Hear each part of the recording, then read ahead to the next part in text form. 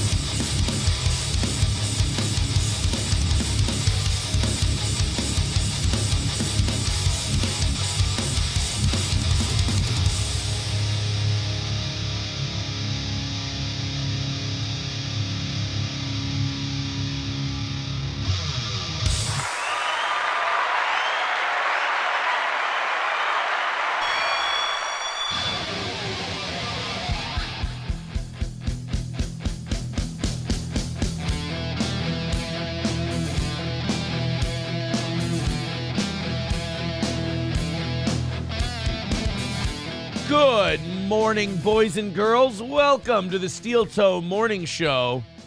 I'm Aaron. There's Johnny.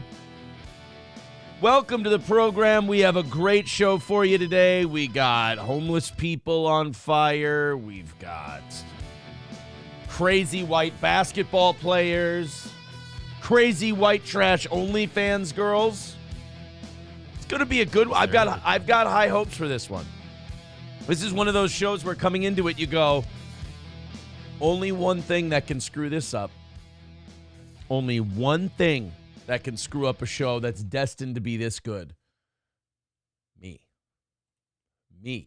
I'm the only guy who can screw this up.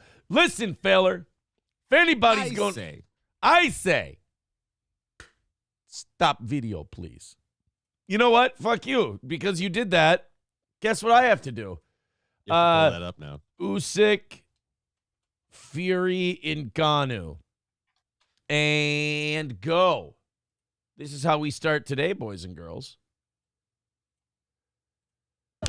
Because MMA fighter knocked him down. You a real boxer. Yeah, listen, you can do more. It's world champion MMA. Yeah, Hard punch. But element surprise. Maybe Tyson Fury not serious. Oh, it's MMA fighter, blah, blah, blah, blah, blah, blah. I don't know. Were you surprised by the knockdown? For me? Yeah. Yeah, of course it's surprised. Yeah. Did you get worried? Part of you that was worried that the Listen, fight I might watching knockdown, I say, whoa, Francis, be careful, please. Yeah. I say, Tyson, jab, move, jab. I say, stop video, please. There you go. It's a beautiful way to start your morning. How is everybody? I hope we're well. Dude, I'm good. For the first time in 2 weeks, I feel fantastic. I feel really good, but why are you so amped up today? Something really Because this is the first time I woke up in the morning and I haven't felt like dog shit. I haven't been coughing and hawking up phlegm. And I mean, as you can tell, my voice, like it took a little bit of toll on my voice, but even that's coming back. I'm excited. I've had, I think legit for a shoot, I think it was influenza. I didn't go get tested because I'm not a fucking pussy, but I'm pretty sure that I had a legit illness for about 2 weeks. You were here when this isn't a good thing to say to someone who was next to you when you had an illness, but you were here when my cough started 2 Mondays ago. I know. Yeah. And I guess I didn't have the same thing you had because I was through whatever I had in like a couple days. Yeah. No, this was awful. This was terrible. And every time you thought you were getting a little bit better, you'd take a step back the next day, and it was so frustrating. It was really starting to exact a psychological toll. Like, I hate when you get sick for so long, it like depresses you. And then just as the nose of the plane was about to hit the mountain, came up right in the nick of time. So I feel good. There's no excuse not to do a good show today. There's no excuse for you not to feel entertained today. If you're not, contact me. I will give you your money back if you put it in. But today we start at 3:15. That is the number for today's overtime and for today's show to be a successful one. Remember, this is a money-making endeavor as well as an entertainment program. And it's $315 is the number. And it's this easy. Under 300 by 7 o'clock, under 2 by 8, under 1 by 9, 0 by 10.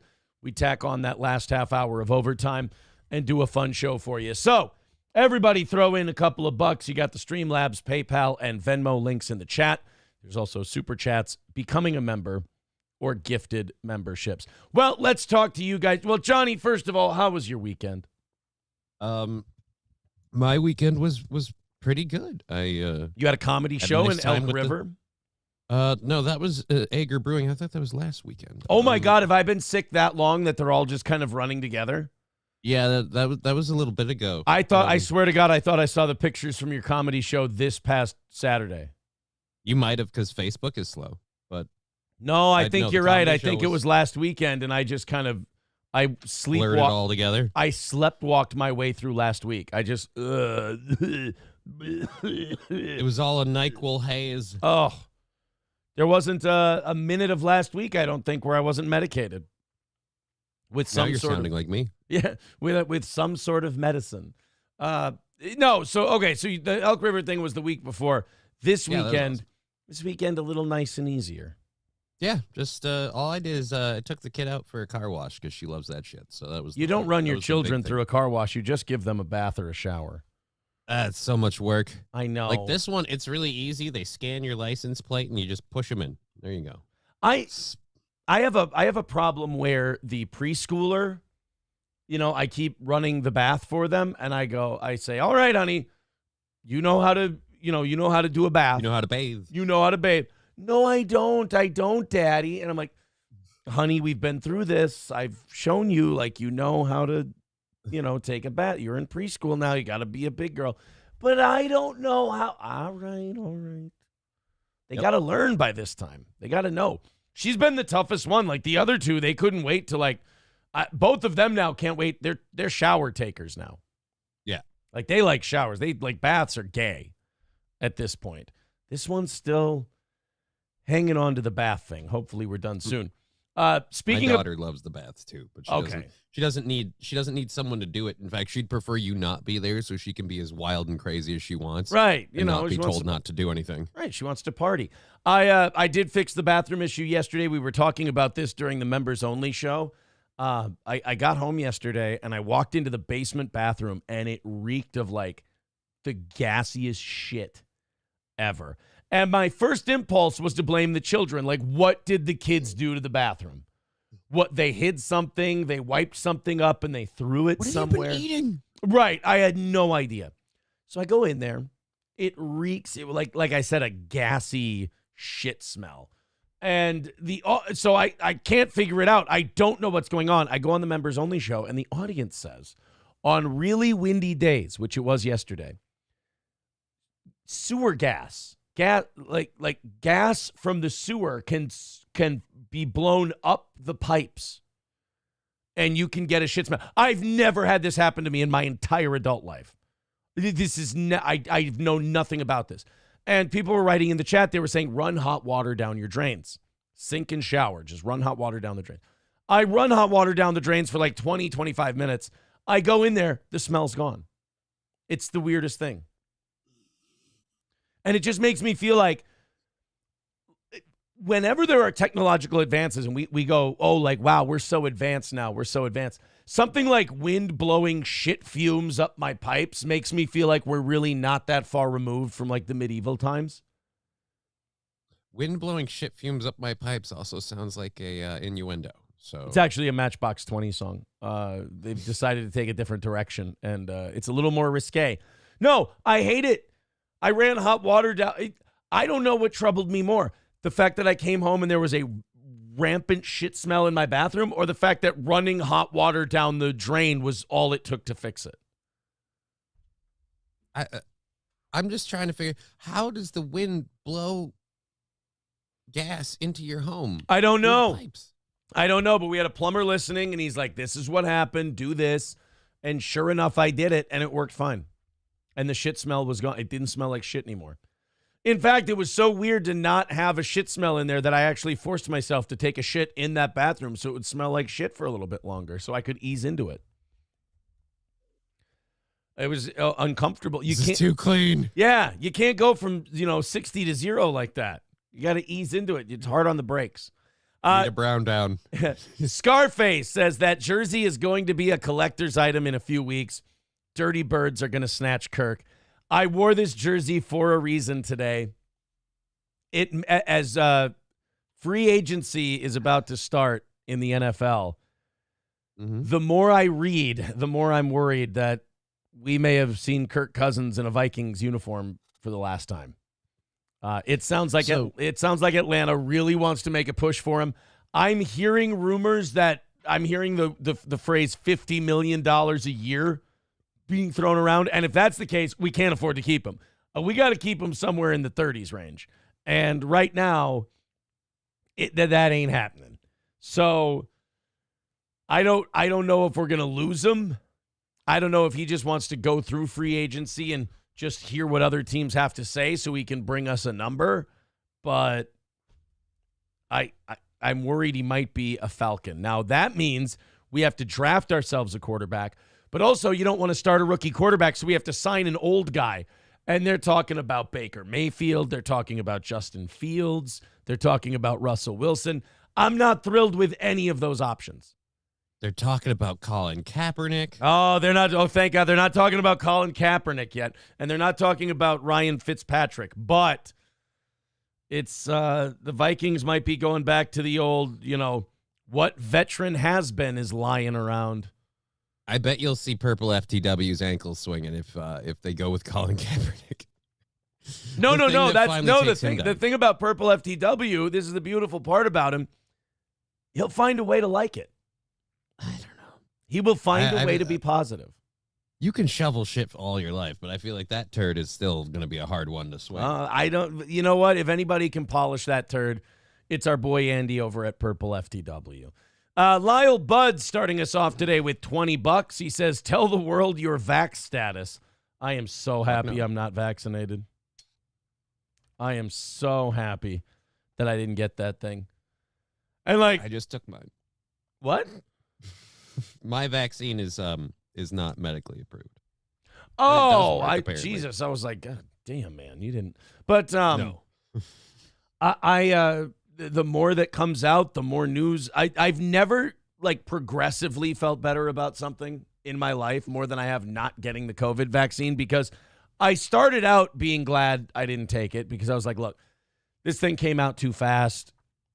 This couldn't have been thoroughly vetted and tested. I'm going to hang back. And then as more and more information and more stories came out, I was like, I'm feeling better and better. It started out not as like I wasn't being aggressive towards anything. I was just like, I'm going to hang back. I don't want to get this. It feels too experimental. It's not for me.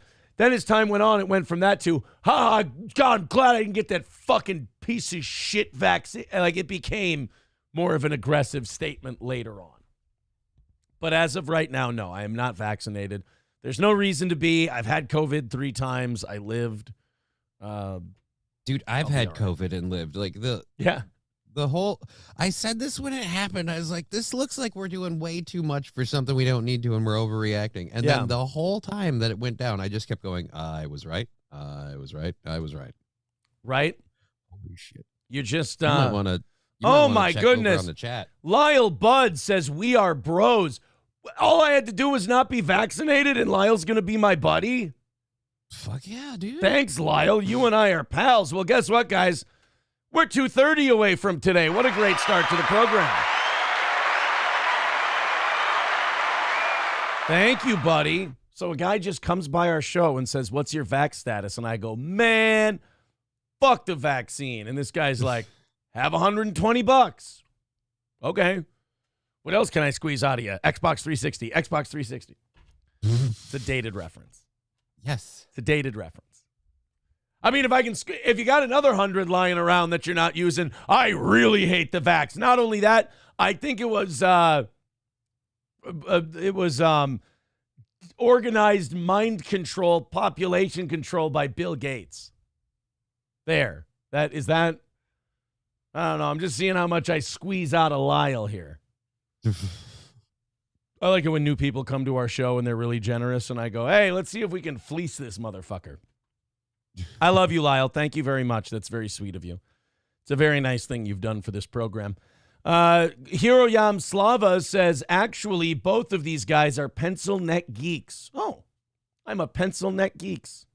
I might be a geek, but yeah. I don't want to be a pencil. I was very anti-mRNA. I remember that much. I bet you, if I'm on a talk show's chat hold on, I'll get to that.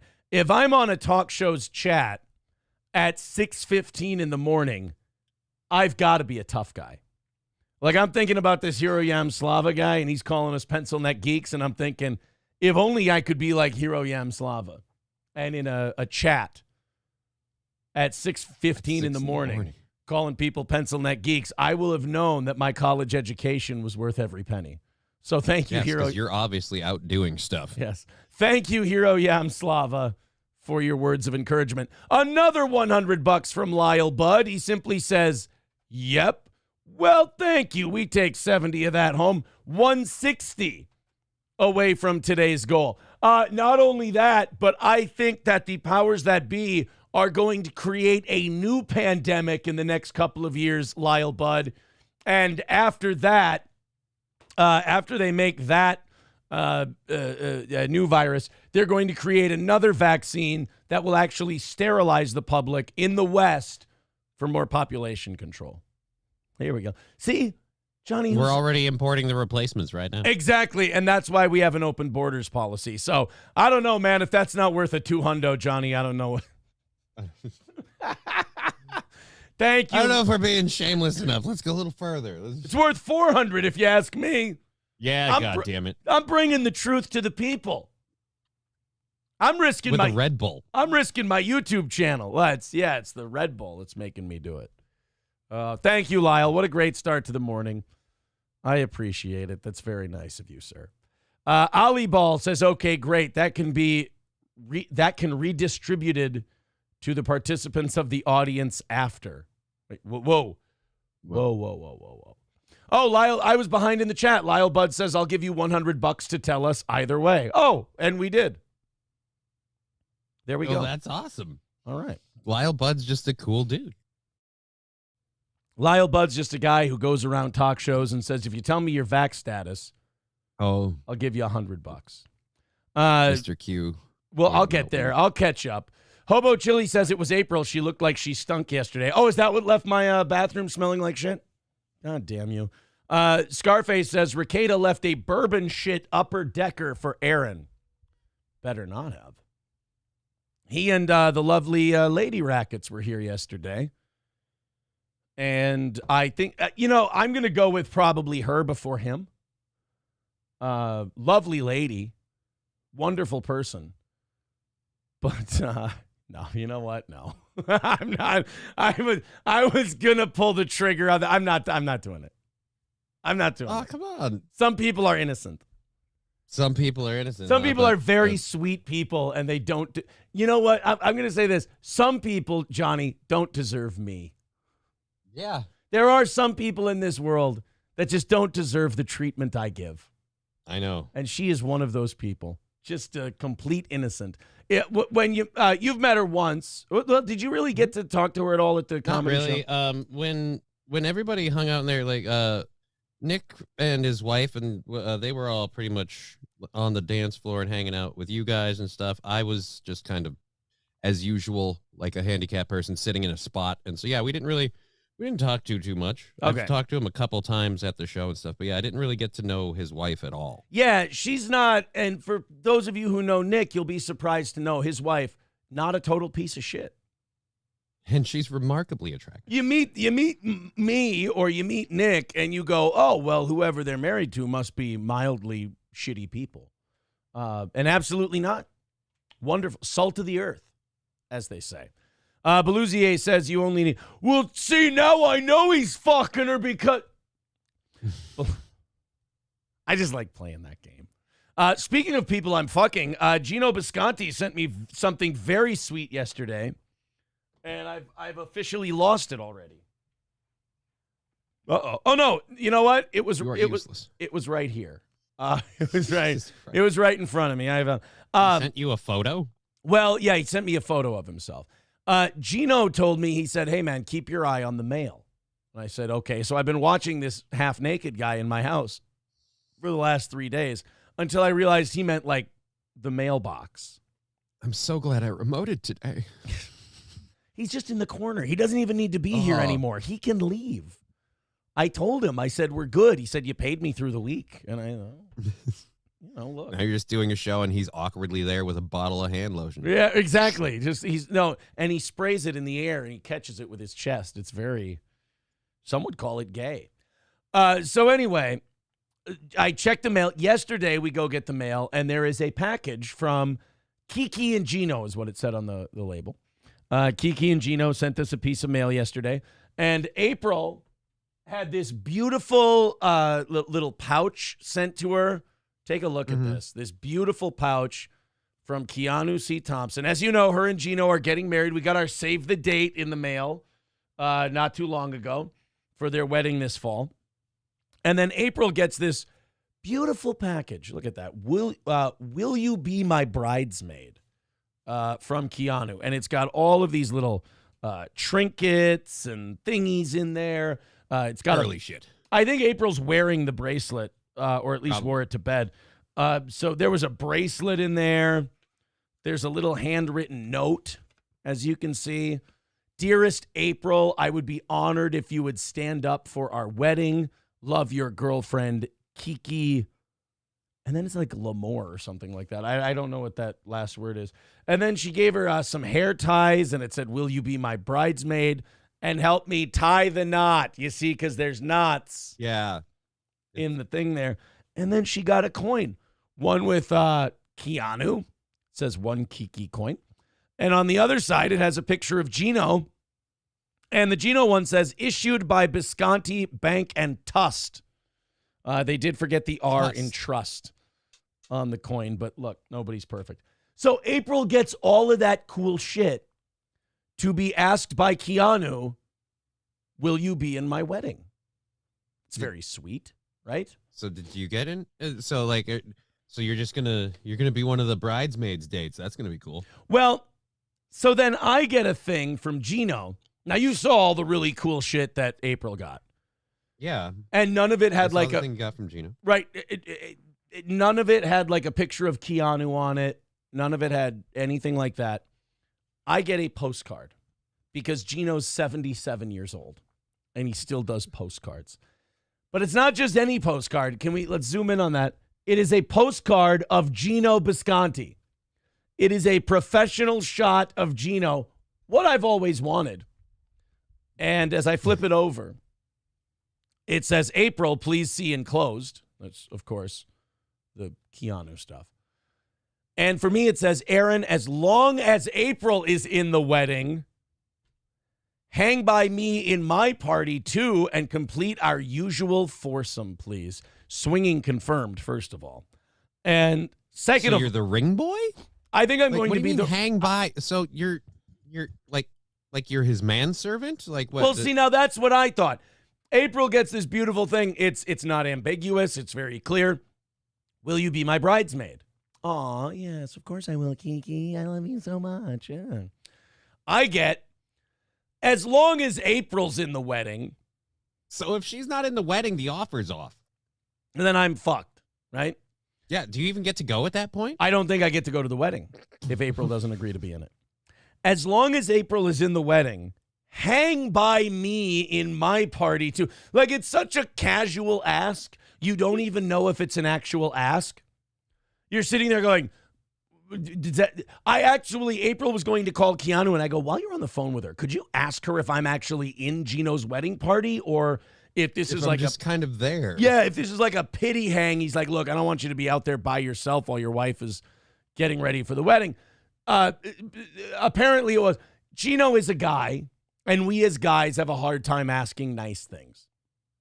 And so Gino asked me in a very casual way. which in its own way is very nice. I mean, how hard is it to be like, dude, want to be in the wedding? Like that. I mean, That's what I thought. Like, want to be like, in the wedding. For guys, that's like a text. Yeah. You know, like, hey, man, you want to be in my wedding party? Yeah, sure. Sounds good. So I don't know what my role is. I might be an usher. I don't know. I don't know. Usher's still in the wedding party. Usher's always a weird one, though, because you got to sit at, like, the end of the table. Like, there's the main table, and there's the little table by the main table, and the ushers are always relegated to that little table by the main table. So you're like, you're quasi-part. You're like the Green Ranger of the wedding. You know, you're not in every episode, but you're there. I never want to be the usher. I can't look like him at all, so I don't know why they. No, it's very hard. And you know how hard it is, like, to say multiple times a wedding. Yeah. Fucking terrible joke, but you opened the door. I know. I just walked through it. And you walked through it because I can't. Let me say some thank yous. Lyle Budd says VIP. Sure, I'm there. All right, well, we will add Lyle to the VIP list for next month. Thank you, buddy. You're going to be in the next order. And we're 140 away from today. Now I'm tempted to just go, hey, Sid, go ahead and finish it off. You could. Just, hey, you guys click the PayPal link. 140 away. Let's see if we can be done with the goal by 7 a.m. That would be fun. So you guys just go onto PayPal, throw a bunch of money in there. 140 away. Thank you to Lyle for being a really cool guy. We appreciate his support today. So, yeah, April and I are going to be in Gino and Keanu's wedding, and it's going to be very fun. So, in October, look for this program to get really nauseating with love and whatnot. It should get super gay. Super gay. Let's catch up with the chat because I am way behind. Momo, I want to read the negative ones. We got to read negatives, right? Right. Momo Foot. Now, Johnny, if Momo Foot can't be a trusted source of quality, I don't know what is. Momo Foot says, you suck. Steel toe is garbage. You suck. Steel toe is garbage. It's a hard thing to hear about yourself, especially early in the morning. It's very difficult. I'm Momo Foot. Look, man, all I can say is you're right. And I'm sorry. And I'm going to do everything I can to make sure we do better. I mean, this show's been around for 10 years? Yeah. One form or another. 10 years and we're still garbage. I'm trying. Look, I'm working on crawling out of the primordial ooze, if you will. Doing my best. $20 from Lyle. We already did that. He says, tell the world your vax status. Wow, I am way behind. And then he said, we're bros, which made me feel really good. And then he became a VIP. What a guy. Lyle is a high roller this morning. Damn right he is. Lyle Budd's the man. Lyle Budd is okay. Michael B says, Lyle Budd, give the show an hour and you will regret it. MSO says, good morning, fellow unvaxxed. Good morning, MSO. MSO, by the way, great sport. You know, he always likes to bet against the goal, but he's always still a supportive guy, even if it's looking bad for him. Mm-hmm. And here he is this morning, still hanging in there. Coltrane says, new swing session for OnlyFans. Yeah, we got to get those going, huh? Gino gave Aaron permission to hang around him like a Make-A-Wish kid, says Scarface. Isn't that the way that sounded?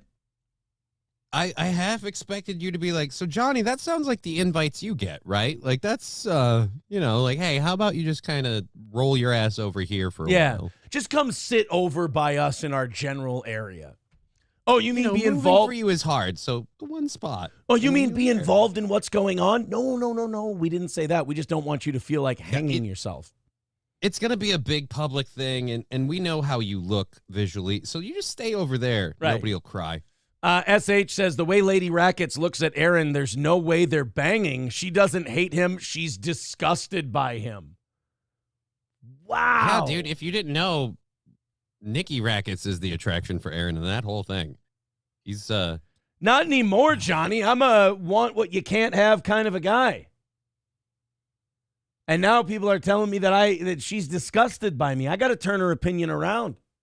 Well, maybe that's how you react, but I'm thinking then if that's the case, then I feel partially responsible for the whole rackets thing. I mean, here you've had this half Polak guy next to you all the time. And Half he's not, Polak? Yeah, dude, my dad's side. Oh, you're a Polish half Polak. Lithuanian. I was going to say he's full-blown Polak. Oh, yeah, no, he's full blown. And that's like I said, you couldn't get it, and so you found one over there that was willing, which is weird. The handicapped one, the one that can't run, got away. Right. Oh, God, you would have been so fucked in Europe in the 40s. Oh, I'd be dead. But even if your legs worked fine, even if you didn't have MS, just being a Polak, you're out. He hated the Slavs. The Slavs were subhuman to him. Hey, great news, Johnny. $140 from Lyle Budd says, tell the vaxxed about clots. Thank you, Lyle. We take 30% of that, so that's a hundo for us. We're only $40 away from today's goal already. Thank you, Lyle. So, Lyle, you want to tell the fact, if you're a vaccinated person, I have terrible news for you. You are at a higher risk of lethal blood clots and heart swelling, heart inflammation. So, not trying to say it's going to happen to you. I'm just saying if you have the vaccine, your odds have improved. Yeah, make sure you wake up every morning asking yourself one very simple question, and that question being, is today Jimmy Shaker Day? If I were vaccinated and I was a fan of the movie Ransom, which, by the way, I left out of my favorite Mel Gibson movies of all time list yesterday. How dare I? Oh, there's a list now. Ransom. Braveheart, Patriot, Ransom. I don't even put the Lethal Weapon movies in there. Maybe Mad Max. You don't even touch Mad Max, do you? I put Mad Max in. I put Mad Max at the bottom of my top 5. All right. It's got to at least be in there. I will accept that. It doesn't have to have as high a spot as it would for me, but is it wrong for me to say that Mad Max 2 might be over Mad Max 1? I mean, I'll agree with that from a cinematic point of view. If you know, like, the stuff behind the movies and everything they did with the first one that was crazy. Yeah. People died. But isn't one of them just called The Road Warrior? Or yeah, that's the first one. It's Mad not called like the first one is not called Mad Max. No, it's not called Mad Max. It's called Mad The Road Max Warrior. Is the character. It's called The Road Warrior. But isn't the second one's called Mad Max Beyond Thunderdome? Mad Max Beyond Thunderdome. Thank you. It's kind of like the movie, like people always call First Blood by the wrong name. Yeah. People always call. It's so weird that the first movie is called First Blood, and you know what the second movie is called? Rambo 2. You can't really. Wasn't a Rambo 1. There was never a Rambo 1. And we've got a Rambo 2, Rambo 3. Then we got Rambo from 2006 or whatever. I don't know. What was it about 05, 06 that everything came back? We were talking about this the other day. Prince came back with Musicology around 03, 04. Bob Seger released an album. Guns N' Roses had the Chinese Democracy. Stallone brings back Rocky and Rambo in like the same fucking year. Something about like 03 to 06, like everybody had to bring everything back. Oh, the Eagles released a country album. Didn't we get another Terminator movie too? Yeah, was it Genesis? I think it was. Yeah, the one where it was a chick and she was both a Terminator and she had like the liquid metal thing. Yeah, I just remember the whole big part of it. There was a scene in the movie where a cop pulled her over, and so they did a real like criticizing our day and age thing because she sees the cop in the mirror, and so she just changes her body so her tits get bigger. Just kind of just like, this will help me get out of this problem. Like, I'm just like, oh my god. Do we call that? Computers know us too well. Do we call that social commentary? I mean, I think it's what it was. I don't know. Commentary. I called it hilarious. I was like, oh my god, every woman needs one of those, just like a Nike pump thing. Just pop it up a bit. In it Greasy with $5 says, what is a horrible gift for Anne Frank? You ready for a joke, Johnny? What is a horrible gift for Anne Frank? In Greasy with $5. What is a horrible gift for Anne Frank? A rape whistle. Good morning, boys. Good morning, Isn't It Greasy? Citizen M says, hasn't April only met Keanu like 3 times? Jesus, LOL. I mean, they're very good friends. I don't know what to They've tell hung you. out quite a bit. Yeah, they've hung I think out. they even kissed on air once. They've kissed on air. They've had sleepovers. I mean, my God. Citizen M, of course, probably not very happy that this is happening. A lot of the internet is going to actually have an opinion about this. A lot of this is where I feel superior to any critic or criticism that this show has. You guys are going to actually break down and have an opinion about the fact that we got invited to be in our friend's wedding. I'm not even going to put a criticism or a tag with that. I'm just going to tell you what you're going to do, and I'm going to see if it sets in for you. That's the weird thing about internet people, is you can have a clear leg up on them, and they never know it. Like, you sit there and you go, you are going to analyze and break down the fact that our friends invited us to be in their wedding. And then you just go like this to them. You go, and they'll go, and go for it. And they'll go, yeah, you're fucking coping. You'd be like, you missed the point of what? You missed the fact that was about you, didn't you? You did. Okay. And I guess, then you know what? I guess call me Kenneth Copeland, I suppose. You just have to. They're also going to be breaking down who Lyle Budd is now. Like, yes. Who's this part? April's over there. They made a new account to shift focus. But hey, we don't live in their head. Not at all. They're in fact, you know what? They've got the power. I know I'm handicapped, but I'm still trying to figure out how if you pay 30 to whatever % on your money when you ship it to yourself, how that works. Look, I'm desperate to hang on to what I have. That's all. Veldrain, becoming a member for 21 months, says Gino has prior obligations and Keanu has no friends. Problem solved. Oh, is that what it was? Okay. Schnoop Jimbo says, didn't you just meet these people a year ago? Did you guys ever think that maybe we're just remarkably charming and likable? Did you ever think about that? You didn't. Malevolent. It's called making friends. Have you not done it? Jesus. Yeah, I didn't make it this far by just shaking hands. He's amiable. I shake my moneymaker twice as hard as anyone can. I didn't make it this far by just shaking hands. Malevolent Bystander says, who cares as long as there's an open bar? Open bar, dude. Open bar. All right, we got to catch up with this chat here this morning and get down to some business. We got to talk about homeless people on fire. We've got to talk about my new favorite basketball player, Kareem Abdul-Jabbar. There is a white guy at Indiana State that they've nicknamed Kareem Abdul-Jabbar. Instead of cream. And, dude, he's going to make you feel, like even you, he's going to make you feel like, holy shit, I could be a D1 college basketball player. It's amazing, this guy. I don't know if any of you have seen him. He's the man.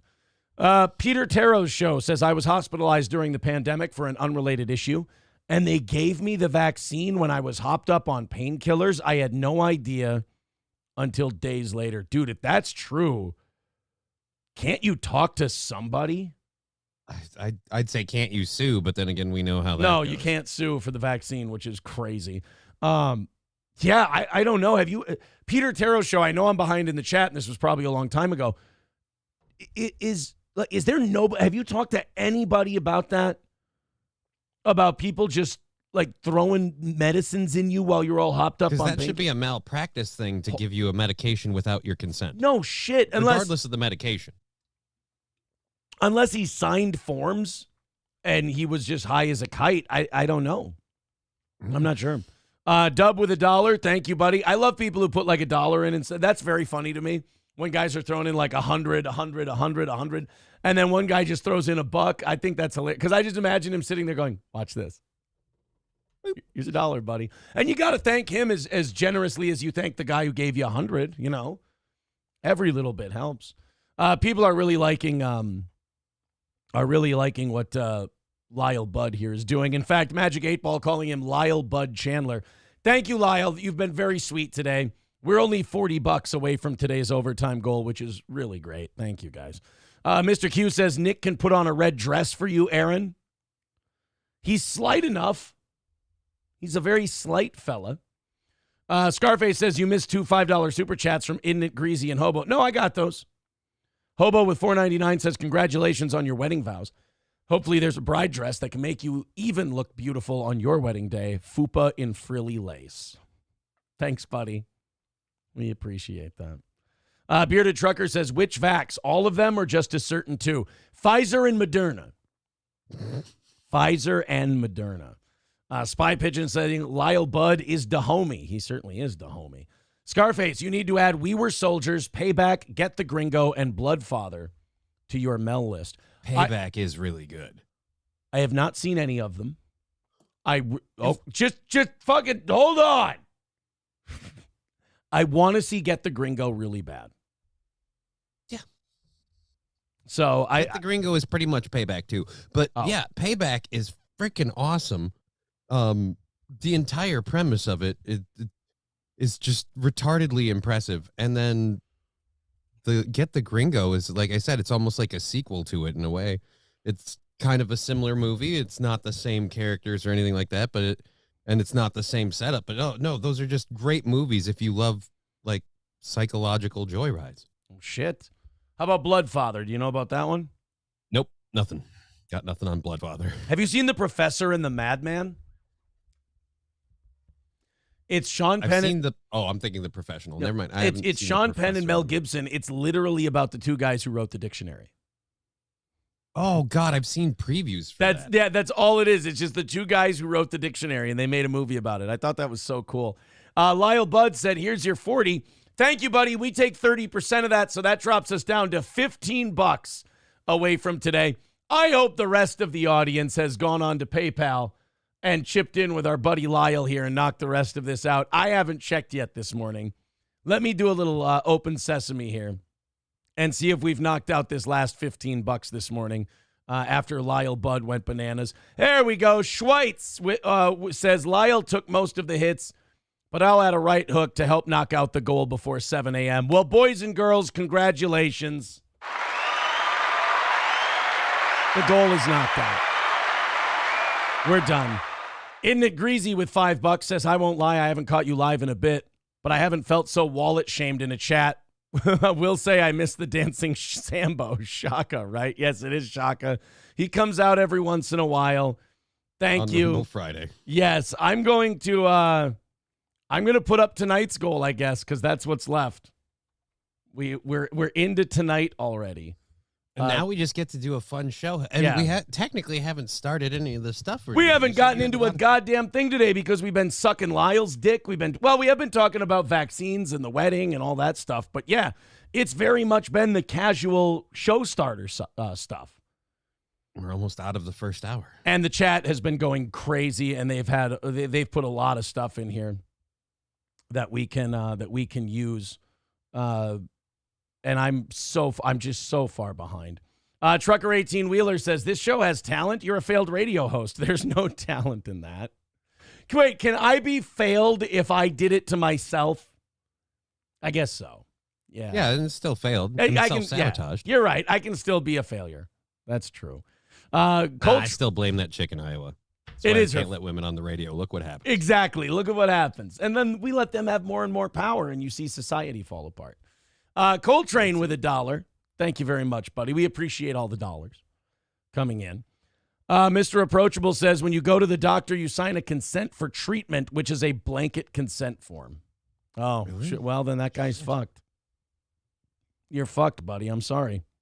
I apologize for that. Citizen M says, Get the Gringo is good, but then again, I like Madame Web. Yeah, you really can't be trusted in any facet of life. Citizen M. Magic 8 Ball says, well, maybe now Aaron can stop begging. What are you talking about? I haven't had to beg all day. Lyle Bud has been fucking crushing it today. I haven't had to beg for a goddamn thing. What a guy. Lyle Bud says, I have to read literally everything this guy writes now, don't I? Well, I think at least for today at the very, very least. Lyle Bud says, I don't want my friends to think my values to be moot. Well, no. I mean, he supported a show who came out against the vaccine. What a guy. Johnny, I knew my bravery would be rewarded one day. I knew that my brave commentary would someday meet God's grace. Yeah, and tomorrow it'll meet YouTube's moderators, and we'll see you we will be taking this show. I love how Lyle Bud's like, yeah, I want to support you guys. You got fucking balls. Watch me take down this episode right after it's over. Watch him just go, They go, yeah, I found this new show, and these guys are fucking ballsy, and they say whatever the fuck they want, and I financially supported. I bankrolled their whole Monday morning show. I funded the whole thing. And then watch us go, you know, Johnny, I don't want the YouTube censors to get at this one. I think I'm just going to take it down. Don't worry, hey, Lyle Bud, if that ever happens, we are over on Rumble as well. Steel Toe Morning Show, so you can follow us there. Thank you to Dub for $1 over on Rumble. Boy, we're rich. Thank you. Thank you very much. Bird Collector says, Aaron, sorry for your loss of your money for someone else's special day. Oh, yeah, that's one thing. Like, some people, I guess, hate being asked to be in weddings because it costs them money. I figure I'm going to a wedding in South Carolina, so it's going to cost money anyway. Yeah. So, like... You're going to have to travel. Yeah, I'm going to have to travel anyway. You're going to have to get, I imagine, because that's the one thing, like, the bridesmaids kind of get, like, a dress thing. Like, they have, like, a look to go with, but it's... Yeah. For the groomsmen, it's just, all right, so you're wearing a tux, you're wearing a tux, and you're wearing a tux. I picked out the style. Just go get yourself sized up and let's do this. You do it all on your own, basically. And it's not that bad. I mean, what? You get your friends a wedding gift. Your tux is like maybe $200 if you rent it. Yeah. It's actually less than that. But, about $200 to rent the tux. And then you got to go to a bachelor party, another couple $100. And it's one of those things where, like, if you're going to a wedding where you have to fly out anyway, it doesn't. Like, if I had to do it here, it's like, yeah, this wedding got a lot more expensive than I thought. If it's like your buddy's wedding, like a high school friend, that's, you throw them $100 for their wedding gift. You go drink a couple $100 worth of booze. If it's not open, you hope it's open. But you probably spend $300 going to a wedding, I'd say, somewhere around there. And you're going to get a really nice Zippo lighter for being a groomsman. Hey, I'm going to get a Zippo lighter and a cigar, I think. I think Gino would be a cigar guy. Cocktiff says, asking people to be in your wedding is a dick move.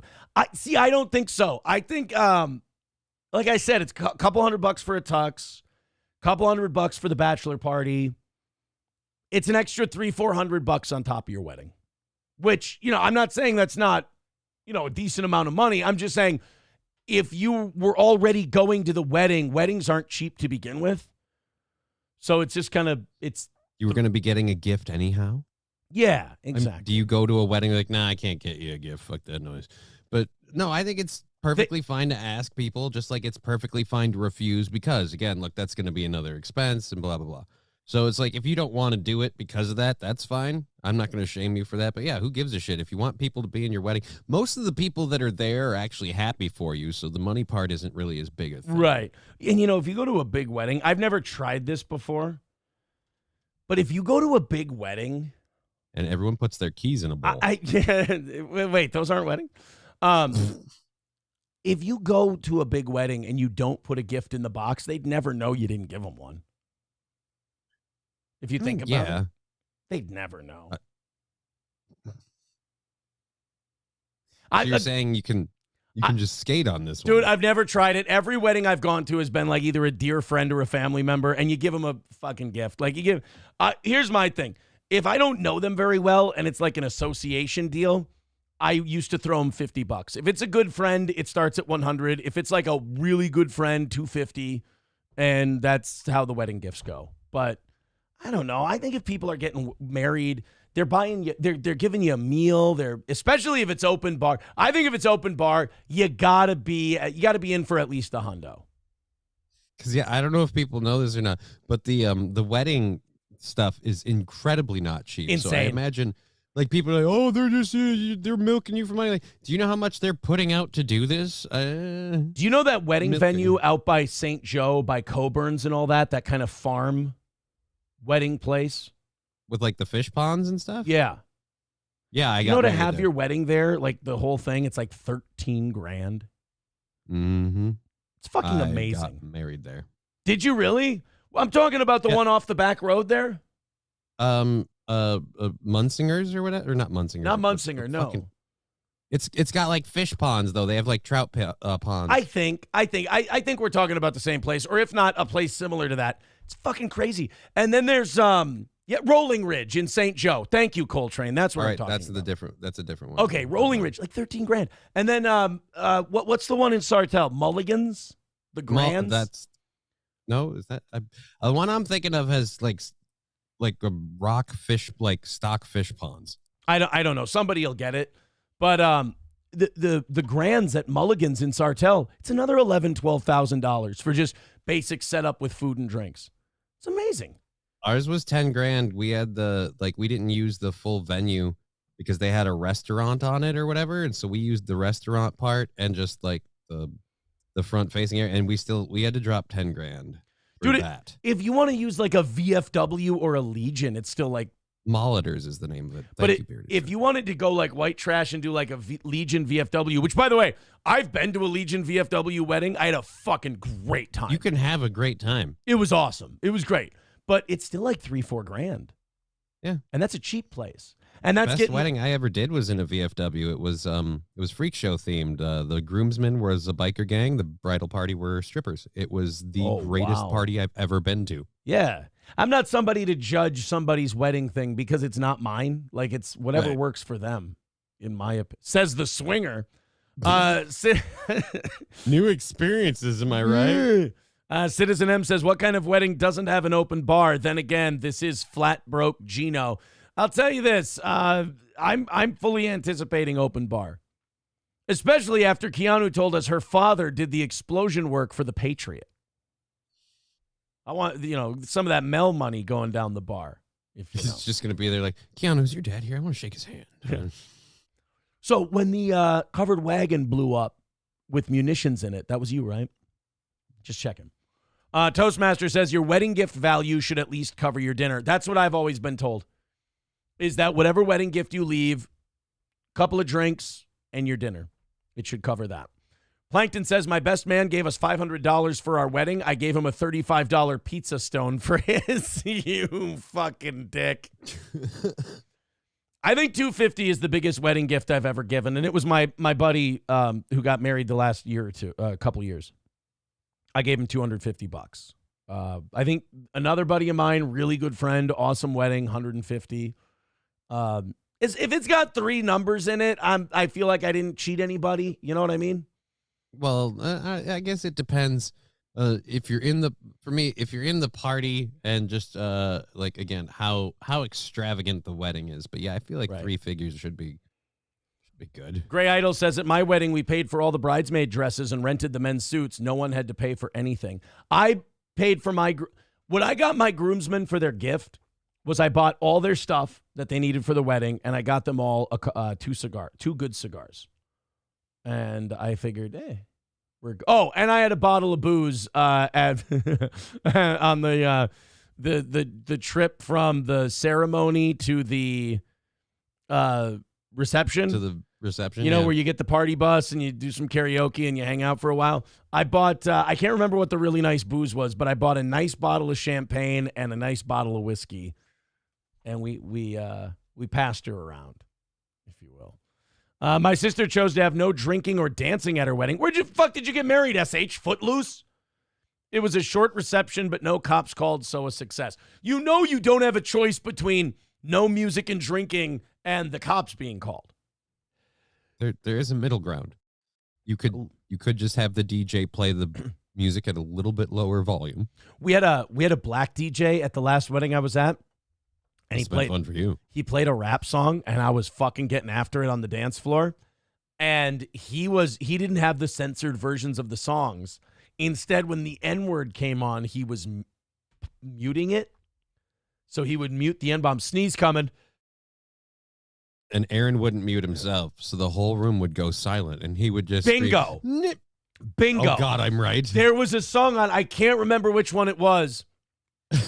It might have been EI by Nelly. That's what it was, because there's that part in EI where he goes, you know what? I'll just play it for you. You don't want me rapping. You don't want. Although April and I did karaoke this weekend, and I did do Numb Encore by Jay-Z and Linkin Park. Okay. Killed it. Tried to do Twista's verse in Slow Jams. Are you and Gino going to take another crack at Bent? Oh yeah, we have to. We have to take a crack at bend.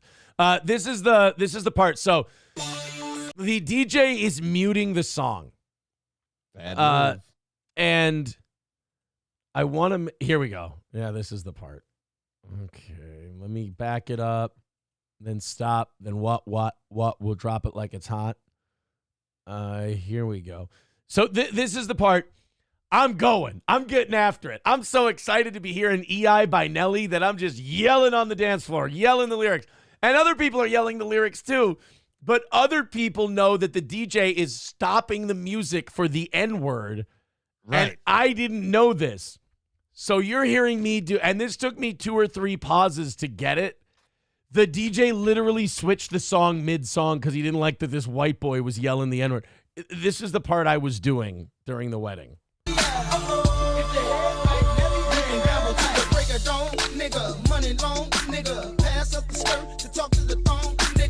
That was, okay, so it was that third one, I remember, and the song just switched.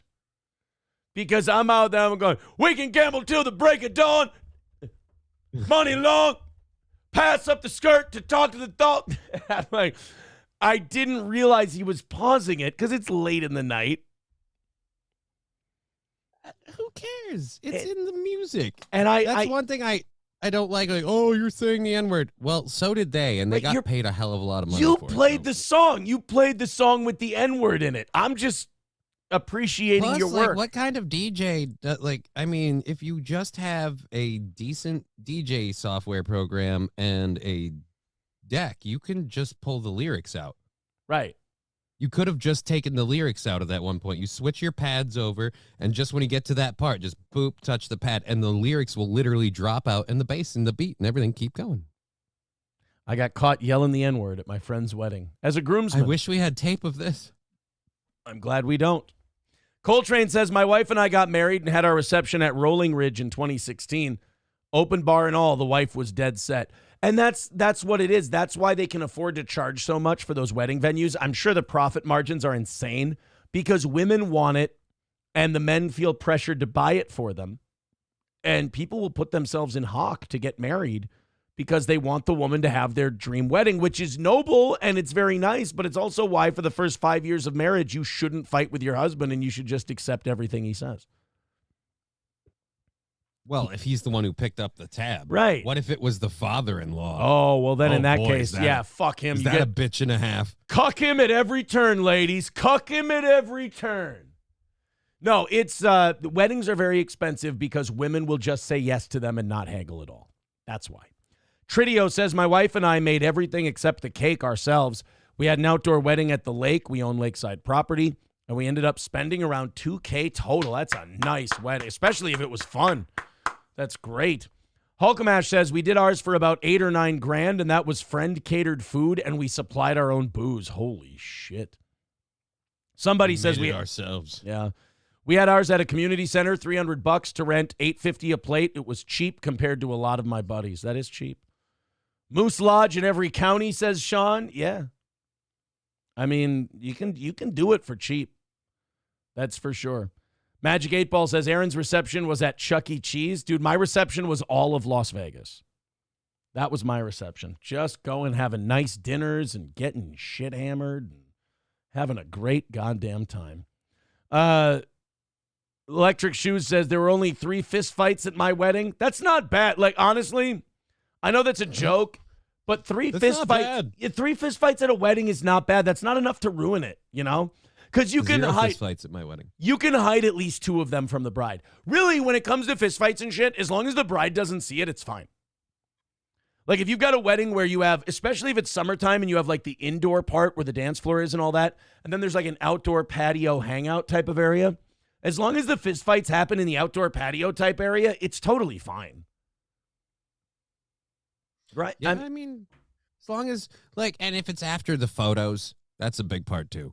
After the photos, so that way nobody's like, because nobody wants the wedding album like up, and there's where his eye started to swell up. God, you and I should be in the wedding planning business. What the fuck are we doing wasting our time here? BJ said Aaron was like Chris Rock as the white guy singing DMX in Down to Earth. Yes, exactly. That was me. Coltrane says my father-in-law paid for it. Attaboy. Attaboy. That's the way to do it.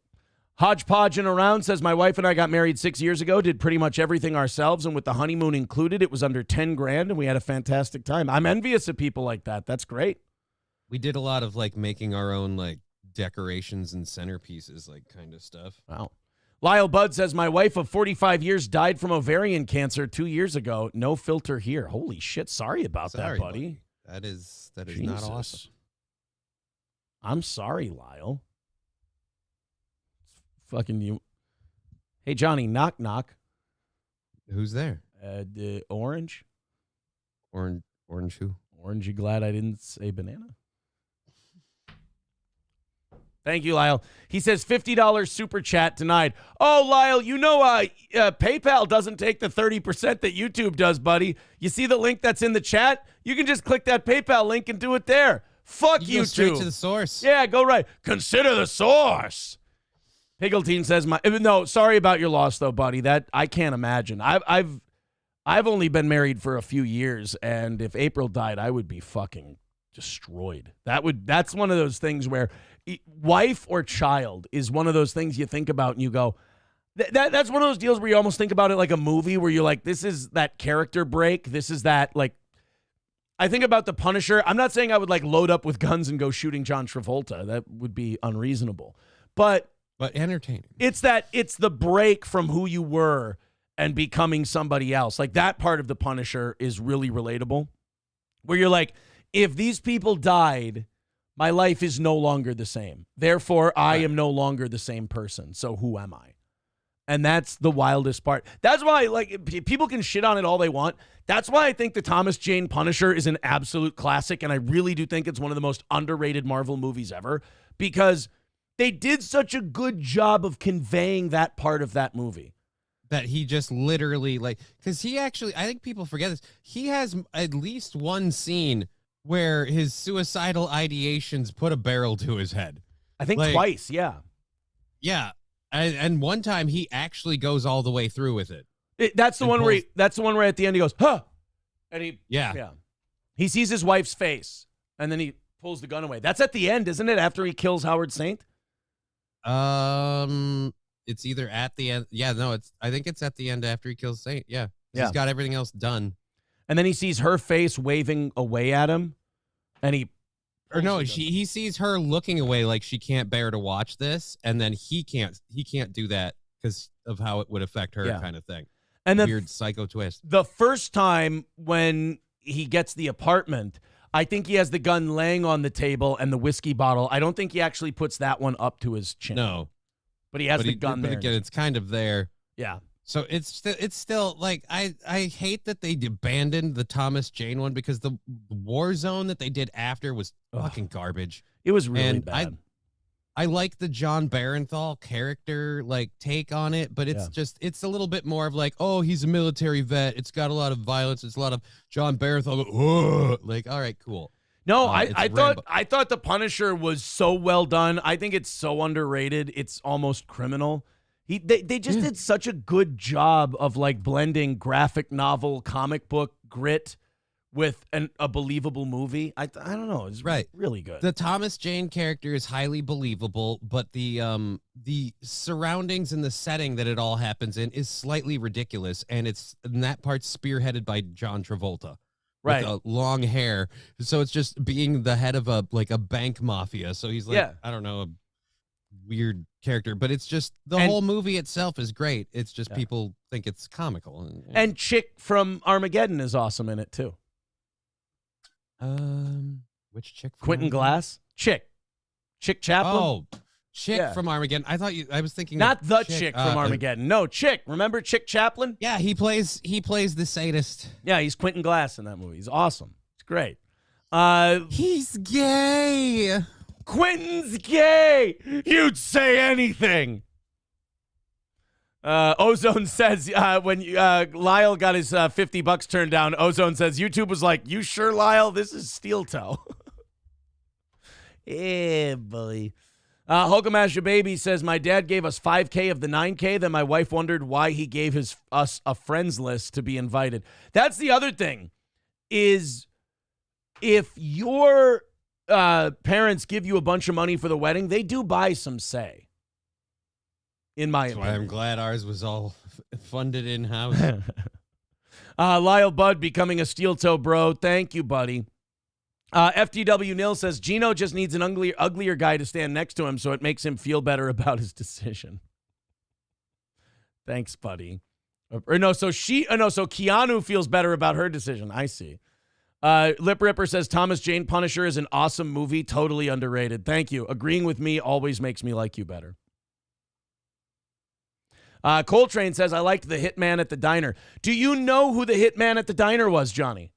No, I don't. I love the character and the whole execution of it. Do you remember the name of the character?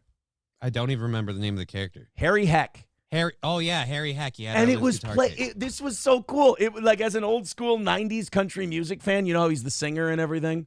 I can hear what you're thinking. That is really Mark Cawley, the country music singer who did the songs like Even the Man in the Moon is Crying and a bunch of other ones. So it's an actual musician? It's an actual country singer who played that character. No wonder the performance was so good. Right. What a dumb son of a bitch. Brings a knife to a gunfight. Oh, perfect. You like that song? I wrote it for you. I'm going to sing it at your funeral. Oh, shit. John Travolta tried to make Tampa like Atlanta, where you would film movies. It never panned out. Well, Kirk Cousins can try with all the money he's going to make in Atlanta. Scarface says, and now poor Thomas Jane is stuck working for the Daily Wire. He played the Punisher and Mickey Mantle in 61, and now he makes Daily Wire movies. And he was in Boogie Nights, too. Yeah, he was in Boogie Nights. He had a really awesome show called Hung that he was in for a couple seasons. That was pretty cool. Thomas Jane is really good. Look, everybody has an arc. Like, you can say poor Thomas Jane, he's working for the Daily Wire, but like, Thomas Jane had a great run from what, the early 90s to the... How does Thomas Jane feel about his run? That's the question. I mean, he had probably, what, a 20-year run of major studio movies, like 92 to 2010, 2012. He was in the newest Predator movie. Was actually pretty good. He did a pretty good job. The whole movie setup was good. They went back to like the roots of like just, you know, like a military unit, but the best part was these ones were all like, you know, medically messed up wackos, so it's just like all has-been people. It was fun. Right. My favorite Thomas Jane movie is Stander, says Gray Idols. I've never seen that one. Tridio with a good question. What was more relatable, Aaron, Spawn or Punisher? Punisher, because Spawn had the mystic element of the devil, and you have to be a fan of like Roman Catholic mythos to really get into that. And one. John Leguizamo as an ICP juggalo, like that just like I disagree with you on this. That was a very good representation of the character clown, but I get what you're saying. I'm not saying he wasn't. I'm just saying the character clown reminds me of a kind of an ICP juggalo. Yeah, he's kind of a juggalo, yeah. It's not a negative thing. It is what it is. No, Spawn was a little too. I'm not saying Spawn's a bad movie. I'm just saying Thomas Jane better than Michael J. White. And also the relatability of the two movies because it's a white guy. No, I'm just kidding. And the biggest problem with the first Spawn was Todd McFarlane wouldn't get out of his own way. Like they had Spawn and Spider-Man came out at relatively the same time. But and the worst part is Todd McFarlane created Spawn, the character, everything. And so he made that movie and he's like, oh, well, we can't have Spawn's face covered up like the character's always drawn because he'll have to talk through a mask or he'll have to do that bike helmet bobbing head thing. That comes later. Like the same year, they're like, all right, so how about Tobey Maguire just speaks through a mask? Right. And they did it and people were fine with it. So yeah, he ruined his own movie with that shit. And also, like, it's so like, Martin Sheen, as good of a hammy job as he did, it's so out of place to see him as that kind of badass.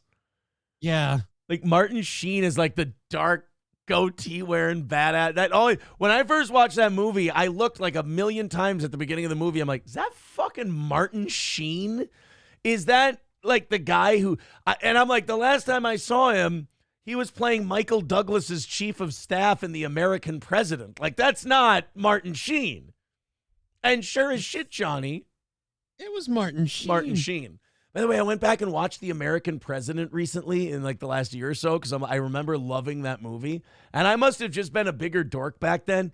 It is a classic Aaron Sorkin movie. It's just Talk, talk, talk, talk, talk, talk, talk, talk, talk, talk, talk, talk, talk, talk, talk, talk, talk, talk, talk. Like, all right, we get it. Aaron Sorkin is the Kevin Smith of political movies. Although I will say, also rewatched Clerks 2 recently. Best comedy sequel ever. Yeah, Clerks 2 is better than 1. Clerks 2 is far better than 1. He says it's almost like a little cock, which says a whole lot about him that I don't even want to think about. Cis Transam says, I'm paying into my daughter's wedding currently. You're damn right I have been calling shots. Attaboy, Cis Transam.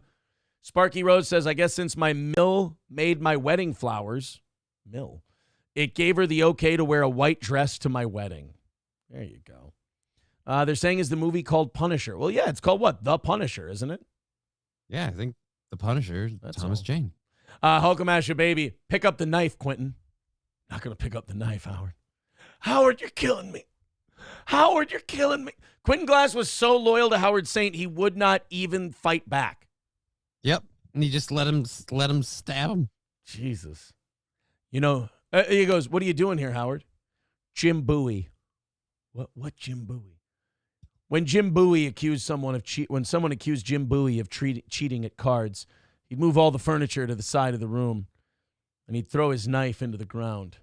And the man accusing him of cheating would have to pick up the knife and confront him. Like, what the fuck? What are you doing, Howard? I'm accusing you. I'm cheating.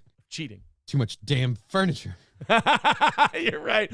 That is. I'm sorry. It's such a good movie. And just remember one thing. I've got more guns than you do.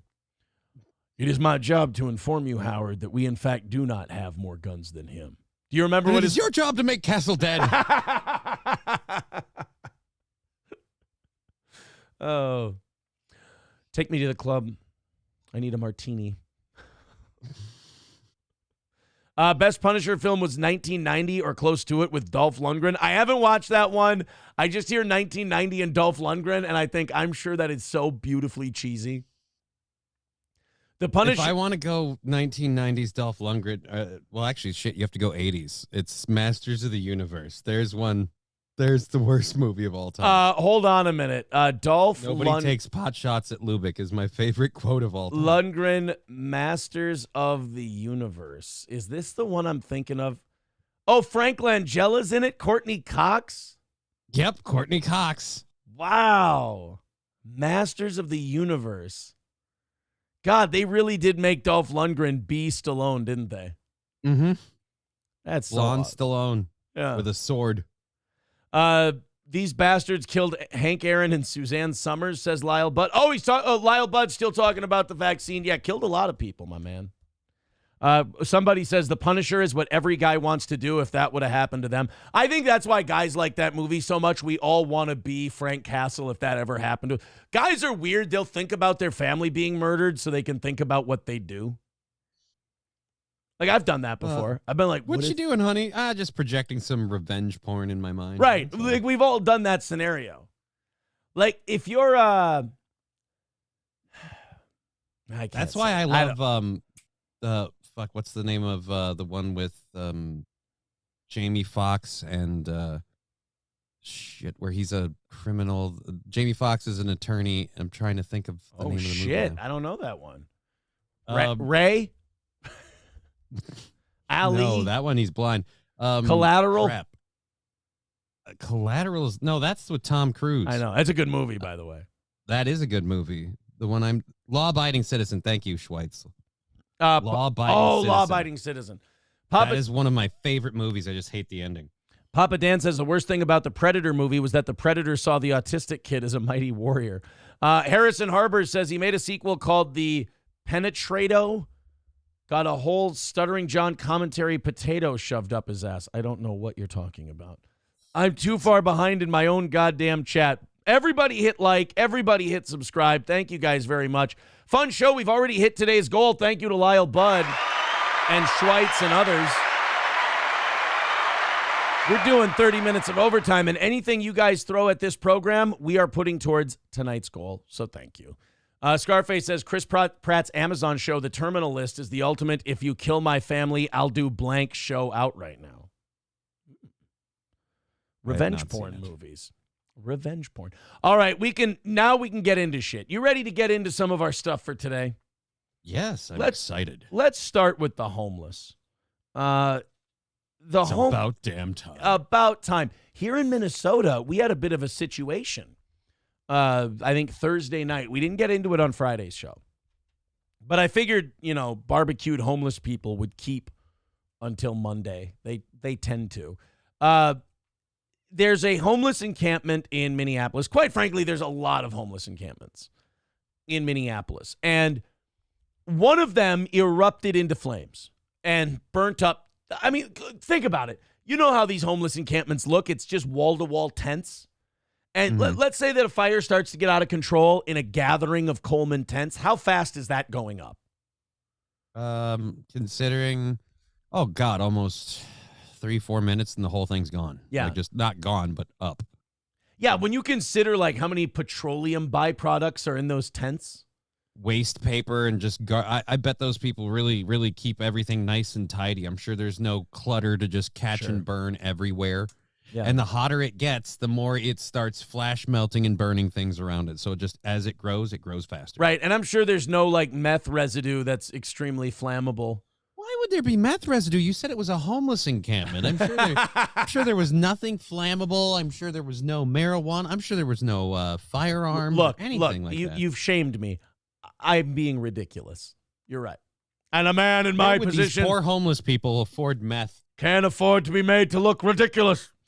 There was a homeless encampment. It went up, and I swear to God, this story more than any other black-pilled the shit out of me because I watched the community leaders and the city council people talk about this, and the two of us could not have been, like, we could not have had more opposite takeaways from this homeless encampment burning to the ground.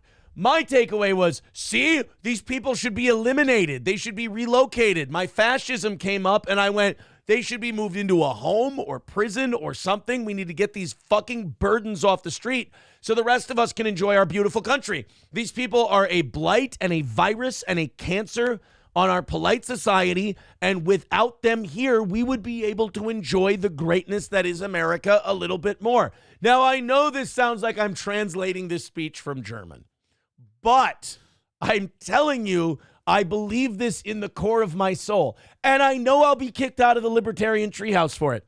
But I've had it. I'm watching Coleman tents. We had to watch Coleman tents get put up in our community for a little while. Now, thank God our mayor went, fucking enough. Nope. No cock-sucking way this is happening on my watch. And he cleared that shit I'm voting up. for him next time if he's up on it. Because I'm committing voter fraud to vote for him 4 times. I'm going to be Miguel Sanchez. I'm going to be some dead lady. I'm going to be my grandma's. And I'm going to vote for Dave Kleiss.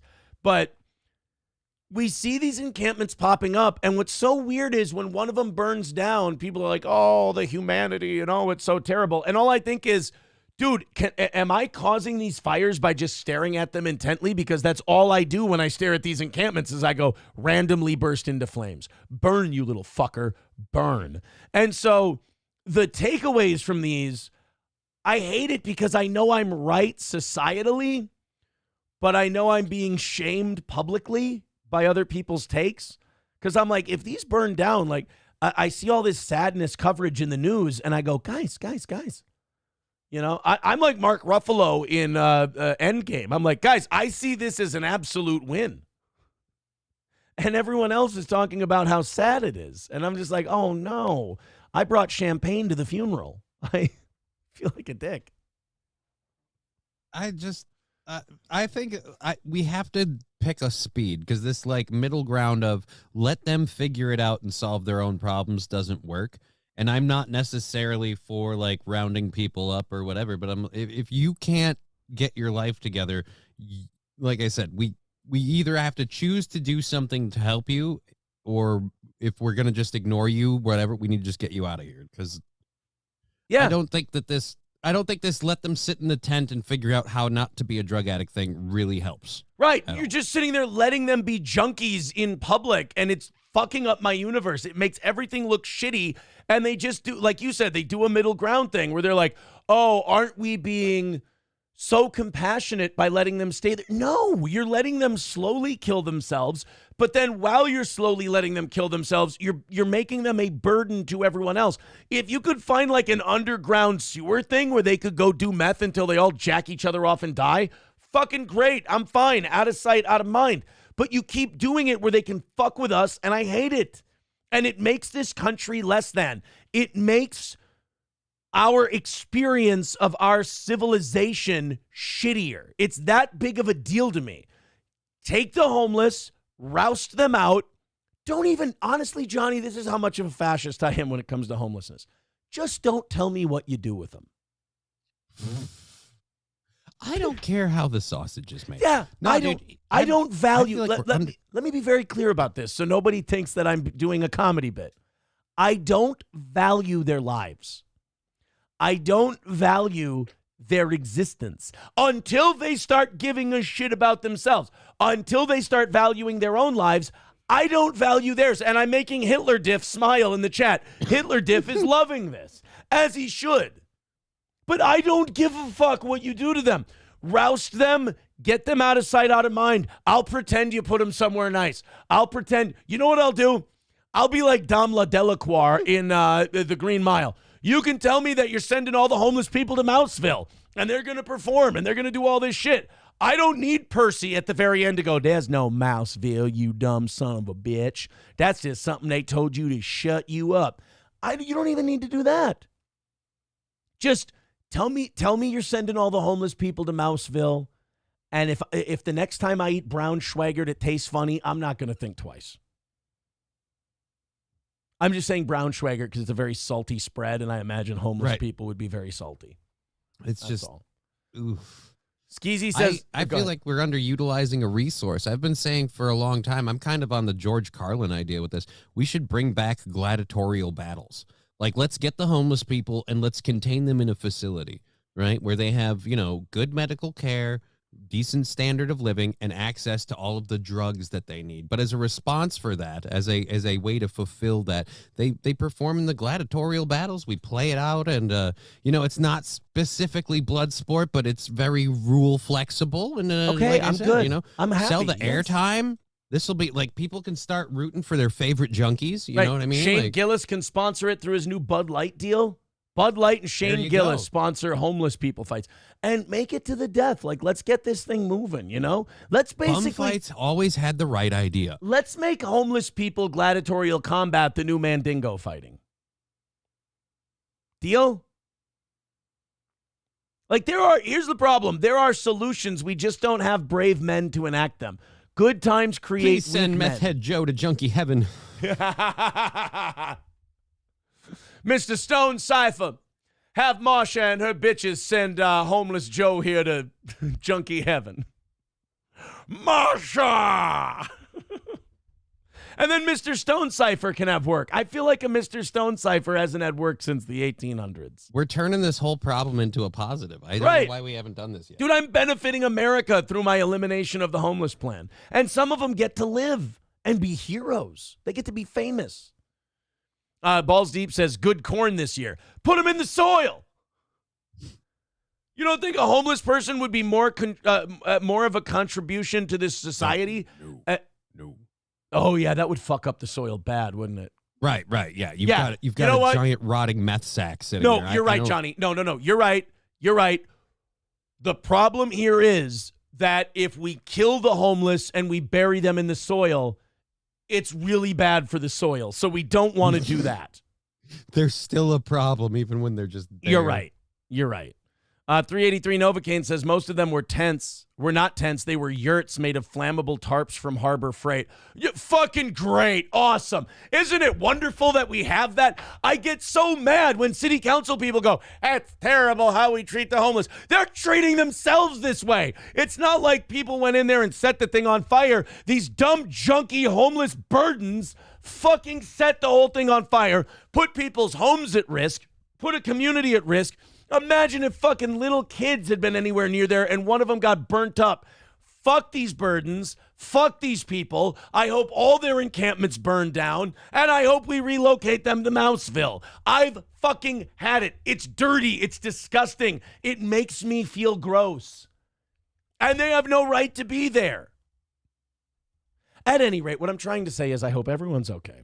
And I hope no one was harmed. yeah, Poor people. Ken Valil says, what a douchey thing to say. That's fine. I'm douchey when it comes to the homeless. Yes. I'm done with this thing where people call you a name for having an opinion and you immediately be a pussy and you fucking back down from your opinion. If it's I am whatever you say I am. If it's a douchey thing to say I want the homeless fucking removed from society, then yes, I'm a douche. Here's the deal. I will pay the price of being a douche, and we will have no more homeless encampments in this country. This really is being translated from German, isn't it? Pretty much. This is really being translated from German. If someone was creative and they want to just Photoshop another person speaking and put it right over your box and not change the audio, it would weirdly fit. If this audience wants to be the great audience I think they are, someone's going to redo this speech with Hitler speaking instead of me. But no, they don't have a right to be there.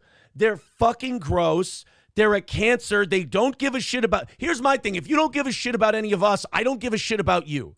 If you're going to bring this problem to us, we can bring a solution. But we don't want to. Like Johnny said. And I think that's... Your rant set me off on my rant because you're right. It's this fucking middle ground thing where we're not doing a goddamn... You're not doing a fucking thing to help them. Not that I think you should. And you're not doing a damn thing to get rid of them.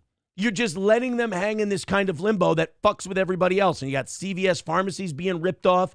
You got whole neighborhoods just turning to blight and shit. And you're not doing anything. And these people never offend or hurt any of the people in the areas they're in. Yeah, we don't have that at all either. Right? You don't have more drugs around your children, making it harder to get out of poverty. And they all just... And the worst thing is, Johnny, these asshole liberal cunt bags think they're being compassionate. And they're not. They're like the social justice warrior thing. Oh, aren't we great? Aren't we understanding? Like, you're understanding that person is literally like crocodiled. They're injecting stuff that's making their body rot off. So you choosing to let them sit there and do that is not compassionate. That's actually kind of sadistic. Right. It's fucking gross. You're doing nothing and acting like you're charitable. Because appearing virtuous is more important than being virtuous. You little cunts. Thank you to Coltrane with $5. Says, I feel like I've heard this speech at some point in the early 40s. Nick the Milkman with $5 says, I stand with Aaron in this homeless take. Therefore, I am also a douche. Douches unite. Thank you. I appreciate that. And finally, over on PayPal, we have a thank you to throw out there. Mr. Approachable, I believe, or King Kong Dong. One of the two. I always fuck this up. He says, so what you're saying is only camps the homeless should get are concentrated. Yes. Can I say that? Is that something you can get kicked off of YouTube for? I want concentration camps for the homeless. I don't know, but I guess we're going to find out. Look, I don't know. It's probably expensive to feed them. I like the idea of Mouseville. Balls Deep says it's not Mouseville. Aaron's is Mouseschwitz. Thank you. There we go. Eric says, but Johnny, that would mean we've reached full demonetization or demonization. That would mean we've reached full demonization. The empire has fallen. We can turn this thing. I don't know if you know this or not, but like seriously, drive past one of these places, look at the places that they're living in, watch them go up in flames again and tell me like, oh no, we haven't gotten there yet. Right. Look at California. Like I said, if we're there, let's just do something. That's all I'm saying. They're setting their own shit on fire, and people are like, oh, it's so sad how we're treating them. We've literally done nothing. They set themselves on fire, and they will do it every time because they fucking suck. And God, they're so goddamn worthless, and it's frustrating. All right, we're going to get to the story in a little bit. It's just that the chat has a lot of opinions, and I want to get to those. Lyle Bud with another $20 says, tell it, brother. I like this Lyle guy, man. Lyle is all right. Lyle's a new Steel Toe fan. I love this dude. We're now, I think, 220 away from tonight's, the evening show's goal is now 220 Lyle's away. Huge today. Thank you. Lyle's been the man. Thank you, buddy.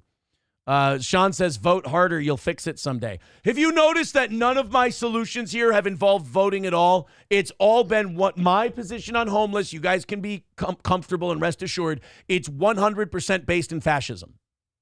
Wait. My take is 100% old school, jackbooted thuggery to fix homelessness. I am vengeance. We will take my jackboot. Look, I'm the libertarian who's going to tell you how the sausage is made.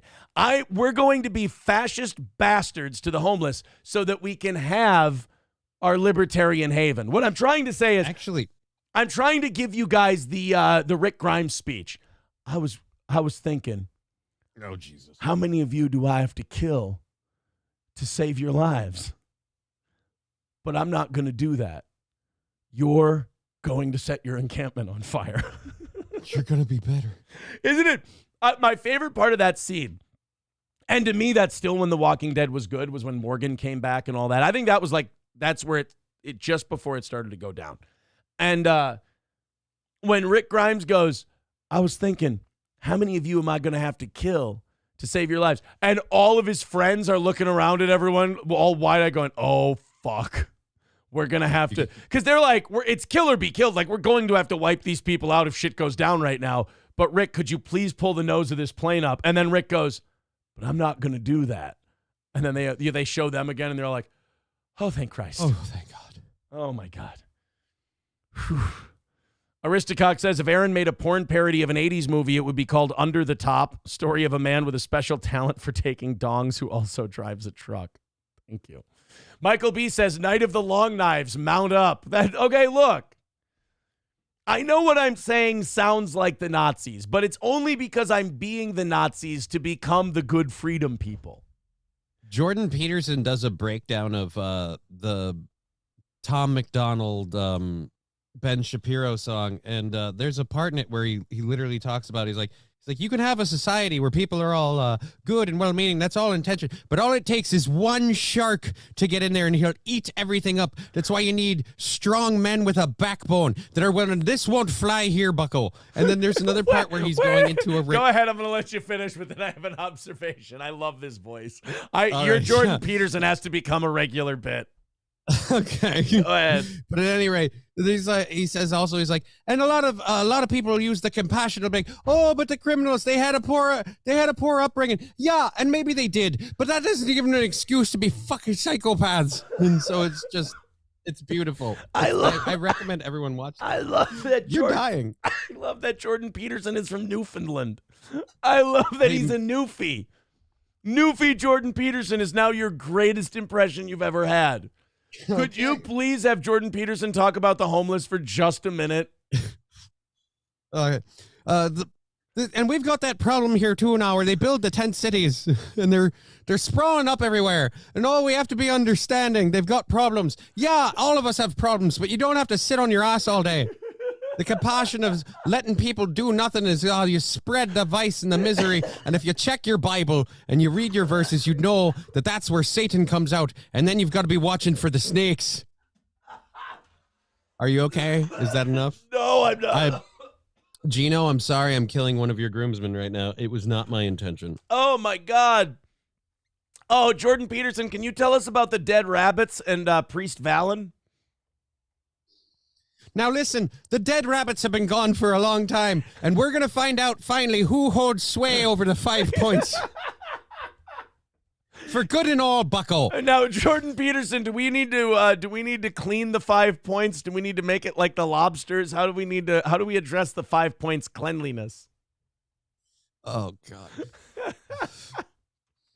Now, look, when it comes to squaring things away in the 5 points, you've got to take the time to break the shell and really get to the root of the problem. I have no idea. No, that was so fucking good. That was so great. Oh, my God. Irish Newfoundland Jordan Peterson is my new favorite thing ever. I'll see if I can make it a regular thing. Well, he's a Razcot Bumbaclot man. That's what the problem is. Wagwan and all these things. I asked you a question, bucko. Is your mouth all glued up with cunny juice? Well, it was the mighty McGloin that was fish hooked by a scrap. Oh my God, I love that impression. Lyle Budd with $20. Tell it, brother. Thank you. Appreciate that. I have to catch up with our chat. Look, that's a kill. That's a kill. That one will make him think about it for a while.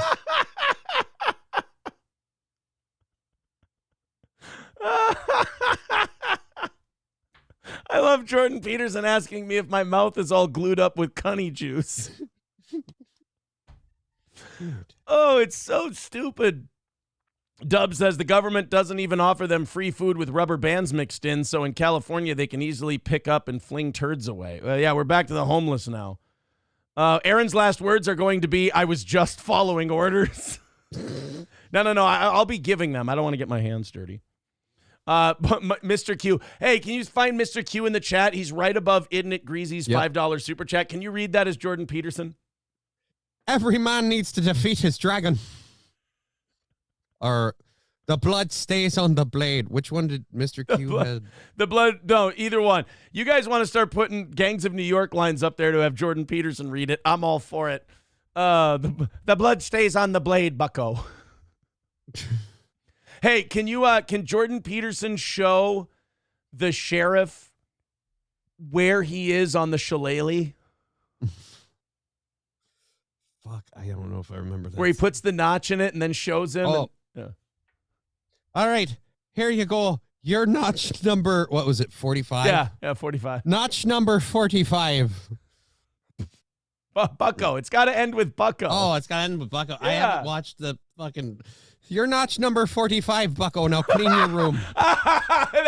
that's fucking Jordan the Butcher Peterson. He always tells people, like, his calling card before he kills them is clean your room, Bucko. Lyle Budd with $20 says, I'll be that guy. I'm okay with it. Thanks, buddy. I appreciate that.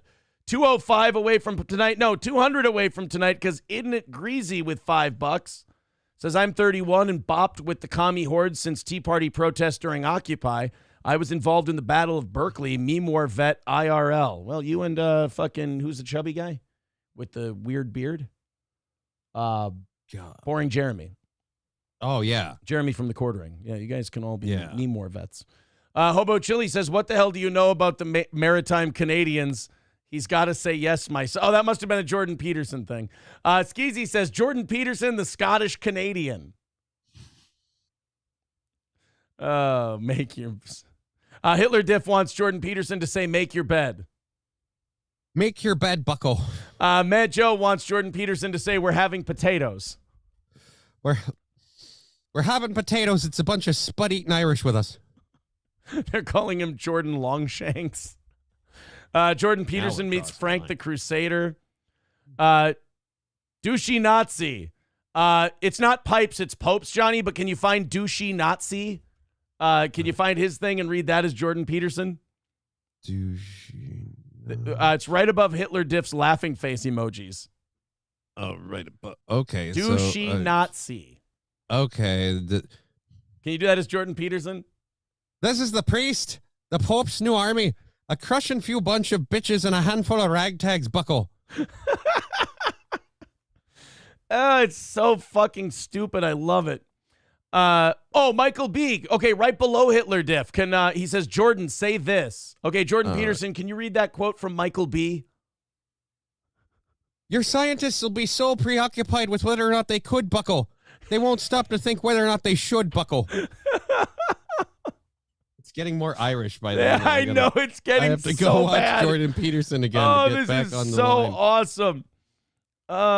Agreed, Frank the Crusader and Irish Peterson would be great. Hey, look, we got tomorrow.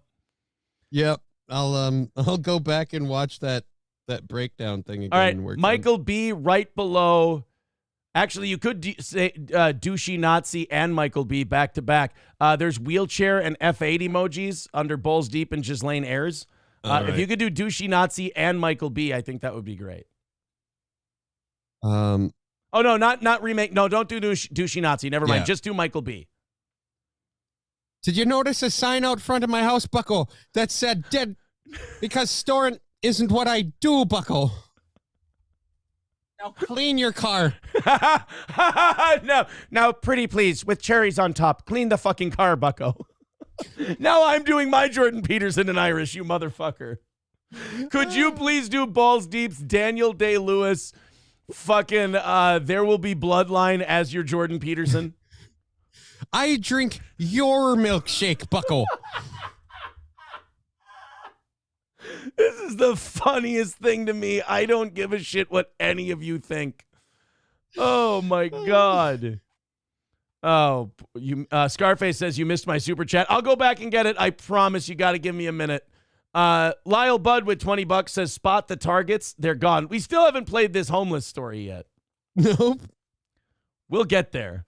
We're only 190 away from tonight. Thank you, Lyle Budd. Where's Scarface's? Hold on. I got it. Here we go. $4.99 says monetize the homeless and make the Running Man a reality. Says Scarface. Kind of. All right. Look, there's options.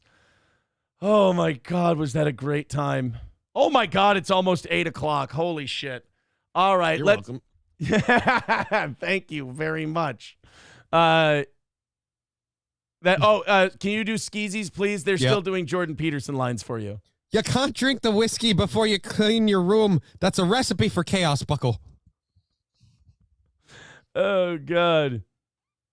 Jeezy's Tall says, you need more Kermit the Frog to counteract the Scott. No, guys, there is absolutely zero need for correction in Johnny's Jordan Peterson impression. It's the greatest Jordan Peterson impression there's ever been. Fuck you if you don't understand why this is the greatest Jordan Peterson impression ever.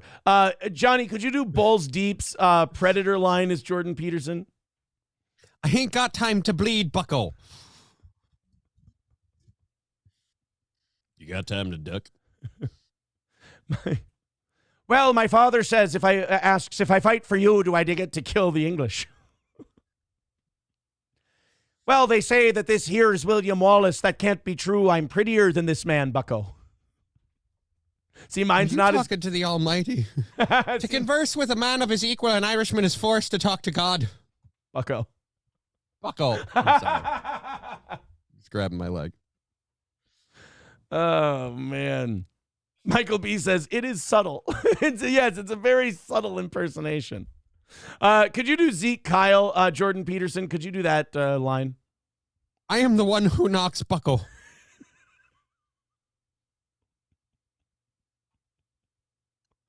Oh, God. He's Jordan White. All right, guys. All right. It is time to stop now, Mac. Thank you guys so much for thank you for all the money and the gifts and the niceness and everything. You guys are already $60 into tonight. You guys are okie dokie to me. All right, let's do this homeless encampment story. Now I can get back to my Nazism, if you guys don't mind. This was a story out of Minneapolis from late last week.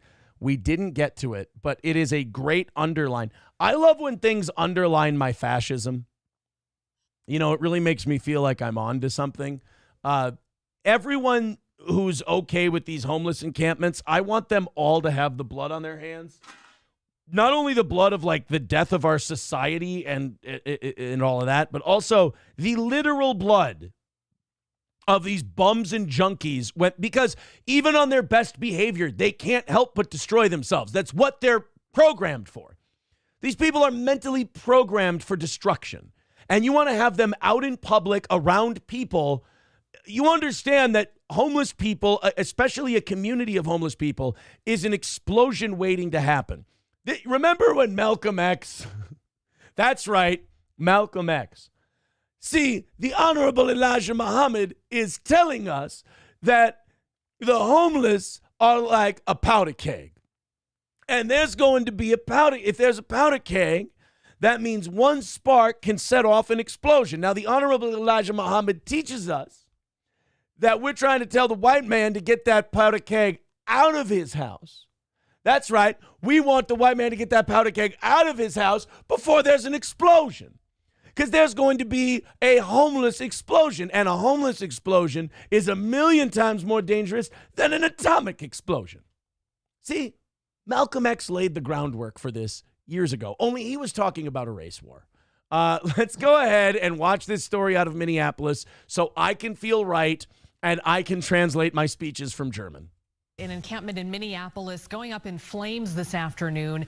At least 2 people were injured, left that area covered in ash and debris. The views from Skyfox showing the aftermath of the fire. Good Dozens God. It of literally, tents it looks like a blight. Like if you play games or video games or any sort of like that literally looks like a war zone or just a blighted land. And this is why I hate the homeless thing. People act like, oh, these people just need somewhere to survive. You know, we have whole open areas. If they could survive on their own, they would. But they're in the middle of a city because they're parasitic by nature. They need to leech off of you to survive. Thank you. I'm glad you called them parasitic by nature. Now it makes me feel empowered to go on 5 more rants about what pieces of garbage and subhuman assholes these people are. Because it looks like a bomb went off. And that's in the middle of a homeless city. Bomb went off. We delivered the bomb. The homeless bomb. A bunch of grease balls went flying, Chief. I don't know how many.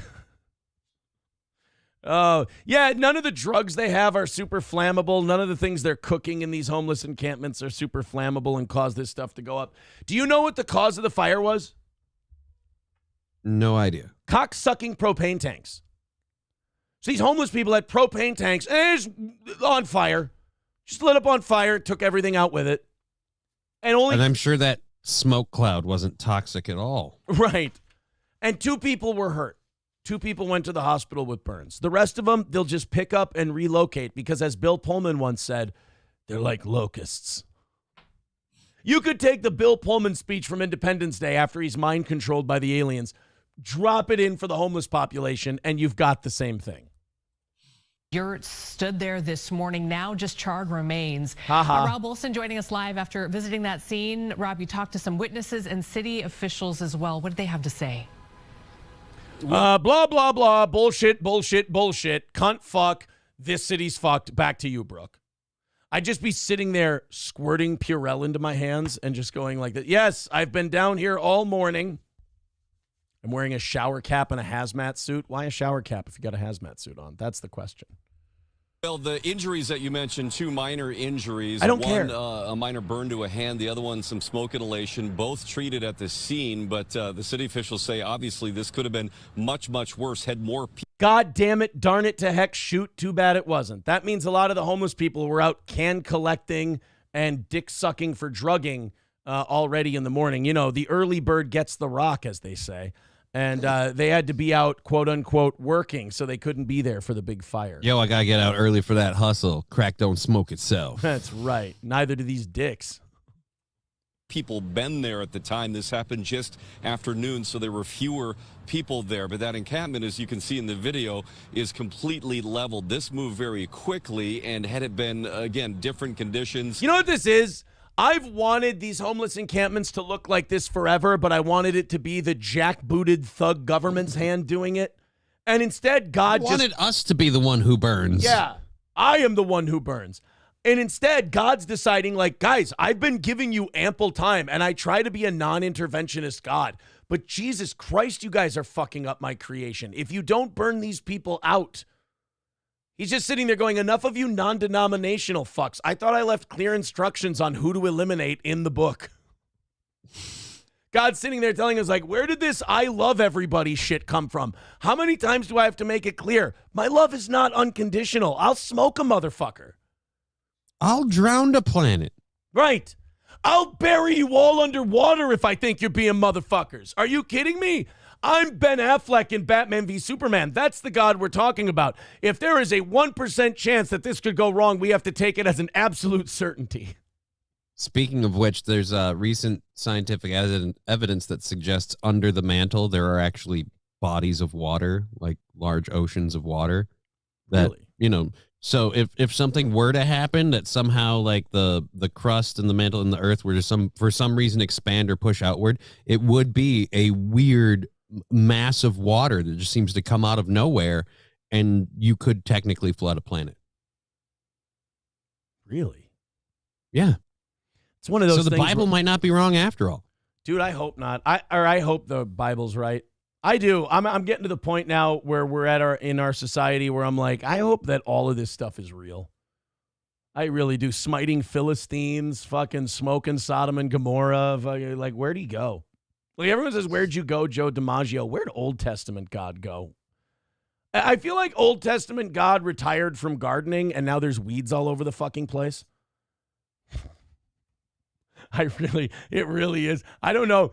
I'm worried that I'll go into fascist mode, and once it's cleaned up, I'll find more things to clean instead of going back to libertarian. You know, the revolution never becomes what you wanted it to originally because you taste blood and power and you just get a thirst for it. So I'm nervous. Sorry, guys. Why? Because you're expecting to have blood and power? That's going to be the name of my autobiography. Blood and Power. Blood, power, and iron. I have to say iron because I'm German, and we always have to include iron in our shit. So blood, iron, and just call power. it your struggle. You know, that's true. I could call it my struggle. Different time of day, more people could have been there, it could have spread more easily. This was something that could have turned out much, much worse than it did. And to which I say, God shucks. Nerds. I'd be walking by, I'd be looking at the charred remains, I'd be like, what happened here? They'd be like, homeless camp started on fire. I'd go, ooh, can I see the bones? Can I see the bones? And they'd be like, I want to dance on them. Yes. Is there any way I can take some of them home, cradled in my arms, going, the sun will come out tomorrow? I want to walk around with the bones of fried homeless people singing honky tonk badonka donk through the streets of Minneapolis. I am being driven insane by the homeless problem. I want to carry around sacks of homeless people bones just chanting, this is awesome. I just want to hold up pictures of this whole aftermath thing. Anytime a tent city gets set up somewhere, be like, no, we can't have this. Why not? Why we have to be understanding. This is where understanding gets you. Right. No. Like, just, we're done. We're not, this experiment's been done. It doesn't work. We're done. I want to stand outside homeless encampment fires chanting EC dub, EC dub, EC dub. Just want to do old school wrestling chants in front of the charred remains of homeless bodies. There's a whole bunch of people doing the Kurt Angle one. You suck. You suck. Dun, dun, dun, dun, dun, dun, dun, dun, dun, dun, dun. Homeless. Homeless. Oh. Goodbye. Goodbye. I want to listen to their screams and I want to see them reach for me through the chain link fence as they burn to death and just watch me go. It's been done. You've done this to yourself. I've really fucking had it. Before Proho Turbo, if you could go back just a hair. Oh, I'm not in the Turbo chat. asked the question if that's Aaron and Johnny walking in the background. I wanted to talk about these fucking bitches. This is another thing ruining Minneapolis. What the fuck are you doing? You don't need to be. First of all, you're not pretty enough to wear nice clothes. When really big, fat, ugly people wear nice clothes, I find it to be the biggest waste of time. It would be like me wearing a mesh shirt that showed off abs. See, I'm not excluding myself from this criticism. You don't need to wear that because it's super shiny and you've become a giant spotlight. Right. All the light bounces off of you. And you see the one with the man legs walking around, like, don't wear that. Wear something. You're not sexy and self-empowering. You're just showing us how much we don't want to be there. Yeah, like you're making me sexist. Like I don't like you. I want you to be aware of who and what you are. Like if we all had self-awareness, this would be such a great place. Like I know what my limitations are, and I try to accentuate my positives while hiding the negatives as I shout about eliminating the homeless. But this is pig-like behavior, and I can't stand by it. You know what? Minneapolis, the Twin Cities are Sodom and Gomorrah. I've decided. I don't want to be in Minnesota anymore. Only in a world this sick could you say that these people were innocent with a straight face. The homeless encampment, secretly you both must have been thanking me for that one. I am going to end up bald in the back of a police cruiser taking two detectives out into a field someday. The last sin was mine. Yeah, I really am going to sit there and be going, the fat women, the disgusting women who if you saw them in a dress walking down the street, you wouldn't be able to finish your meal. And the disease-spreading homosexual. It's going to get bad. It's going to get bad. And the what is it? And the newsman who's so obsessed with his looks, he'd rather die than be ugly on the outside. We see a deadly sin on every street corner, and we tolerate it. We say mine. Yeah. The thing about John Doe is, like, as time goes, he becomes a hero. Right. That's the worst part is, again, like law-abiding citizen, all these movies. You watch them, and then as time goes on, you're like, wait a minute. I think the bad guy won in the end of that movie. So, like, John Doe, at the end of 7, they had to have him kill Gwyneth Paltrow so he could seem like a bad guy, because everything else, you were like, well. I'm kind of on his side. He's not wrong. The fat guy, fuck him. The cunt who was obsessed with her looks, fuck her. The lawyer, I was against, because here's how I've always felt about defense lawyers. They're literally doing their job of providing a constitutional right to someone else. I mean, do they stretch things to get fucking assholes out on the street? Yes, but that's a right people have. Like, the flips, if we didn't have those lawyers, shit would be way worse for innocent people than it is now. Right. You know, the only way innocent people have a chance is with that stuff. But unfortunately, other people take advantage. You need scumbag lawyers to help innocent people. Unfortunately, you do. And they end up helping guilty people, too. But I've always been of that belief, I can't remember who said it, that I'd rather let 10,000 guilty people go free than put one innocent man behind bars. Because if I put, one innocent man behind bars, that takes up a cell that the homeless should be occupying. All right, we could pack those guys in like sardines. Hell, they'll enjoy the heat. Dude, that's how they live. I have a question. So the homeless are dumb and they have no advocacy or agency. Could we put them on boats to Africa? Would the Africans buy our white homeless? Because they don't have laws against it in some of those countries. Like Libya, perfect. Would Libyans buy the white homeless and put them to work? I don't think the homeless would be willing to work, though. I don't know. They have no agency. Again, you're gonna have to have people willing to run these boats with passengers against their will, because I don't think the homeless are going to willingly go there. You're going to need someone controlling the boat. Dude, you give me like 2 weeks, I'll have this fleshed out for you, okay? I'll bring you a rough proposal in like 2 weeks. I'm very motivated. I'll steer the boat. I'm saying I'll need a bodyguard. I'm very motivated to put this plan into action. All right, let's continue. I'm sorry. It did. There's propane tanks in there. There's propane tanks. Yeah, look at the tarps and everything. Yeah, that shit's going up like crazy. Fuck the God, I hope this happens to every homeless encampment. That voice sounds familiar.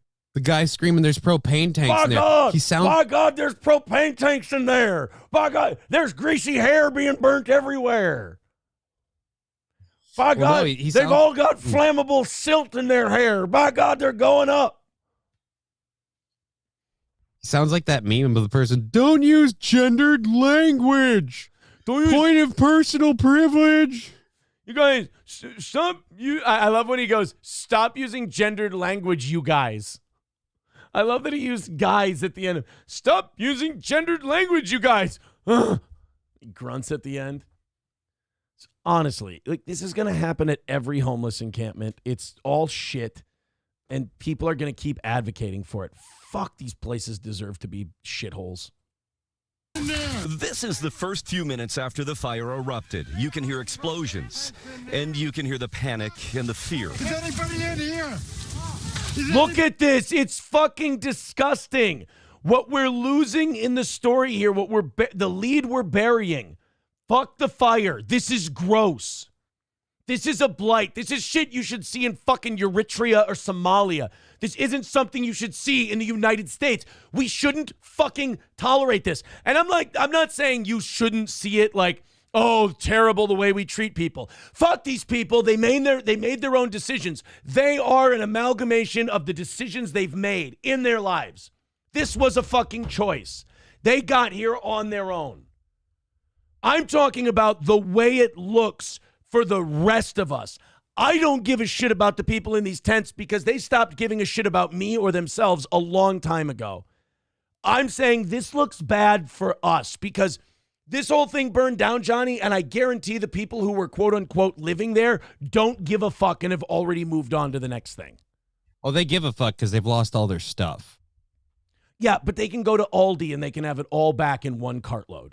Yeah, they're gonna grab it somewhere else. Yeah. That's the other thing too. It's not like these tent homes where it's not like these people scrimped and saved and put together everything they could to build their little community. No, they kind of five-finger discounted most of it. Just kind of grabbed anything from anywhere. Again, the lack of following rules or any sort of understanding of like safety or code is out the window. So it's gonna burn. It's gonna be a horrible thing. And like I said, either give a shit about these people or don't. And I'm sorry, if you give a shit about them, they're like rabid dogs. You've got to cage them until you get them under control, because right now they're not. Yeah, no, I agree with you. If you give a shit, go fucking take care of it. It's your responsibility. I want them to be like Mike McDermott when he vouched for Worm. You know, I'm grandma, and you're going, they're okay. We'll help them. All right, you'll help them, then you're vouching for them. It's on you too. But no, they just sit there and they go, we're virtue signaling that we love the homeless. And then it's like, okay, cool. What are you going to do? We're just going to leave them there to rot in their own piss and shit while they make our cities look like third world countries. Let's ask the people who live around there how they feel about this tent city going up in flames, or how they feel about it just being there. A lot of people who really, really want us to do something about this also don't live there. Right. Yes. Because if you ask them, hey, let's put them up in your neighborhood, that's when they start bitching. Scarface says, we get the homeless to willingly board the boats with the promise of free Fent. Scarface also says it would be the reverse Amistad. The ones that OD, overboard they go. Not going to offend me. Is anybody in here? The video taken by independent... You're right. That is the gendered language guy. Indigenous journalist John Gonzalez, who'd been at the camp doing interviews for his Standing Bear Network Facebook page. It was probably one of the hardest experiences of my life. When we spoke to him, it was... Why? Why is it one of the hardest experiences of your life? Oh, you know what? He sees them as human. How fucking pissed are you if you're this house on the other side of this? I'm fucking infuriated. That looks like a nice house. Yeah. A decent neighborhood. And literally on the opposite side of that, you just got every one of your windows is just looking out over this encampment. And then you watch it burn, and that smell is going to be there. I was just going to say, you probably have smoke damage. Yep. Because of these fucking freeloading assholes. That's the other thing people don't think about. They sit there, they have all this compassion for these homeless people. They have zero compassion for children, families. These are all fucking, I'm going to go on an anti-commie rant again. These are all Marxist, communist, dog shit people who don't give a fuck about families. In fact, they hate families. Families are shit to these people. They want to see it all done away with. They hate the sense, they hate community. They hate any of that shit. And they just have nothing but compassion for the dregs that don't give a fuck about anybody. And they encourage and prop it up. It's just, at the very least, if I'm giving them the most credit that they're decent people, it's bad priorities. At the worst, it's them actively trying to obstruct civilization.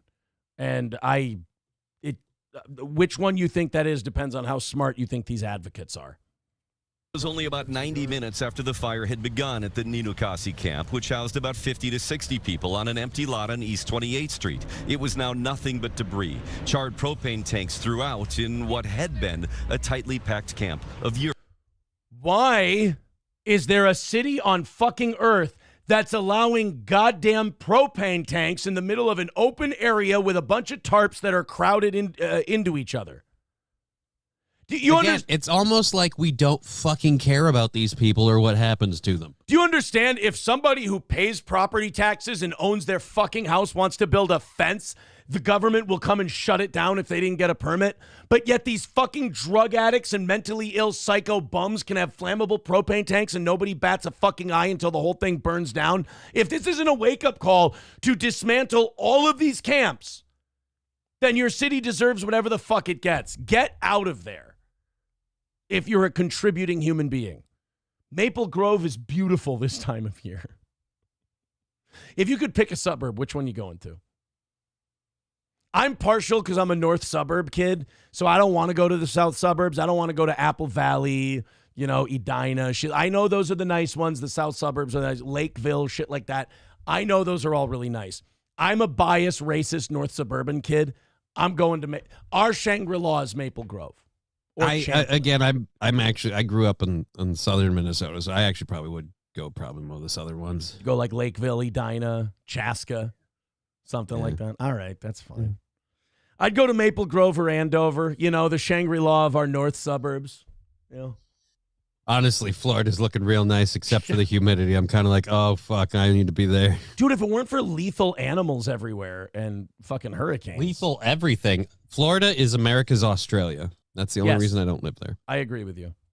Yurts. Each and every yurt had a fireplace, which is basically a hole cut, with maybe some aluminum or metal. That's not a fireplace, you dumb fuck. That's a fire hazard. That's a fire hazard. That's a fire creation. Look at all these houses, man. Like, these neighborhoods could be nice. They could be okay. If the people in these cities would give a flying fuck about the actual homeowners and productive people. That's one of the biggest problems we have in this country right now. We've left the productive people alone to fend for themselves while our shitty policy decisions make every other aspect of their life more difficult. And we enable people who don't give a fuck and will never improve or contribute anyway. We've got it all backwards. Help the contributors. Make it look awesome to be a fucking contributor. Property tax relief, getting rid of taxes, eliminating burdens on people who contribute, and then rounding up and rousting the people who aren't. It could be that easy. But now I've got a guy on TV going, no, see, at the homeless encampment, they actually had like a sheet metal lined like fireplace thing. You're not selling me on it, bucko. What would Newfoundland Jordan Peterson say about these homeless encampments? Look, I know you got to be understanding because they had a hard time and a hard life. We've all had a hard life. You pick yourself up, bucko. You don't live in a tent city full of propane tanks where fire breaks out and now you've got things burning down, and that's the demonization of society. You got to clean your room, bucko, and put those tanks away. Hey, Irish Newfoundland Jordan Peterson, this guy seems to have trouble talking. Do you think there could be something wrong with his mouth? I think his mouth is probably all glued up with cunny juice, bucko. You got to take the time to stop blowing these transients. Get your priorities in line. Because if you let them breed, then the sharks come in. And you better watch it, bucko. Jordan Peterson, do you think these people are after your Lucky Charms by chance? Jesus Christ, they're after me Lucky Charms, bucko. Oh, standing bear, more like sitting douche.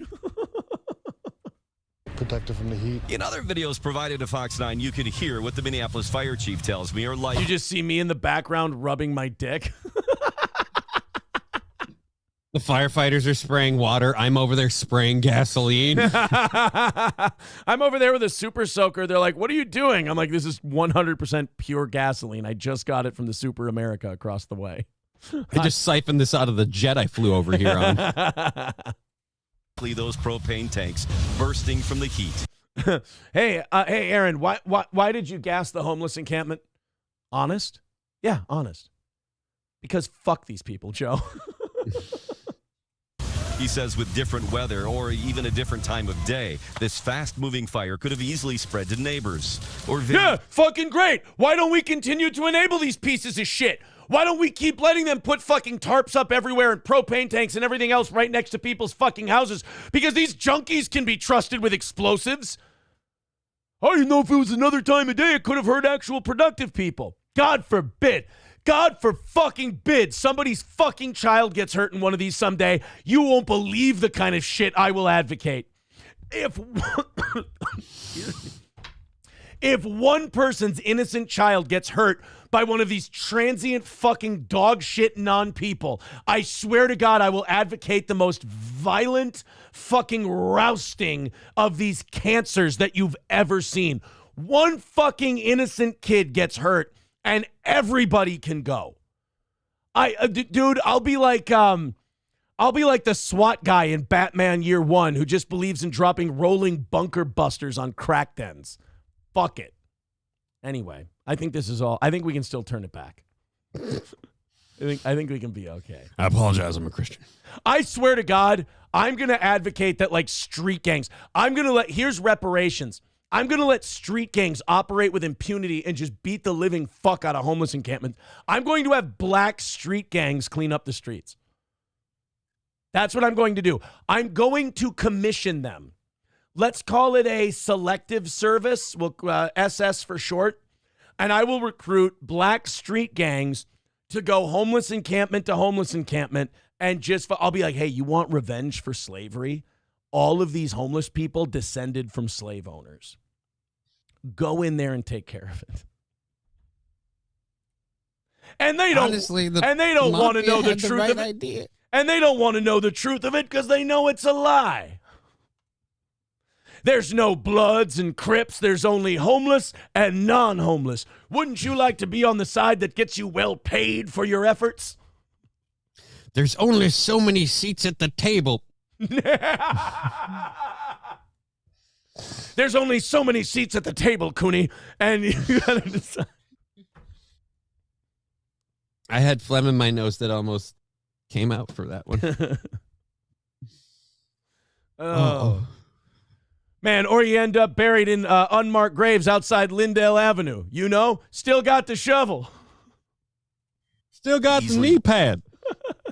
Been fatal. Winds would have complicated the situation. Even if this would have happened in the middle of the night, I think we could have had a very different outcome. So, could you sing me a blues track? Just asking. Is that smoke damage or just God-given? I have to know. That's just his appearance. He looks like a blobfish. Is the city, the county, and their nonprofit partners now help those who lived here? They stress the important work.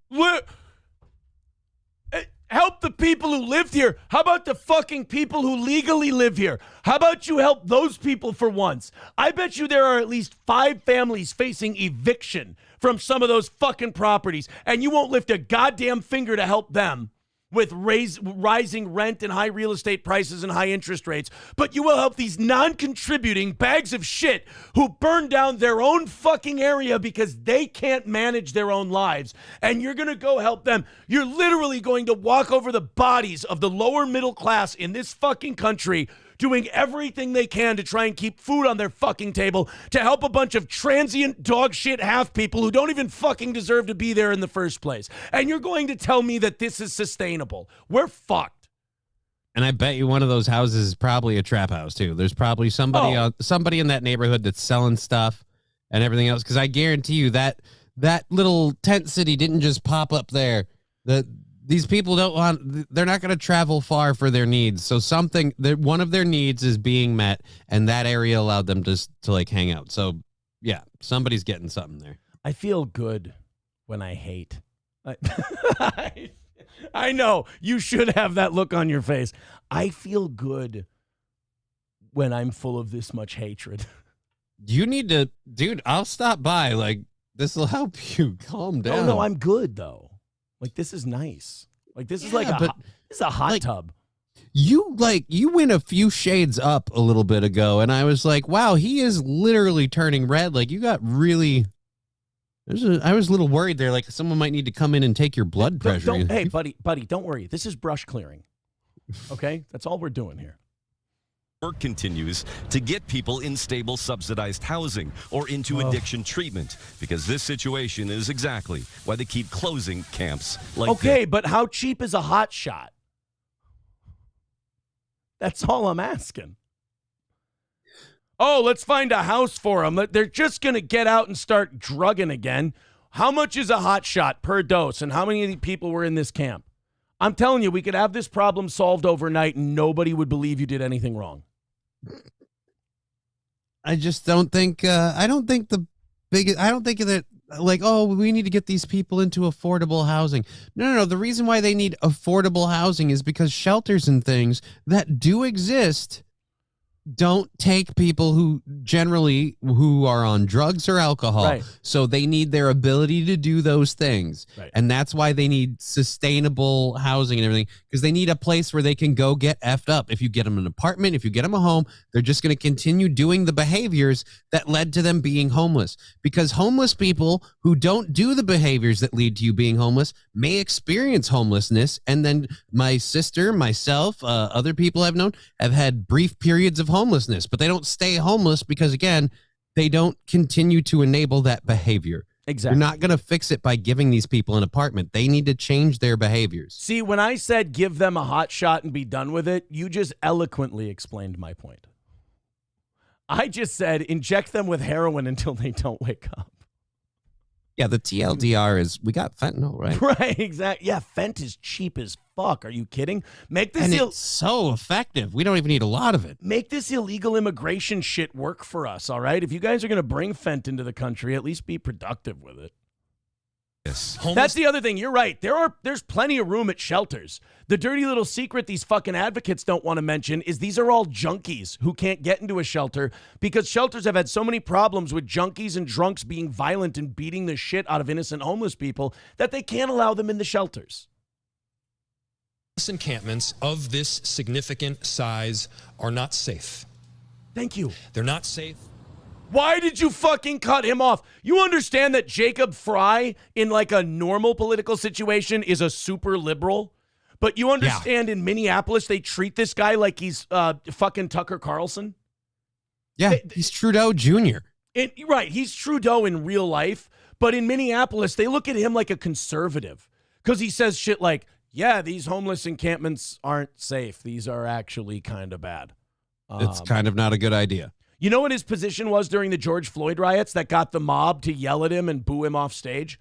What's that? Please don't burn down our city. It's bad to burn down the city. No matter how unjust what happened was, it's bad to burn down Minneapolis. And they booed him off stage and called him a racist. It's fucked, man. Minneapolis, people around the country don't think about Minneapolis at all because you've got like Seattle and Portland and San Francisco and New York. But Minneapolis is the number 11 media market in the country. And I'm telling you right now, it's fucked. Like, it's bad. It's not Seattle bad, but it's not as far off as you'd like to think it is. This man's face represents Minneapolis, just Yes. in general. This is how we feel about Minneapolis. That face right there, just, oh. Now, an organizer at the camp tells Fox 9 late today that if the city wants to do more, well, more needs to be done, they say, to get more subsidized housing for people, that they're simply... So, take more money from the people living in the houses who can barely afford their fucking rent. Take more money from them to give it to the people who set fucking propane tanks on fire and put whole neighborhoods in danger. You know what? If they would have yelled Allahu Akbar before this thing went up, we'd have them in fucking Gitmo. But instead, well, you guys need to give us more money so we can do things with these people. Like I said, hot shots be cheap, yo.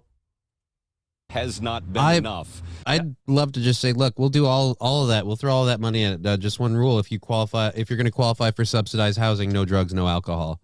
And watch how fast nobody will sign up for that program. I was just because gonna say, nobody wants to just admit these people like being the way they are. Right. And their best situation is if we put them up in a room where they can go there and get fucked up all day. Yeah. That's literally it. That's the best situation you could hope for. So like I said, either care or don't.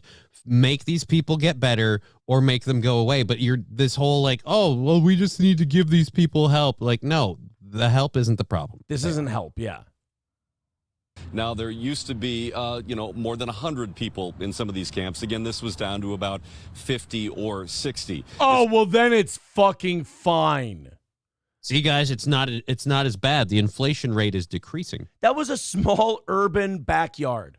Put 50 or 60 people in an urban go to a black barbecue sometime is what I'm trying to say. And tell me how crowded that is. For the camp itself, it's being fenced off. The debris will be removed tomorrow. The city says they need to do some soil testing there as well. There's some minor damage. Hey, Johnny, why do they have to do soil testing? Probably because there was meth and probably fent and drugs and who knows what other chemicals that people were hoarding for God knows what reason that could have just been broken open and spilled. And so we have to make sure that the area is actually, I don't know, sustainable for people to live in the future because it might be boarded up like a crack house that can no longer have people in it. Do you know what they ended up doing over the weekend? They ended up bringing in bobcat machines and dumping concrete slabs all over it. Because I'm guessing the soil is toxic. Not only that, but also people were trying to move back in. So they dumped concrete slabs all over the lot. So now the people who live there have to have this eyesore of fucking broken concrete all over the place. It's lovely. It's just... And they have to put up with a bunch of, again, very, very motivated to live there people who have no motivation for anything else. They get very industrious when they want to move concrete slabs so they can build their tent city back up. But when it comes to, like, I don't know, getting a job, cleaning yourself up, you know, there's a lot of ways you could, you know, there, and especially in Minnesota, there's a lot of assistances you can get. You could do a lot more than that. Yeah. Lyle, thank you for the $20. He says, spot the targets. They're gone. Balls deep with gifted membership. Thank you very much, buddy. You guys are, I think you're like $60 into tonight's goal already. Thank you so much for all of your support. I'm sure the chat was going fucking bananas that entire time, so I'll do what I can a little here. Bit. Skeezy says, how I feel watching the show this morning. Okay. Tom Guten Tag and Heil Hitler. Apparently we are living in Nazi Germany.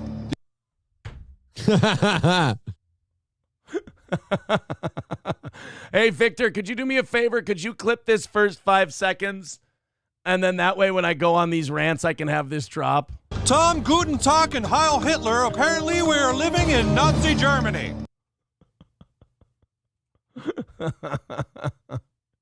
That's why I love this audience, because I know I can go on these unhinged rants and they'll always kind of bring me back. Like, they'll always do shit like that. Or like Joe Dubecki says, keep the video rolling. I'm trying to bust a nut here. Exactly. Zeke Kyle says, hate, hate, hate, hate, hate. Hobo says, hate is good, even though I'm a God-fearing man. God likes hate.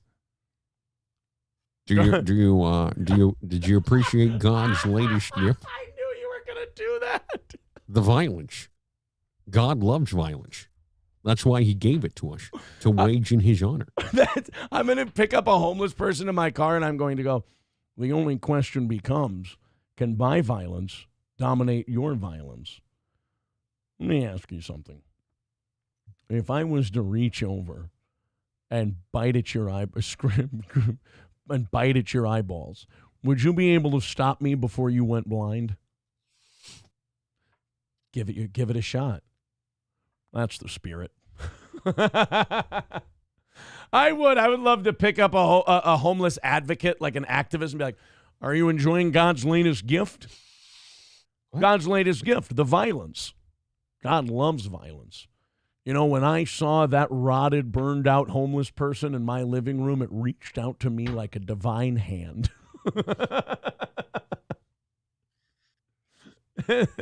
You don't know me. Oh, but I do. Oh, no. Oh, yes, I do. Or no, what was it? Oh, but I do. Oh, yes, I do. I've got it right here. Let's figure it out. Yeah, you might as well just use it now. Yeah, where was it? Yeah. Oh, but I do. Oh, I know you. That's it. That's what it was. Tarnished Maiden says, the only juice I drink is Jesus juice. And a girl. Douchey Nazi says, they live without Aaron's consent. Mr. Q, let the hate flow through you, Darth Imholt. Michael B says, welcome to the party, pal. All my empty space in my heart is full of hate. Well, then it's not empty, it's warm. Boston Bob says, Aaron, I have some gummies that will help you. Free trap house with every homeless person. Scarface says, battery corrosion mixed with a little bit of fent. Problem solved. Hobo says, it's good to be on the Sith side. We need balance. Douchey Nazi says, I'm master hating. George says, hotshot. Isn't that a volunteer fireman? I see what he said. Ryan Watson says, this homeless camp doesn't have a hot tub. I'm appalled. Hobo says, make white phosphorus great again. Holy shit. Less than 1 minute left on the video. This shouldn't take too long, says Gray Idols. I'm sure that was written 20 minutes ago. Yeah. Skeezy says, not everyone is worth saving. Not everyone can be saved. Is it, if I nod along with that, is that bad? Like, is that if I go like this? That's, I mean, technically, yes, but at the same rate, that's the worst part with all of this compassion stuff. It's like your compassion is actually, in a way, more of a punishment than my, like, you might be, oh, your opinion or your idea, that's extremely harsh. You want to lock these people up with like no free will until they're completely clean. Yeah, but the person on the other end of that is a clean person that can like help society and like maybe get their life together. Give me a better idea, please. Bobby says, Aaron, don't stop. I've been pitching a homeless tent all morning. Red Fox Mad says, check out this Minneapolis story and gives us $5. Thank you very much. We're 185 away from tonight's goal. Thank you very, very much. Red Fox Mad, let's see what he's got. Check out this Minnesota news story. Couple flees Minneapolis as crime turns the neighborhood they once loved into a third world country. Well, no, that's going to make me more mad. All right. Did you say for her to be careful? Yes. Showing up? Yes. Watch your back. It's not often. So this gay couple said, we got to get the fuck out of the city. I love people who 20 years ago were like begging all of us to be more open-minded when it came to them. I mean this. I love these two. I love that they're now like, yeah, shut the fucking door of tolerance, please, when my city turns into a shithole. Actually, if it turned into a shithole, technically, wouldn't they like? Well, never mind. Mid-morning interview starts with such a stern warning. Is that my dude across the street? I think that's one that beat you up. That's one that beat you up. 29th and Lake in Minneapolis, outside this old Victorian that Jeff Mammongay has meticulously cared for. Jeff Mammongay. What's the other guy's name? David on the Nose? Robert Sphincter is it's all Indian names. Chief Shitty Dick. Chief Farts on Balls. Now it's getting childish. Chief Open Brown Eye. I gotta hear that guy's name one more time. His name's Mammongay. In Minneapolis, outside this old Victorian that Jeff Mammongay has meticulously cared for and his partner, Ron Cornholer. Oh, no. Owned for 2 decades, we find a side of the city you won't see on the news. What are you talking about? Black people sleeping on porches? Shit. Loved it at first. We loved our neighbors. We talked to them, but it has changed so much. We don't feel any public safety. And that should be our basic civil right, but we don't have that. The 3rd precinct has been compromised. Less than 2. You lived in George Floyd 3rd Precinctville? You didn't get the fuck out 4 years ago? Hard for me to feel sorry for you. Jesus, dude. The writing wasn't on the wall when a fucking police precinct was left to be burned to the ground? Dude. So wait, you're telling me that like these BLM people who are all just salt of the earth fighting for social justice, they aren't like super friendly to the gays? That surprises the shit out of me. I listen to Black Culture and it's always so pro-homosexual. 2 miles from the former police precinct surrendered to the mob. At least in prison it is. And just steps away from their own neighborhood destruction. That was the gas station that was burned down. The scars of the last 3 years are deep. You understand that if a suburban gas station burned down for any reason, there would be a new suburban gas station in 2 months? And this is 4 years ago. And they're like, yeah, there's just the bombed out, charred remains of what our community used to be. That means that the property owner for that gas station, the insurance check he took out was worth more than like selling this and moving on. Or nobody's buying it. That too. Like literally, it's like, hey, I've got this place, but we gotta, it's gotta be renovated. And it was a really successful gas station. Where was it? Oh, and he tells them oh yeah, not in a hot day in hell. Yeah, exactly. Or a cold day in hell either. Any day in hell, really. Experienced so much anxiety, it's not even funny. If you're feeling that sadness, But the city never acknowledged that anger, the residents. it's not only understandable. Just say white people. The city never acknowledged white people. It's right. We were told that we wouldn't have police. They're starting to throw Molotov cocktails. We wouldn't have fire. We wouldn't have Jesus Christ. any assistance when Lake Street burned down. Well, they sent us a text. Wait a minute. That one back here, was that the Minneapolis riots, Johnny? Or was that a scene from Black Hawk Down? No, it's the Minneapolis riots. You can tell because there's vehicles and Oh, no. I thought decent Tom clothes. Sizemore was driving that vehicle. That's why I was confused. Okay. But rest in peace. No, I don't see enough. I don't see enough metal barrel fires. No. I mean, we're You not, know what? You're right. And also in Black Hawk Down, there was actually authority presence. Yeah, they were they were coordinated, though a mob. God, do you know how quickly we could have dispersed the George Floyd stuff if we just did Little Bird runs throughout the night lit up by strobes? But then we'd have a whole bunch of war-torn areas that are all burnt down. That's a good point. Yeah, Oh, you're actually, right. You know what? We would have ended up in the same place. Yeah, right. just with a better If we would have went full Black Hawk Down on Minneapolis in the 3rd precinct, we would have ended up with probably the same Minneapolis. but with a better outcome. Right.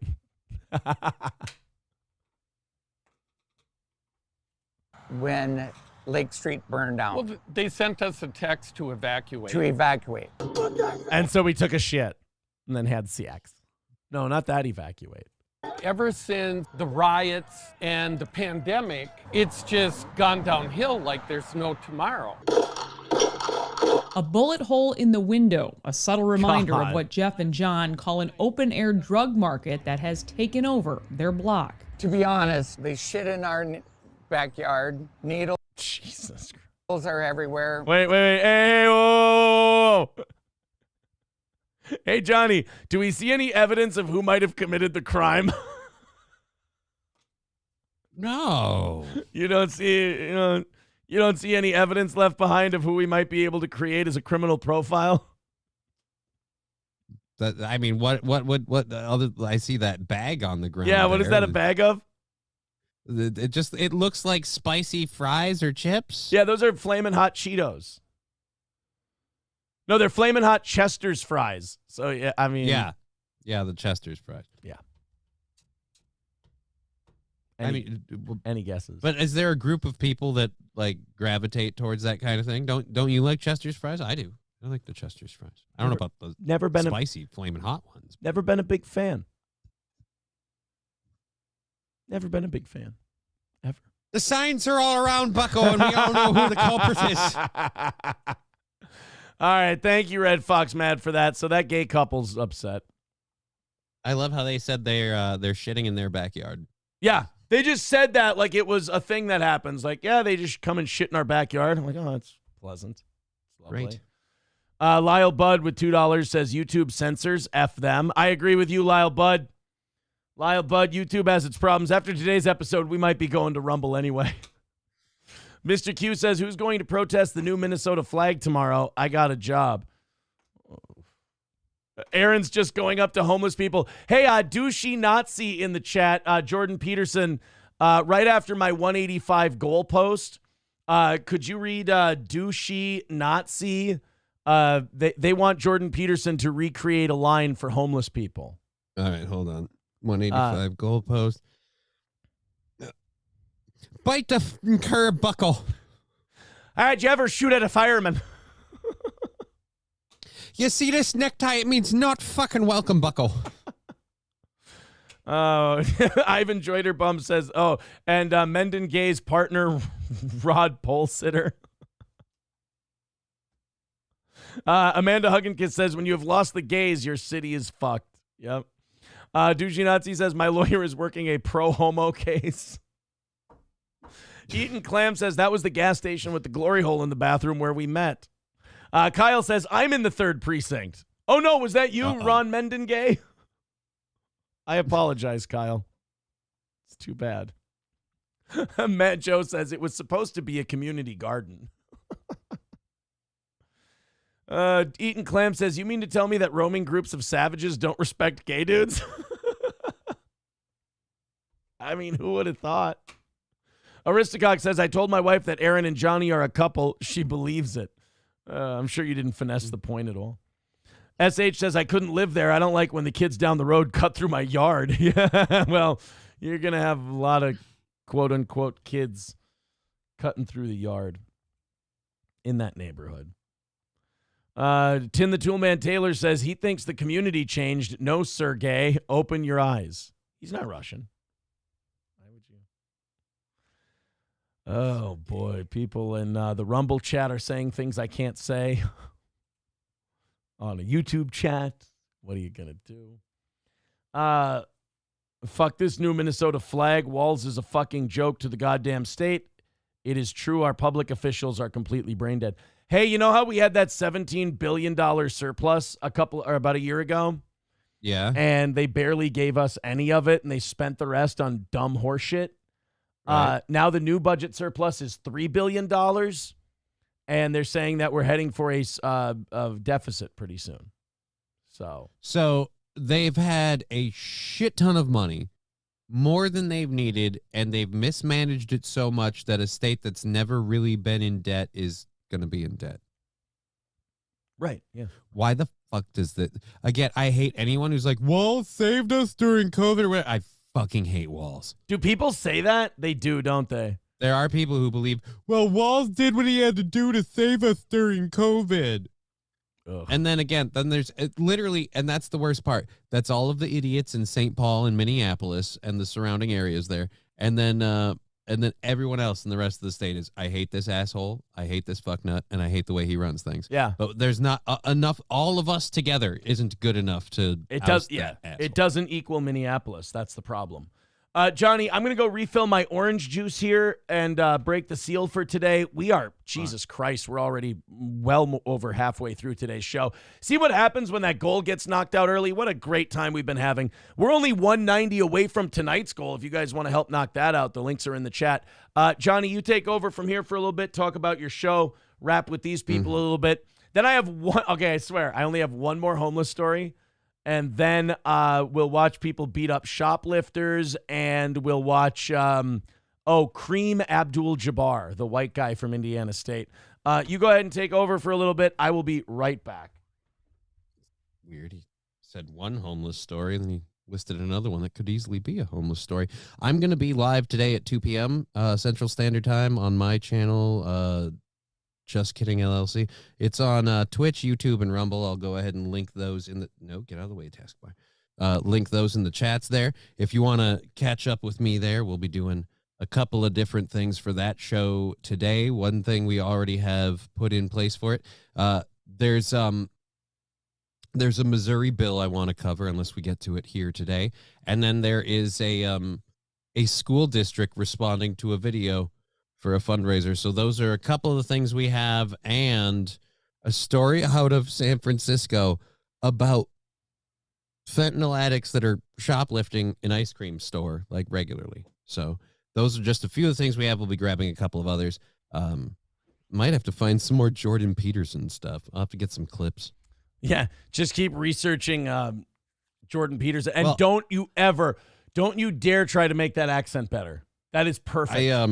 Like I said, I got all of that just from doing the breakdown of the Ben Shapiro, Tom McDonald song. Like, I clipped the highlights out of it for my show, but I watched the whole thing. It was a lot. Did he like the song or no? Oh, he liked the song. He thought it was very masterfully done. But he had a lot of fun little takes here and there, and it was really great because he would get on weird rants, like kind of like you. But the thing is like an hour and 30 or 40 minutes long. And if you go through it and you just find where the crazy rant parts happen, it's really fun to watch just those. So you get clips of him being like, and Tom McDonald, and you look at what he's saying, but yeah, you look at him, he's just a crazy looking bastard. So Hobo Chili left $2 on Rumble today, and he wanted you to read it as Jordan Peterson, and I don't know. I can't.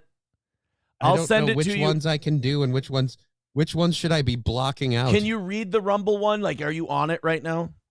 Yeah, I'm looking at it. Okay, go ahead and read. Let's see. Everything but the MAB part? The last two words, I don't think. Dude, there's a lot of. I would say there's a lot there. I don't know how. The last four words you can't say. And the S chuckin'. Okay. Yeah, I mean, holy shit. Your gold teeth, chain wearing, fried chicken, biscuit eating, big thigh, fast running, bucko, high jumping, 360-degree basketball dunking. Bucko. I can't, again, Yeah. I'm too worried to go through all that. I understand. I don't know enough about racism to know what words I'm saying. Could you do douchey Nazi with another American History X Jordan Peterson line? It's about 5 chats up on YouTube. On which I think I'm gonna sit here while some bucko tries to fuck my mother. You can't say S Chucker on YouTube, says Aristocock. I don't know if you can or cannot, but I'm not going to be the test subject. Right. As to whether like we say it is a fun experiment, and you're like, oh, I learned something, and we're like, oh, we can't do the show on YouTube anymore. Yeah. Are you ready to get more mad at the homeless encampment shit? Because I got one more story today. I didn't know. I'm mellow as I can be, but yes. I didn't realize. People are saying that one person, Eagle of America, says, I haven't seen Aaron this mad since 1939. Thank you. Tonight, the city of Minneapolis is looking to hire 24/7 security for its various homeless encampments, asking that those who apply for the job carry Narcan and wear a bulletproof vest.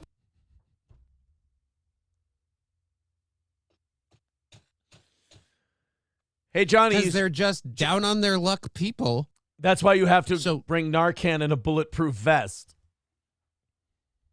Because they're just down on their luck victims.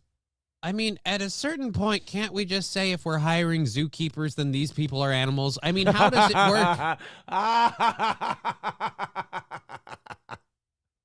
work? Yes, I am okay with it. Oh, I'm sorry. You were serious. No. I agree. Look, if you're going to be like, look, we need to hire babysitters, then they're babies. If we need to hire zookeepers, then they're monkeys.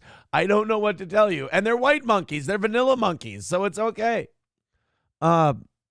This is so fucked. Like you were saying earlier, you were like, Minneapolis needs to do something about the homeless thing. I'm guessing you didn't have this in mind.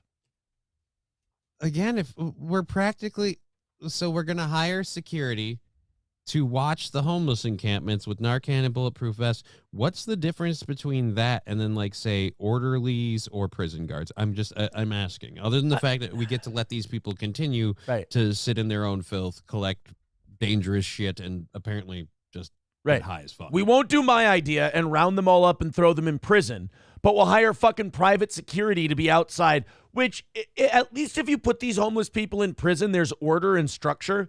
If you put these private security people out there for these homeless encampments, you're exposing them to all the elements of criminality that are out on the streets of Minneapolis and these homeless encampments.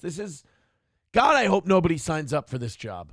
And if you care for them so much, guess who's going to get victimized the most? The homeless people. Right. Not that I would cry. Science Courtney Godfrey has been talking to stakeholders on both sides. She joins us now live. Courtney, some criticism tonight of how the city is handling all of this. Let me guess, they're not being liberal and nice enough to the homeless people. Yeah, that's right, Randy. This is the city's latest attempt at curbing criminal activity in the encampments and preventing more from popping up. But advocates for those who live in the encampments say while they care about safety, they question the city's motives here. Then let them live in your fucking backyard. Honestly, right? Yes. That's the only solution we have. They have to live at your fucking house. Because like Johnny just said, every time they try something, you guys fucking bitch about it. Hey, let's put private security in there so there's not as much crime at these camps. Excuse me, I don't think you're catering to the bums and wasteland people enough. Fuck. What do you want us to do other than serve them a hot meal every 6 hours? Probably that, I guess. But they all think like, oh, but if I was in that situation, I just want someone to help me get myself pulled up by my bootstraps, just a little bit of help. It's like, yes, but that's why you're not in that situation. People realize, oh, I'm going down a bad path. Maybe I won't trade everything in for another hit of meth. That's not you. That's them. Do you think we should get one of these activists on the show, right? Like tomorrow? Yes. Do you think let's watch this story and let's write down one of the names for me. And I'll write it down too, but I forget shit all the time. I know. I'll write down one of the activist names, and we can. They'd love to be on the show tomorrow, wouldn't they? Like give them airtime. Yeah, activists. I want to debate one of these fucking people. God damn it! Saying this was all done behind their back. In this 26-page document, Minneapolis lays out its latest attempt to address the issue of homeless encampments, as it details plans to hire 24/7 security. Job duties described as monitoring encampment activities, maintaining communication with city staff, and providing real-time updates of need to MPD. Weird. That used to be the police's job. But the problem is you ran out of the police out of Minneapolis by saying, yeah, we're not going to protect your precincts or let you arrest criminals. So they all left. So now you have to have a private security force that works alongside the police department. And you guys don't think that you fucked this city up at all. That's amazing. You guys keep cleaning up your own mess that you created, and you don't think you're messy. I'm starting to wonder, who are the mentally ill junkies, the homeless people or the people running the city? Both. As well as deterring non-encampment residents from entering, all while asking them to carry Narcan and wear a protective vest. It's not about letting people in or out of the encampment. It's the fact that there's a fucking encampment. You're diagnosing the wrong illness. It's not the cough, it's the flu, you fuck. Protecting non-citizens from entry. So now we have to start carting them in and out again. How hard do we have to treat these people like prisoners or criminals or animals before we just go, hey, look, it's a zoo? And now what? So if we'll have the guards there, so now they can't just, abduct a child and walk in with it, because we'll be like, hey, that little blonde girl wasn't with you this morning. Like, again, if we need to take those steps, then why are we letting this thing continue to exist in the middle of the city? You're right. Well, you're right. George McFly agrees with you. The proposal also indicating they want to use security to deter new camps from popping up, saying guards would post at non-secure city sites to deter people from gathering. If you don't want more people gathering and making encampments, then why do you want to protect the ones that exist? This is the frustrating part. Follow your own fucking logic. Don't follow my logic. My logic will lead you to all kinds of cases in the Hague and the World Court. I understand that. War crimes and whatnot. But it will be fun going there. Cluster bombs, the whole deal. But follow your own fucking logic. We don't want more camps popping up. Why? Because camp's bad. Well, then let's get rid of the camps we have. No, we're going to hire security so that we can keep them safe. Ah! Again, guys, I'm with you. Let's hire some security. Let's keep them safe. Let's build a compound that we can keep them safe in. So safe that they can't even leave their rooms if we don't want them to, because they might run out and get high and kill themselves. And we've got to protect them. We'll have security guards for them 24/7. We won't. I'm going with your ideas here, guys. We won't let any non-citizens of these camps enter or exit, because again, there'll be gates, there'll be bars, there'll be doors, all of it. And we can have these security guards running the whole thing. I know it sounds like a prison, but this is what you're asking for. Now it won't burn down. Right. I mean, we're just sitting there like we might as well just build a full-on camp. I mean, I'm with it. All this after the city has tried multiple times this winter to evict the Nino Kasi camp in the Phillips and East. Look at that. Wait, isn't that the one that just burned up? Isn't that the house, Johnny? I think so. No, that's not the house, because the house we were looking at was facing this. So that's facing the wrong direction. Okay, so that's no. Okay, then it looks just like the other one. It looks very similar, though. But look at that shit. And there's fucking porta potties.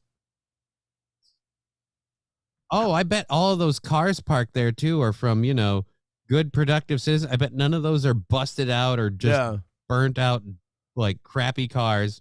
I'm sure there's no open air drug market in this whole mess.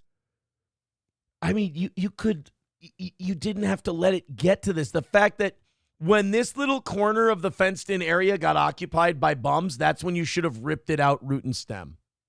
Like Cersei Lannister said, to solve this problem, you have to lie on your back in a bed of weeds and pull them out by the roots. Phillips neighborhoods, citing drug use and overdoses, assaults, and even a murder. In a statement,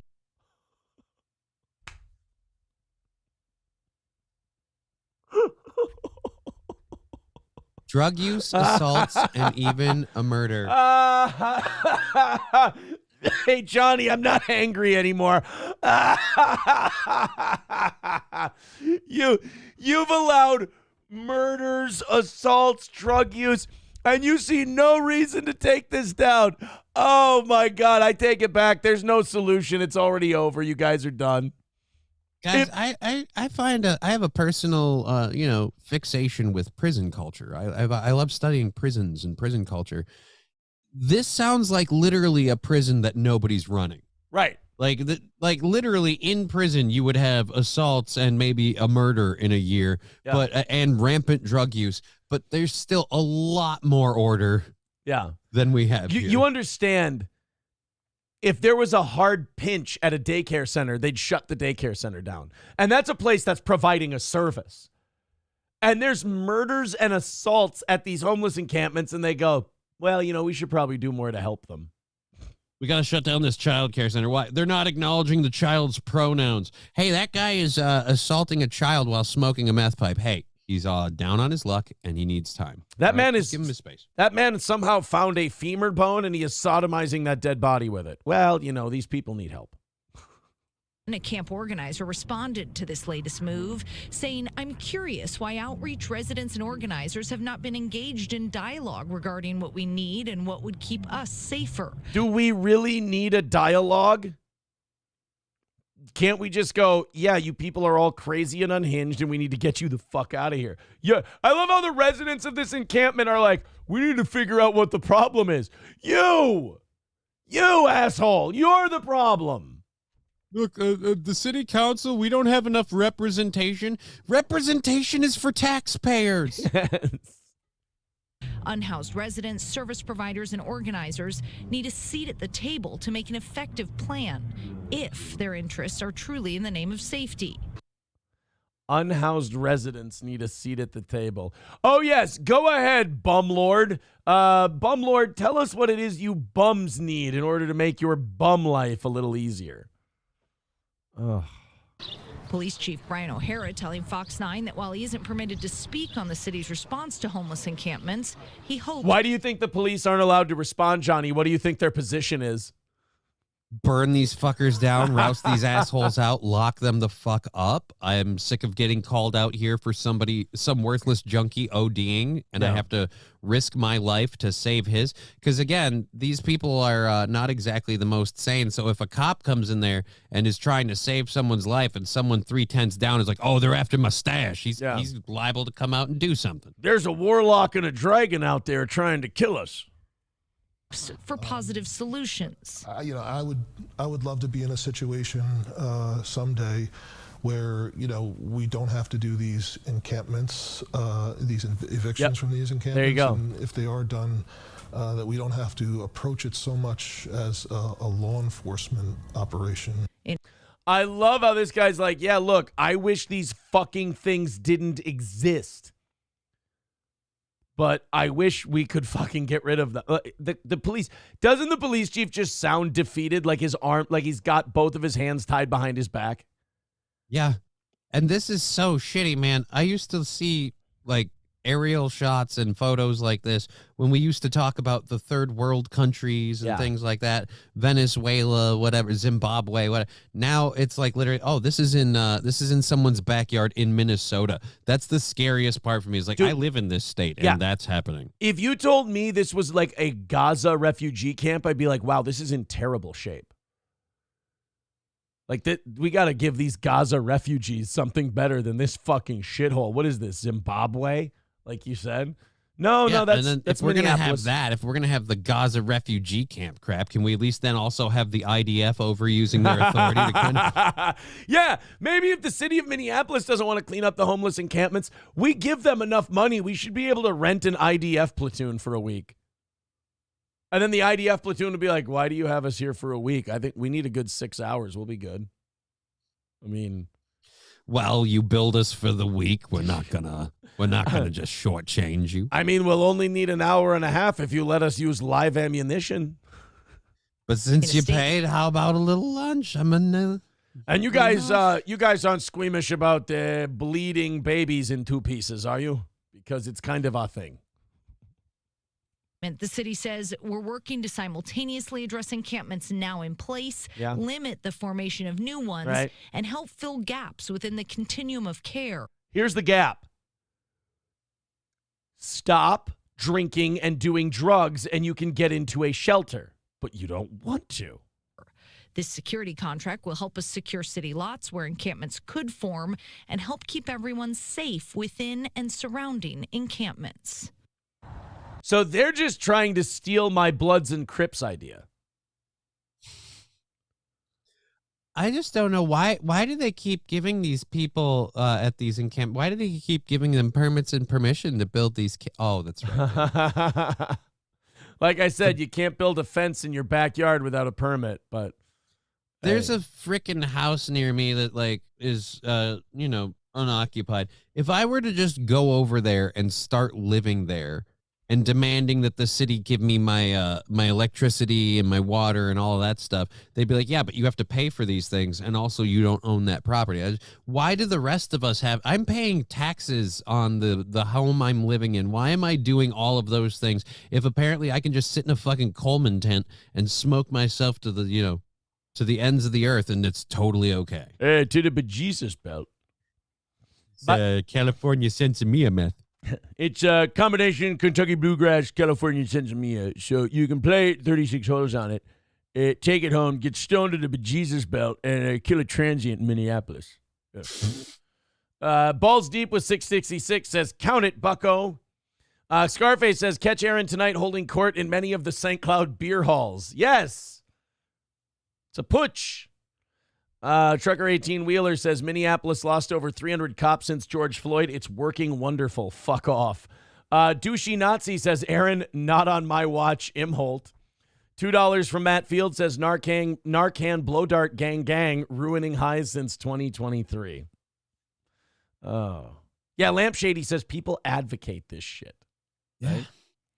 Mr. Approachable says, how much does that job pay? I have enough of a spine to sit there with Narcan while someone overdoses and not use it. Aristocock saying, I'm not the beer hall putsch, I'm the beer hall putz.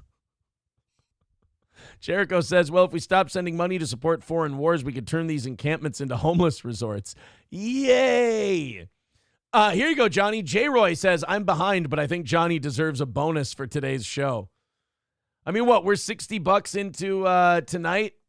Yeah, we're good. I say if we knock out tonight's goal before today's show is over, Johnny gets $50 bonus today.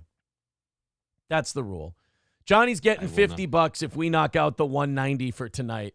The PayPal links are in the chat. Coltrane says, I'm behind. I learned how to properly pop a blackhead from American History Act.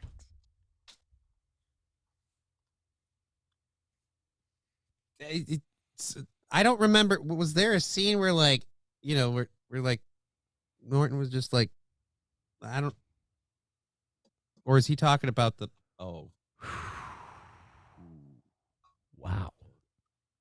Helgi says, give them tickets for a free cruise and plot a course through the Bermuda Triangle. T. Jefferson says, you guys back to being fun again, or are you bitching like old women? Has this homeless shit not been fucking hilarious and angry today? We've been covering both bases. Oh my God. It's been the Jordan Peterson bit. You're too sensitive, buddy. April's Parents Hobby Farm says, start handing out poisoned grape Kool-Aid. Can I have my uniform made by Hugo Boss? One person asking. Bobby Baloney says, unhoused, for fuck's sake. Coltrane says, Democrats care to protect homeless camp borders, but not the U.S. border. Sounds about right. If a bunch of Mexicans were trying to get into the homeless encampments, they wouldn't have a problem. Mikey, all right, Bucko, you want to come into the country? Here's the rule. Every one of you gets to take a place of one of them. Here's a machete. Do what you're good at. Skeezy says, wow, $50 out of $350. How generous. It would be 50 out of 190, you fucking guy. It would be over 25%. That's not a good commission? God, sorry. I apologize. As someone else said, Johnny deserves a bonus for today's show. I said if we knock out tonight's goal before the end of the show, which is at 190, I'll give Johnny $50. And apparently that makes me about a piece of shit. I wonder if people's calculators are tired of counting your money. Right? Do you think if you punch in like 350 again, they go, nope, no more steel toe for you. You're done. He worked really, really hard. I mean, if he didn't get up and sit at his computer today, he would have got up and sat at his computer today. Like, I mean, you guys do realize I literally would have been here either way. By the way, Skeezy, I know you're fucking around. I'm just having fun. And we're having fun. Patrick Bay says, Aaron, you always talk about your German heritage. Are you sure you're not actually Austrian? Yeah, have you ever done like the 23andMe? Give the DNA your government. Or the government your DNA. Jesus. I love how people are like, you don't do those. The government will have your DNA. I'm pretty sure they already do. Right, but I don't want to give it to them if they don't. Right. You know? But I feel like, look, if they can read your emails without a warrant, they can get your DNA. I don't know. They just have like government agents that come in whenever you're under for an operation. They just swab your butthole and like, there we go. Yeah, I always wonder why they have to get it through my butthole, though. It does. I don't think they have to. I think it's like a weird kink for them. Okay, see, now that makes more sense. Hey, Johnny, we have a new drop.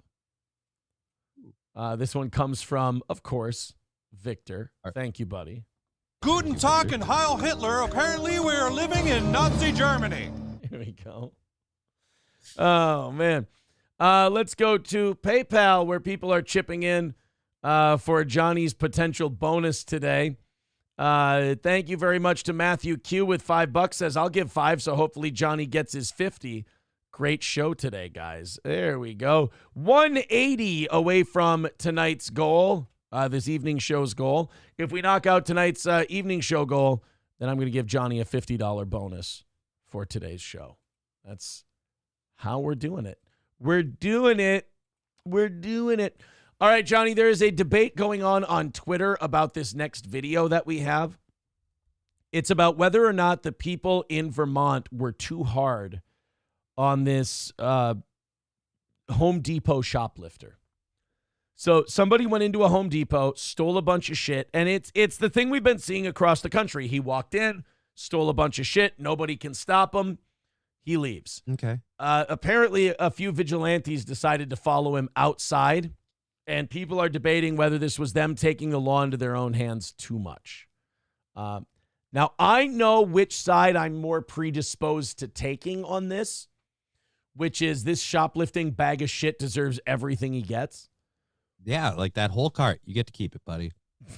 But look, I'm willing to admit when people go too far. So let's see what all the fuss is about. You fucking scumbag. So far, I'm okay. Pretty good. You just walked out with all this shit. Hey, asshole. You're not fucking walking off with that fucking thing. Get the fuck. You're not fucking walking away with it, Dink. First of all, this guy is really being ballsy to the point of being stupid. Which guy? The one filming? The guy filming and confronting him. Because there's some crazy asshole stealing a bunch of shit from a Home Depot, and you've got a phone in one of your hand. You aren't ready if shit goes down. Yeah, I ain't filming this because that's going to be played at the court hearing later. Yeah. Like, no. I ain't filming this. But I'm so far I'm on this guy's side, and let me just say, if he has his face covered, that's another thing I can't stand. If you're going to be, I don't give a, well, all right, show us who you are then. Right. You know, I agree. I don't like the I don't like the fact that they'll do all the face covering stuff. And I really, really don't like just how brazen everyone, I'll just take stuff and walk out with it. Everyone gets to do it. Like we need to beat a few of these people and it'll curb the rest. You're right. Well, you're right. Whoa! Okay. See, now I'm with you now. This is where you don't film it. Yeah. Because no matter what that guy did wrong, he didn't do it to you. So you can't throw him to the ground like that. Like But legally, you should. Yes. Legally, my problem with this guy is that he's filming himself doing this. Because he just lost whatever high ground he had. Now, if you want to do this in private, you want to beat the fuck out of a shoplifter, I ain't your pappy.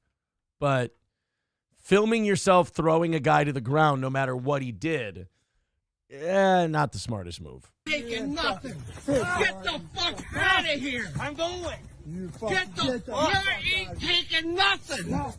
Drop it, you fucking piece of shit. You fucking thief. The rest of us pay the shit that we pay because of you fucking scumbag. Oh, shit. Oh, it's a gang now. It's a mob beating.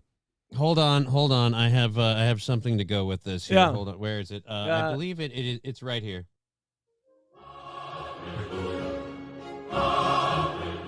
I wonder. Oh, you have the whole thing. I wonder how long it's going to take before this is nationwide, before people really just have no more fucking patience for this stuff. Yeah, and I guarantee you, this is so upsetting. Yeah, but watch this happen for a couple of months, and all of a sudden the shoplifting thing kind of goes down a lot because a lot of people aren't going to get their ass beat for a bunch of tools. Right. If there becomes a TikTok trend of beat the living dog shit out of shoplifters, you're going to see a lot less shoplifting pretty soon. I wish TikTok would have that as a trend instead of cutting your kids' dicks off, because then maybe TikTok could be seen as productive. That would be nice. Come,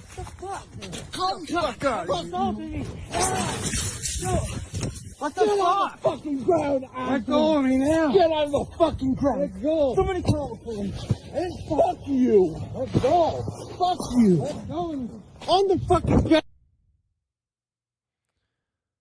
So that's the end of that. Again, if I could critique it, 1, his form was a little weak, but 2, don't film it. Yeah. Let's do all of those. Let's do all of those beatings in private, if we could.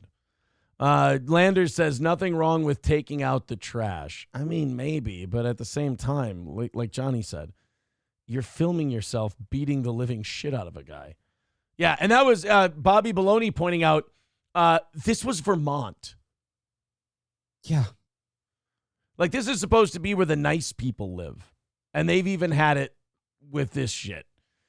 People steal and make shit cost more for everyone else. What's the problem? No, look, I don't have a problem with people, like, fucking up shoplifters. I endorse it. I don't have a problem with them being like, hey, asshole, that's not cool, whatever. Like I said, the filming it part was a little... The part that I loved, though, was just when all of a sudden the one shoplifter is dealing with all of the customers. Because, again... The store owner, the store manager can't do anything. The employees can't do anything. They'll lose their job. They're told to just bend over and let them walk out with it. But, I mean, if all of the customers just kind of stood there and went, nah, it changes the dynamic a little. Yeah, I think with something like this, I just don't want to see it because I don't want to see the people fucking the guy up get in trouble. That's all. Right. That's all. I don't want to see the guy, doing all that. Like, we need to take the Dracula approach. Don't show them what happens. Just let them see the impaled bodies on the spikes outside the door. Sure, there you go. Then they'll just kind of get the hint, you know? Hobo Chili says, what did I miss? Has Aaron's jersey got tighter? I hate waking up at like 2:17 and feeling really good about myself. And then Hobo comes in and just says, oh, you look like tits today, fag. Yeah, you're going to go weigh yourself after the show's over. I am. I've had 2 glasses of orange juice. I'm going to be like, oh, man, I got fat. Hobo's right. I'll go to the gym tomorrow, buddy. I haven't been able to go to the gym for a couple weeks because of this. Oh, no, since last Thursday. So about a week and a half, almost 2 weeks. I haven't been able to go to the gym. Shit. Okay, before we get to this next story, which has to do with a Democrat in Kentucky with a solution for pedophilia, Johnny. Oh, I know what we're talking about. Oh, you do? Well, then you know what the idea for pedophilia is. I will tell you this. It's an idea, and people say that... You said Louisiana? Kentucky. All right, so yeah, no. I have a different one. Never mind. A Kentucky Democrat has an idea on how to solve pedophiles and their pedophilic thoughts. And, a lot of people will say things like, well, an idea is better than no idea. I want you to check back with me after we're done with this story in just a little bit. In the meantime, Stoney's Bar in downtown Rockville, Minnesota. Our pals at Stoney's with a great, great bar. Lot of fun. I mean, we're talking about your beers, wine, liquor, all that stuff. But then play some pool with your friends, play some darts, watch the games. Baseball's starting up pretty quickly here. Live music every single weekend. And as the weather warms up, Stoney's patio out there, Stoney's Garage is going to open up very, very soon. And the bike runs will be starting up. That's Stoney's Bar in downtown Rockville, the best dive bar in central Minnesota, and the best place to party. That is Stoney's Bar in downtown Rockville. All Care Towing, 320-253-5203 for All Care Towing of St. Cloud. Of course, if you go in the ditch, nobody better than our friends at All Care with their trucks and wreckers for any kind of vehicle, from motorcycles to heavy-duty equipment. They can handle it all, and nobody's faster than All Care Towing. Midland Armory in downtown Foley, Minnesota. Go to midlandarmory.com, and Midland Armory has the best selection of firearms and firearms accessories waiting to be sent right to your door. Use the promo code SteelToe at midlandarmory.com, or when you go in to buy something at Midland Armory in downtown Foley, and you can get yourself great savings. Smith & Wesson also has rebates going on right now. You can find out more at midlandarmory.com. So when your wife says, oh, you paid too much for that gun, didn't she? You say, no, I got a steel toe discount and a rebate. We're good, honey. That's Midland Armory in downtown Foley, Minnesota. midlandarmory.com. Lyle Budd, our new VIP, Lyle Budd, says, cheap some bitches, take a stand. I guess Lyle, who single-handedly knocked out our goal today, is telling the rest of you to knock out the evening show goal already. 180 away. If we do knock out the evening show tonight, we are going to give Johnny a $50 bonus. And I would say Lyle's earned the right to his opinion. Yeah, Lyle really gets to say whatever the fuck he wants today, as it were. Streamlabs. Lyle, Aaron just gave you an N-word pass. Yes. Streamlabs, PayPal, Venmo, Super Chats, all that stuff. The links are right there in the chat. Thank you, Lyle. Okay, so this Kentucky Democrat Senator, Karen Berg, is, sometimes people have ideas and they just kind of say them right on the spot, and politicians aren't immune to this. They have an idea, they blurt it out, and hopefully minutes after they blurt it out, or hopefully seconds after they blurt it out, they go, oh, you know what? That was probably retarded. That one wasn't ready for air. Yeah. As a matter of fact, I think this might be the dumbest fucking thing I've ever said. Hopefully, this senator had that thought after she said what she's about to say. Now, before I play this, Johnny, what was your Louisiana story? No, my Missouri one is Missouri. It's a bill that makes it's a bill about teachers and how they could be considered sex offenders. Oh, for having sex with the students? No, for accepting if the kids use trans pronouns. Wait. A Missouri bill that is being proposed would make teachers sex offenders if they accept trans kids' pronouns. So if they use the kids' preferred pronouns, they'd be sex offenders? Yeah. While that doesn't make sense to me, I don't think it'll pass, but while it doesn't make any sense, the end game of it I like. It's the quintessential pendulum shift thing. Yeah. So now we've got the other people be like, they have to have any books at any point in time, and then this other person's like, if you use their pronouns, you're officially on the list. You're a pervert. Yeah. Yeah. I kind of like it. It's like, hey, you want to keep pushing? All right, we'll push back. And hopefully, like if we get pushing and pushing back, hopefully it all gets so ridiculous that people go, oh, why don't we just go back to leaving each other alone? That would be good. But oh boy, I have to. Coltrane just dropped a thing in the YouTube chat, and that means I have to go look up. I'm sure, God, what's her name? The MSNBC chick is going to lose her shit about that because she's very. Oh, $5 from Coltrane says SCOTUS just dropped a 9-0 decision that Trump can't be removed from ballots. Colorado lost unanimously. Yeah, Right. I mean, it even was their wrong. liberal justices were like, Right. no, this is not how this works. That's nice because that was bullshit from the beginning. And I kind of thought that would be thrown out no matter what. But, dude, 9-0 is awesome.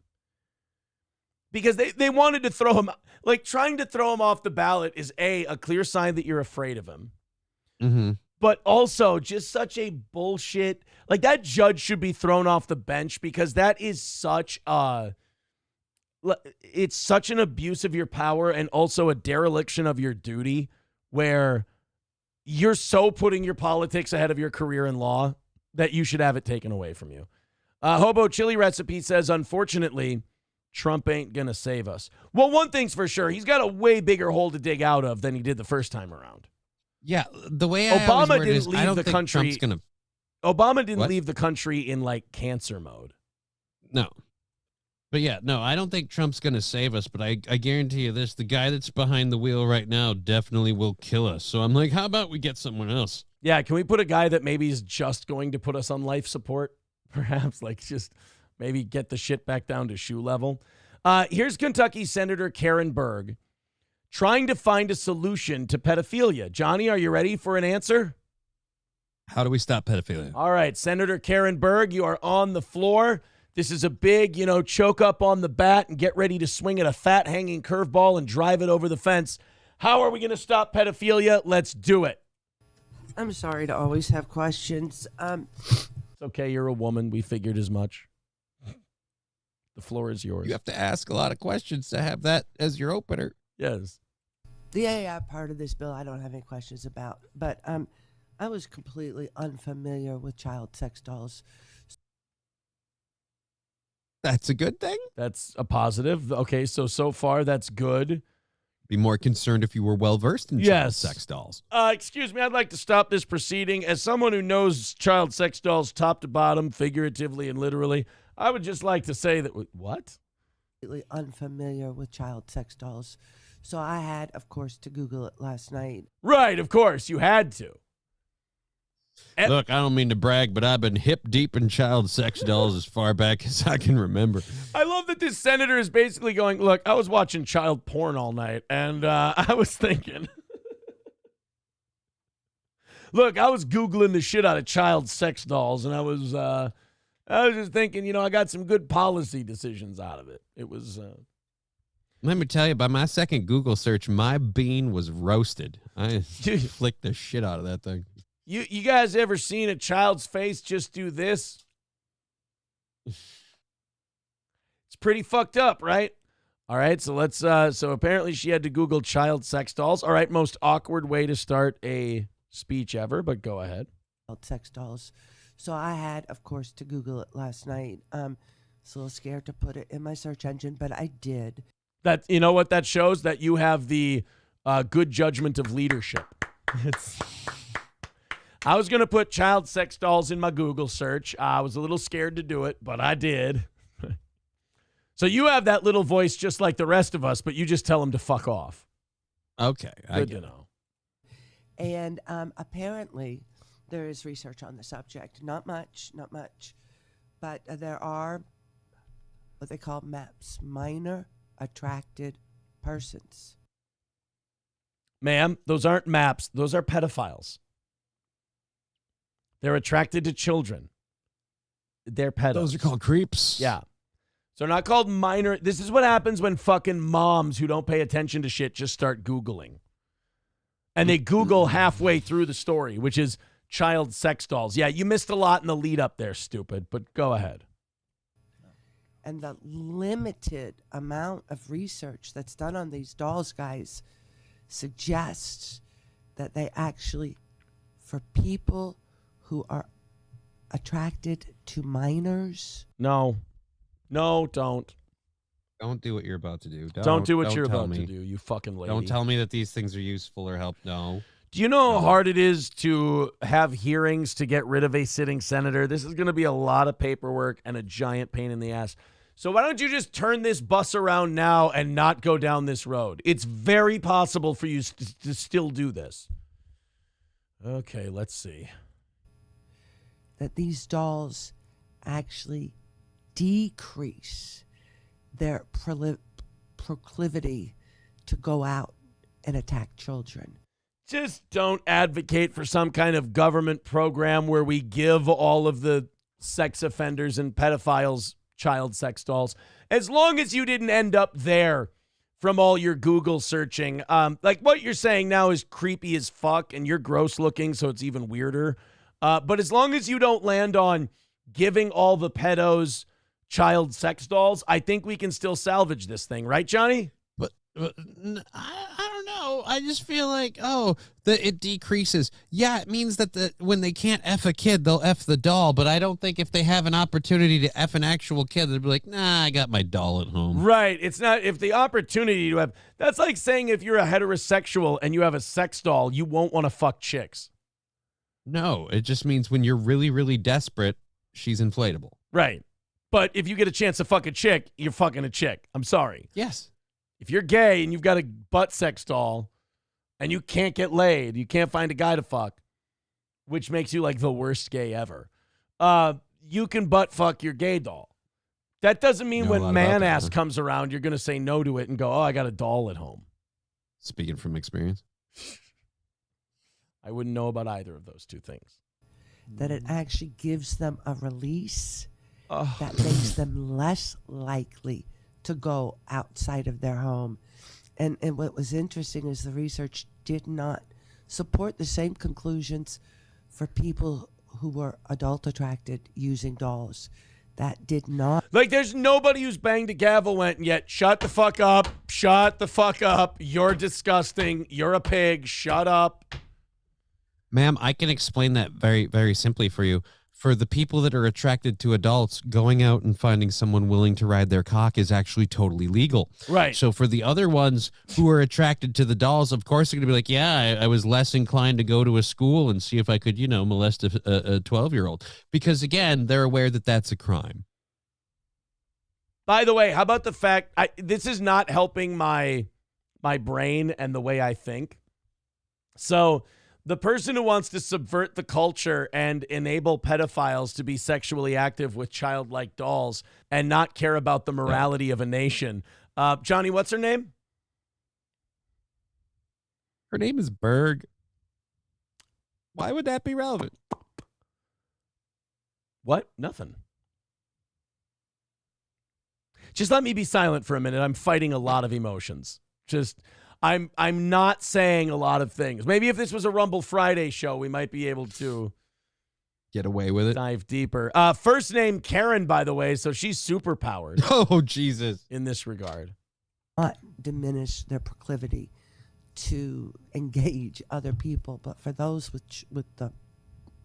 So I'm just a little concerned that, and like I say, the research is not very good. It is not comprehensive.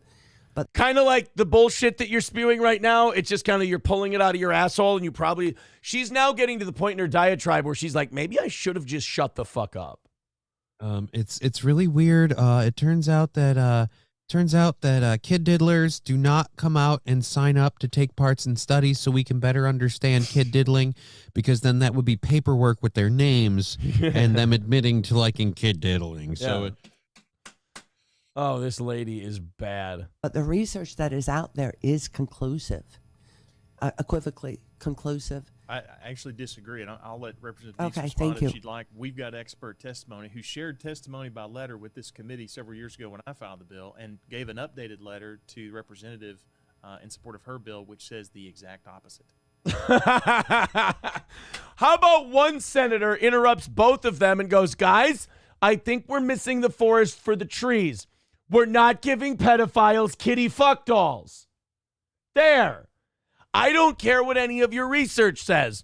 I don't care if your research says if we give pedos kitty fuck dolls that we're going to run a $40 billion surplus next year. We're not giving pedos kitty fuck dolls.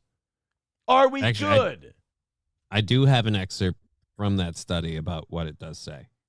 Okay, go ahead. Show me child pornography. Oh, why would there be a Family Feud part in the... I have no idea. I don't understand it. My position on the matter, Senator Berg? Guten Tag and Heil Hitler. Apparently we are living in Nazi Germany. There we go. There, you'll have my answer in the morrow. Oh my God. They're saying that this Karen Berg. Wait, is this the same, or is this a different clip, or is this the same clip? Explain my Nova. Oh, this is more her? Oh, Jesus. Oh, this is from 2 years ago, so we're getting to know Senator Karen Berg from, where was this, Nebraska? I thought it was Kentucky. Kentucky, thank you. It's Kentucky. Yes, ma'am. You know, I'm a diagnostic radiologist, and diagnostic radiologists historically and in many places in this state still do all of the first trimester OB ultrasound. So I am extraordinarily personally familiar with the development of a fetus in the womb. And for you to sit here and say that at 15 weeks, a fetus has a functional heart, a 4-chamber heart that can survive on its own is fallacious. Wait a minute. I believe what they said was at 15, what people usually say is at 15 weeks. When does a baby have a heartbeat? Here we go. Let's take a look. 5 or 6 weeks of pregnancy. I don't think anybody says a fetus can survive outside the body at 15 weeks, you dumb face. What they're saying is it's got a heartbeat. It's got a heartbeat, yeah. And it's a... And I'm going to be honest, unless we're talking about the health of the mother, 15 weeks. How do you go 15 weeks without noticing something? Because for those of you who don't do math, 15 weeks is a little more than 3 months. That's almost 4 periods. 15 weeks. Yeah. So if you've missed 3 in a row and you haven't gotten your shit together and wiped that thing out, I don't know. What are you waiting for? That is not true. There is no viability. You know, I look around at my colleagues. You know, it is totally okay. You know, these people wouldn't want you to pull a fucking carrot out of the ground before it was fully grown because it would be a waste of food. But they will fight till the end of the earth to fucking gank a fetus. I mean, these people will go, look, we want to pull this fucking human out root and stem. Let's fucking do her. And we're like, guys, you know, if we let this thing ride out a little bit, it's going to be a fully viable human. Like, even now, it's a life. It has a heartbeat. And they're like, no, you knock it off. Quit making me. You know what? Here's what pro-abortion people really want to say. Quit making me feel guilty about ganking a human life. I was like, well. Yeah, I don't feel guilty about it. Yeah, have the fucking, what is it? Have the courage of your convictions to stand up and go, like Patrice O'Neal said, kill your baby, bitch. I don't care.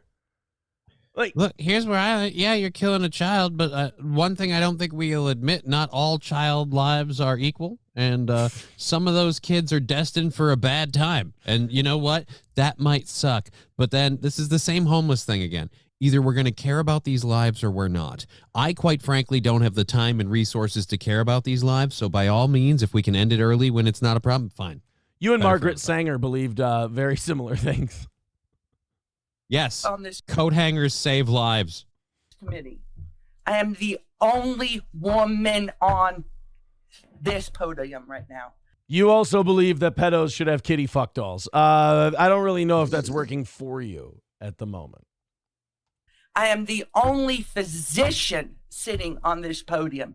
This bill is a medical sham. First off, ma'am, I need you to calm down. You're getting a little cunty. Second of all, you may be a physician. That's true. You may be the only woman, but everyone else on the podium is a white male. So you're kind of canceled out there. And I'd like to ask you a medical question. As the medical professional, you might understand this. It seems like you're on your menses. Is there a little bit of a hormonal imbalance happening here? Well, I know somebody who doesn't need an abortion because they clearly haven't missed a period. That would be a Senate debate I'd watch. All right. I think I don't want to say she got her vaccine, but she is passing blood clots out of her vagina. So it does not follow medicine. It does not even purport to listen to medicine. And for each and every one of my colleagues to be so willing to cast an I vote. Usually you just vote with your finger. You push a button. You don't have to use your eyes, but I don't cast an I vote. I cast an I vote. When what you are doing is putting your finger... Whoa, careful. Are we going to get back to the pedo talk again? Where are we putting our finger? Putting your finger, putting your knee, putting a gun. Which one? Am I putting my finger, a knee, or a gun? It's time to shoot a baby in the head, and I need to know what I'm using. How do I abort this baby if I don't know if I'm using a knee, a finger, or a gun? So wait a minute. So it's baby killing time, bitch. I need a weapon. Am I doing it in the billiard room? Am I doing it in the study? Am I using a candelabra or a rope? Can't use a rope. Is she pro-abortion or anti-abortion? I'm trying to figure this out. Is she saying loves killing babies? So if she's pro-abortion, how is it like you're putting a knee? No, you're the one who wants to kill the baby. That's why is it? Why is it the people are like, how about we let this child have a crack at it since they're this far along? You are murdering, ma'am. You're the one holding the bloody coat hanger, if I may. So that's a fucking great point. The person who's pro-abortion is like, you are putting your finger, you are putting a knee, you are putting a gun, and you are killing a life. And she looks down her notes. She goes, sorry, guys, sorry, my bad. That's me. Wrong team. That was me. I'm the one who's I want to kill the baby. I'm the one murdering the child. That's the one they always do. They're like, no, you're killing women. We're not killing women. We're making them live with their slutty decisions. That's what we're doing. Look, you wanted to take a load deep in your twat to impress the new guy you were fucking. Sorry. There's consequences with that. Hey, I got great news for you. After you have the kid, you don't need to keep it. Like, you can give that up. And by the way, it's probably going to, again, be a horrible life for the kid. But again, who cares? So just give up the kid. If it's not risking your health at all, what's the problem? The women who are dying from this is just like, all right, if it's like an atopic pregnancy or whatever, I'm not like, hey, let that life happen and kill the mom. No. But most of the people you're talking about are, again, someone who's like, oh, he said I love you, and then he came, and I never saw him again. I don't want to raise this kid. Yeah, that's, like I said, then have the kid and give it up then. I mean, honestly, like, or in my opinion, like, fucking kill your baby. Whatever, I don't give a shit. But at the same time, I just love the excuses these people go through to not say things like killing a baby. Like, you don't get to be pro-life, or I'm sorry, you don't get to be pro-choice and have a conscience. You have to give that up to be pro-choice. You have to say, yeah, I think she should be allowed to kill your baby. But here's the problem. These women, or these people, I'm sorry, they use this language where they're like, I believe in a mother's right to choose. Okay, to choose what? Like, honestly, the people who are pro-choice remind me a lot of the people who are like pro-South in the Civil War, where they want to say the war wasn't about slavery. They're like, I'm not for abortion. I'm just supporting a woman's right to choose. Okay, a woman's right to choose what? Well, I'm not pro killing a baby. I'm just supporting a woman's right to choose. Okay, a woman's right to choose to do what? Yeah, but the people who are pro-life aren't really pro-life either. They're like, look, I'm pro-life until that life's out of you, then I don't give a shit. Then it's not my problem, not my problem. But it's not but in fairness, it's not their problem. They're not wrong. It's not their fucking problem. Yes, but if you're pro-life, but you have no care about what happens to that life after it's born, what life it goes through, all of that stuff, then you're not really pro-life. You don't like the idea of killing kids, and I get it. But isn't that and you know me, like, my position is I don't give a shit, but like, isn't that enough? No. No? Not in Not in a day and age where people literally will have kids in perpetuity to use social structures to help prop them up and things like that. Yeah. You have too many people that will use having kids as a way to suckle on the teat. You have to eventually reach a point where, no, you're not qualified to be parents. And so here's my stance on it. If you have kids and you go, hey, I need the government to give me food stamps and support for my child. Your child. Right. Dr. So here's Chow. the rule, though. That support ends immediately if you have another child, because as you've proven, the one you have, you can't take care of. And so you cannot have more because that is more that you can't take care of. That is being truly pro-life, saying, look, this person can't have more kids because those lives aren't. I think what we're finding out about today's show. But it's also fascist. I think what you and I are finding out about today's show is you and I are not nearly as as pro-freedom as we thought we were. Oh, no, we're just if I get to be in charge, I'm super fascist. Right, yeah. The world's a mess and I need to rule it. What I need freedom for the responsible, productive people, so I need to make sure that they're the only ones around. Right. And that's why technically my Nazi plan is very pro-Jew. Look, I'm saying I'm so pro-life that when I find out that one meth junkie knocked up another meth junkie, I'm like, no, that meth baby ain't coming into the world because I give a shit about that life, and I'm not letting that happen. But also, we need to find a way to limit the ability of the two meth parents to exist. Right. Yeah. We need to go further. Honestly, I feel like if How about we can this? get two late-term abortions and one early one in, we'll call the whole thing again. There we go. Yeah. So I'm sorry. Let's go back to this woman. We just wanted to point out the hilarity of her line. You're putting a finger, a knee, a gun. It's like, well, no, you're killing babies, bitch. You're the one murdering the baby. Yeah. Putting your finger, putting your knee, putting a gun to women's heads. You are killing women. And you are murdering babies. Hold on. Carry the two.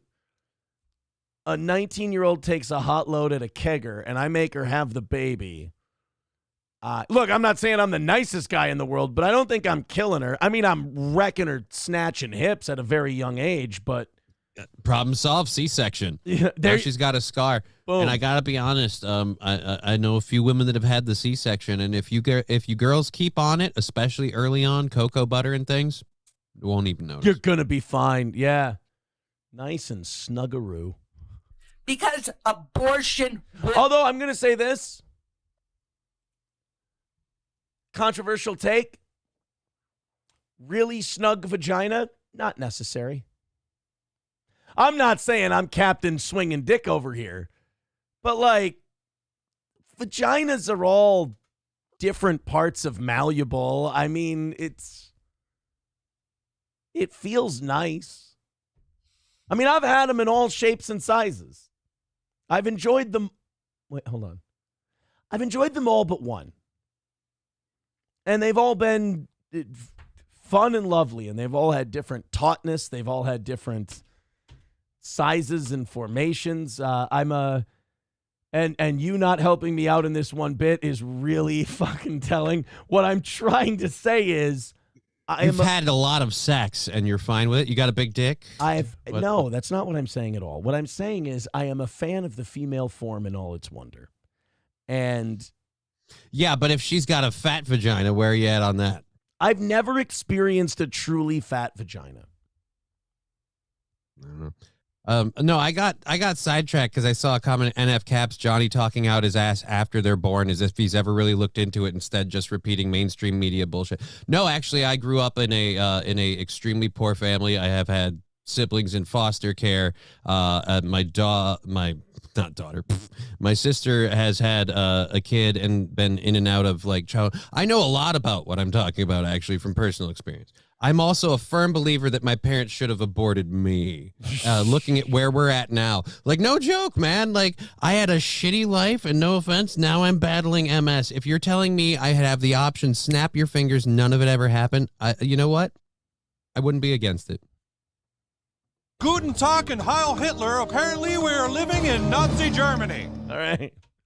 No, NF Caps, you've got him confused. I'm the guy on the show who doesn't know what the fuck he's talking about. And when you say shit like that, I don't care. I just keep running my mouth. That's the beauty of being me. All right, let's continue with Senator Berg. She says that these people trying to ban abortion are killing women. Okay. Because abortion will continue. Women will continue to have efficacy over. I love this. She's like, if you don't let women get abortions, guess what? They will do back alley ones and die. And they're like, yeah, I guess they're really committed to killing babies. Like, that's really, I really genuinely applaud their commitment to this course of action. Look, I get it that they're going to do something that might hurt themselves, but they chose to do that. I don't. Right. These are all choices. I'm not. Look, you jumped down the stairs. I'm not going to feel bad for you when you break your leg and or neck. Like, look, all right. Well, and let's kid's gone though. Let's talk about something. Since Roe v. Wade was overturned, is there really any state where you can't drive a couple hours and get an abortion? Like, even if you're in a state where it's illegal, you can usually find one where it's super legal. Yeah, it's like you really want to kill your baby, but if you have to take a 4.5 hour drive to do it, oh my God, my rights. It's like, really? Come on. You're killing a baby. Make the hike.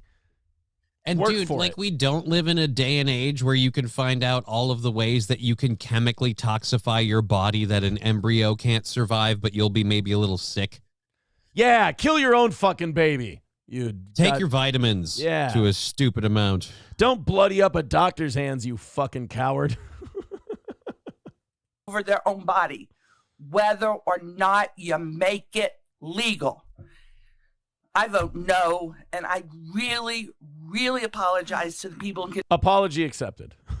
You're not apologizing to me. Thought you were apologizing for that diatribe.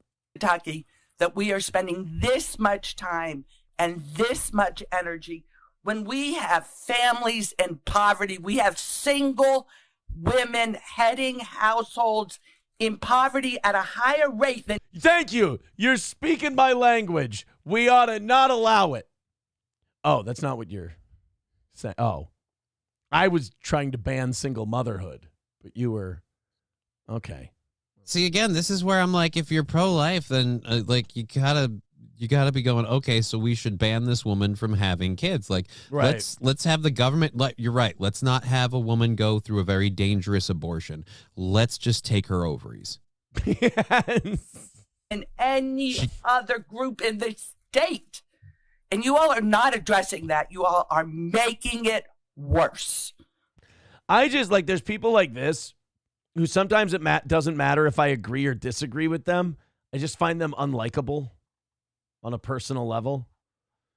Like, I'm just like, yeah, you just suck. Like, you're just kind of shit. No offense. It doesn't help that you literally go to the extent of, you are pointing a gun, you are putting a knee, a finger, I guess. No. They took way more than a finger to get a there, knee, sweetie. a finger, a gun. Yeah, to the heads of these women. Yes, and you're pointing a coat hanger to the heads of these babies. I mean, I feel like we're on the same side here. Yeah. Mutual ground. Hitler Diff gifting a membership. Thank you very much, Hitler Diff, for doing that. Appreciate that, you boys and girls. I think we're $180 away from tonight's goal, so we've already wiped out today. Thank you. What was it? Bud Lyle or Lyle Bud? I thought it was Lyle Bud. Lyle Bud. Thank you, buddy, for knocking this out. And Schweitz, of course, got in there. 180 away from tonight's goal. Oh, wait, it says today. I should write tonight.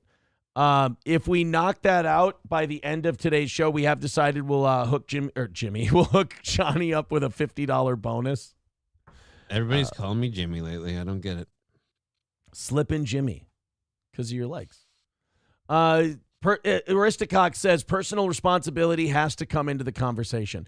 It doesn't. Like, if there's one thing this country has shown in its twilight, it's that personal responsibility really doesn't have to come into the conversation.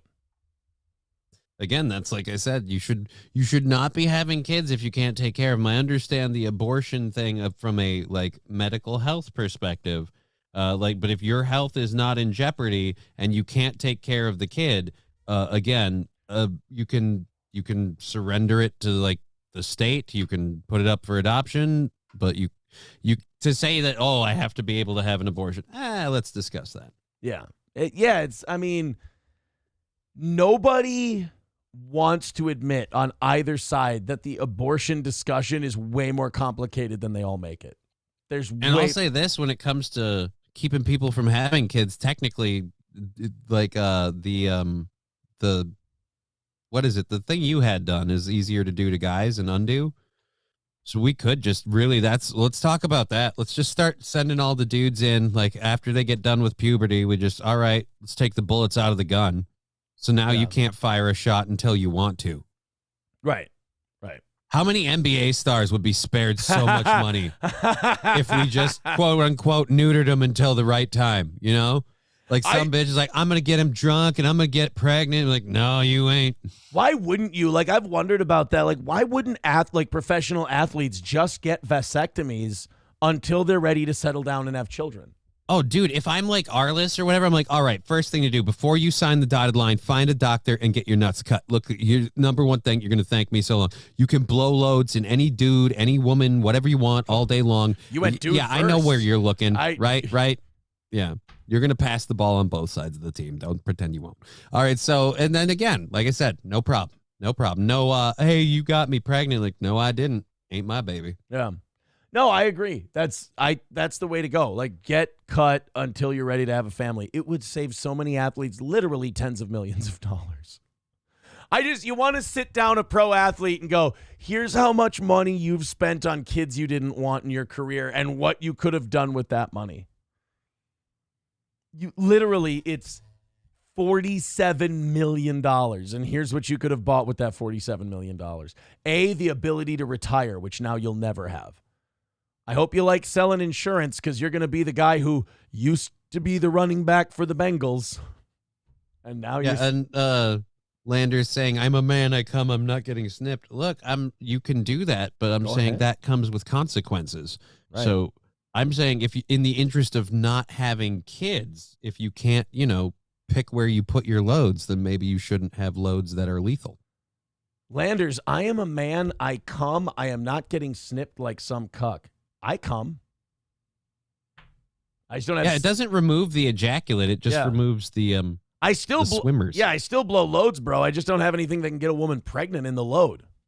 Oh, and here's the sweet thing for the ladies. You still get all of the endorphin buzz and all of the fun stuff that you get from absorbing a dude's load. Yeah. Except the kid part. No baby. Right. No baby. And Landers, here's the other thing. It's not 1968. Like, you can get the shit reattached at any time. All they do is they take the tube, they cut it in half, they burn the tips, and then and then what they do is they'll cut the burnt part, they'll open the tubes back up, they'll put them back together. Boom. Now you got your seeds again. You're good, Landers. I don't know. That's a weird, like, scared fetish type of deal. When people are like, yeah, I fucking come, and I will say one thing about vasectomies that's kind of sad. This is one kind of bummer about the vasectomy. That? You don't get the range you used to, but that's purely, I think, just like that's a what do you call it? A vanity thing. I mean, you still got some shoot. You just don't have the shoot you used to shoot. What's that spot up there? Oh, it's a cum stain. Ew, you should clean it off. Nah, I'll never hit those heights again. It was the last one I had before it was more of a mid-shot kind of a thing. I went from Steph Curry to more of like Kevin Garnett. I just and all I'm saying is you can have the opinion of, nah, man, I'm a man. I'm shooting baby juice. Like, that's fine. But then have the decency not to just shoot baby juice into women that are not going to raise the children or what. Again, just don't make kids. That's all I'm saying. Put a Jimmy hat on or, give her a necklace or butter her butt cheeks. I don't know what you need to do, but just, again, not in the vagina. Black Pecker Fact Checker says you lose range as you age anyway. Oh, wait, so that might not be my vasectomy thing? It's just natural dribble. It's just natural you don't shoot as much as you get older? Really? I always blamed my range. Vasectomy? My range going back, because, like, I first noticed it years ago when I would be whacking off, and it just wouldn't get as high as it used to. I'd be get like, the tape measure. Get the tape measure. I'm not coming as far as I used to. And this is not right. I thought it was the vasectomy, and now I'm finding out that I might be blaming it on the wrong thing. We're finding out most people have door frames where they notch the children growing. And this is when you were 5, and this is when you were 7. I Aaron's measure on my bedpost torso. has got notches. Yeah, I measure on my bedpost has got torso where the notches. cum line is. He's got tats. It's just I don't mean to brag, but I don't really whack off anymore. I'm kept very busy at home. Very proud. It's disgusting, and nobody fucking needs to know that. I understand. But, just haven't, now I measure on April's. My needs are met. I measure on April's torso instead of my own. It's better. It's, good to have a different test. So now I've actually gained ground. Right. Smaller torso. Looks better. Hipstar Lives says, why are you avoiding me, Aaron? I don't even know who you are. Address the allegations and be upfront with your honesty for once. Your fear for me doesn't have to haunt your life forever. Do the right thing. Answer my calls. Sir, are you in the right place? Did you get lost? Do I need a restraining order? Lyle Budd says, wrong. I'm wanting kids at 67. Well, the way you're throwing the money around, Lyle Budd, you can afford it. Yeah. You do whatever you want to do at that point. I got no complaints. Like I said, if Lyle, you shoot that load wherever you want. Remember, you can have babies. You're not vaccinated. Attaboy. But look, man, I'm like I said, I'm pro-life on it. If you're going to be like Nick Cannon and, you're going to take those 13, 14, 20, at this point, I'll be surprised if he doesn't hit 20 kids to Disneyland every year, then fuck it, go for it. You fucking blow loads in every bitch that walks by. But lots of people are of the I should be able to blow loads. And then they blow a load and then they take off. And I'm like, no, you have to take care of that kid. Our audience is less of a BET audience, Johnny. Somebody says, Aaron in a sad voice, I remember the days when I could lay on my back and hit myself in the face. Damn, those were the days. Producer Robert O. Thompson says, I blame the queso blockage in your urethra on your dribble, Aaron. I didn't say dribble. I just said you don't shoot as much. Douchey Nazi says, I save it in a vial around my neck like Billy Bob and Angelina Jolie used to do with blood. TVA Dan says, why are vasectomies and abortions so cheap, but legit childbirth is so expensive? Well, there's a lot that goes into childbirth and not as much. Like abortion, if you do it early, it's 2 pills and you're done. Like they just give you 2 pills, you do it at home. Vasectomy, you go all the way to completion. That's a full pit crew on that woman for a couple hours at least. Yeah, vasectomy is so easy that you're awake when they do that. It is weird to watch smoke come up from your ball bag, though. That is a little weird. Like when weirdest you can't. Part is like, hey, can you waft that over? I need to smell it. You can't feel anything, but you see smoke rising like there's a fucking powwow happening in your nuts, and you're just like, oh, no. What, is everything okay, Doc? And they're like, yeah, we're good. Hey, nurse, do you have a feather? No, I don't mean anything insult. I just bring it over here. I need to know how I smell when I'm cooked. Oh, that smells like straight balls. That's... Dude, I swear I shaved down there. Did you get a pube? What, did I wash these fuckers in vinegar? What the hell is going on? Douchey Nazi says, Aaron comes spaghetti sauce. No. Tridio says, having a miscarriage with dilation and Straight curettage white is as expensive as giving birth. $8K. I did not know that. Mr. Approachable says, Aaron is just pissed he couldn't launch it far enough to reach his own face anymore. Aaron likes the smell of his cooked noodles. Guys are fucking disgusting. How is it we only have 40 minutes left in this show? What? Shit, I didn't realize it's that. Oh, damn. That's remarkable. This has been a great day. Somebody says Aaron turned his balls full of kids into an oven just like his favorite leader in history did. Aristocox says, I didn't nut in the cup post-vasectomy, so I don't know for sure it took. I like taking chances. It's so cool. Dude, I did that. I did the same thing. You didn't? No, I didn't send it in. You've never tested? Oh, yeah, I've tested. Oh. I've blown it in people, and nobody's gotten pregnant. Look, I've been laying so much dick. If my wife hasn't gotten pregnant by now, then it's got to be fine. Let's see. Since the vasectomy, I've fired that shit in 3 or 4 people. None of them knocked up. 2 of them dead. You're going to get a call from Nikki later. Be like, hey, Aaron, bad news. How do you feel about mud babies? Oh, no. I didn't know that could happen. I didn't either, but, I saw a documentary with Jack Black and Kyle Gass, and it's apparently That's true. That's true. I found something on Amazon the other day. I was actually looking for one of my favorite Tenacious D songs because normal people have those. And I found a bluegrass version of the song, the song Jesus Ranch? I don't know that I do. It's from the old TV show. 2 ladies decided to do a bluegrass version of the Tenacious D song. Oh, shit. I used to have the DVD set of that show. Alec Baldwin has his trial going on now. Oh, really? Yeah, people are live streaming it. The Law and Crime Network is live streaming Alec Baldwin's Rust trial. Fuck, you know what? Maybe I should copy my buddy Nick, and I should try to get big that way. I'm going to cover these trials. He's a lawyer, so it probably made a lot more sense.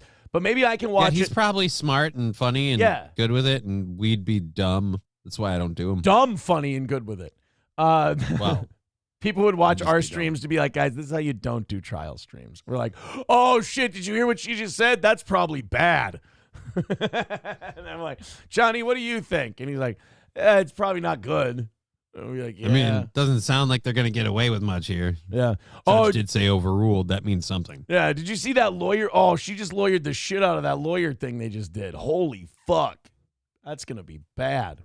Let me pull up Jesus Ranch from Tenacious D, and then I'll play you the 2 ladies who did a fucking a bluegrass cover of the song. Here. 310, Jesus. It was a big day on Jesus. Oh, wait, I know this song. Yeah. Jesus Ranch. He was harvesting a big tomato and it was in the sand. We'll get to a chorus and then we'll play the bluegrass version. I'm taking a walk in the woods and it's nice outside. Smells of shit. Look a gwing, gway, I'll go. I come upon a silver striped mushroom and I and I fly. It was a big day on Jesus Ranch. I fell in love with a baked potato. That's when I started to dance, in France. I'm taking a walk in the woods, fuck yeah! It's nice, very, very nice. Smells of shit. Look a gwing, gway, I'll go. All right, so that's got some energy to it and everything else. So these 2 women, is it? Yeah, here we go. So these 2 women decide, I don't know what their names are. This was done for some bluegrass series on YouTube. And they covered the song and they gave it like an earthy, slowed down bluegrass cover. Do we get to see them on this one or no? No, there's no video to either of these. Oh, the title of the album is Bluegrass Wrecks the Music of Tenacious D. Okay.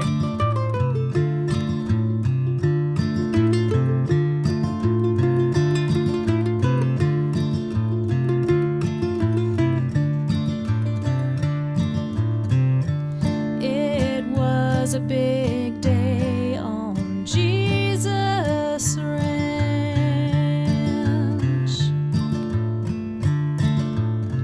He was harvesting a big tomato.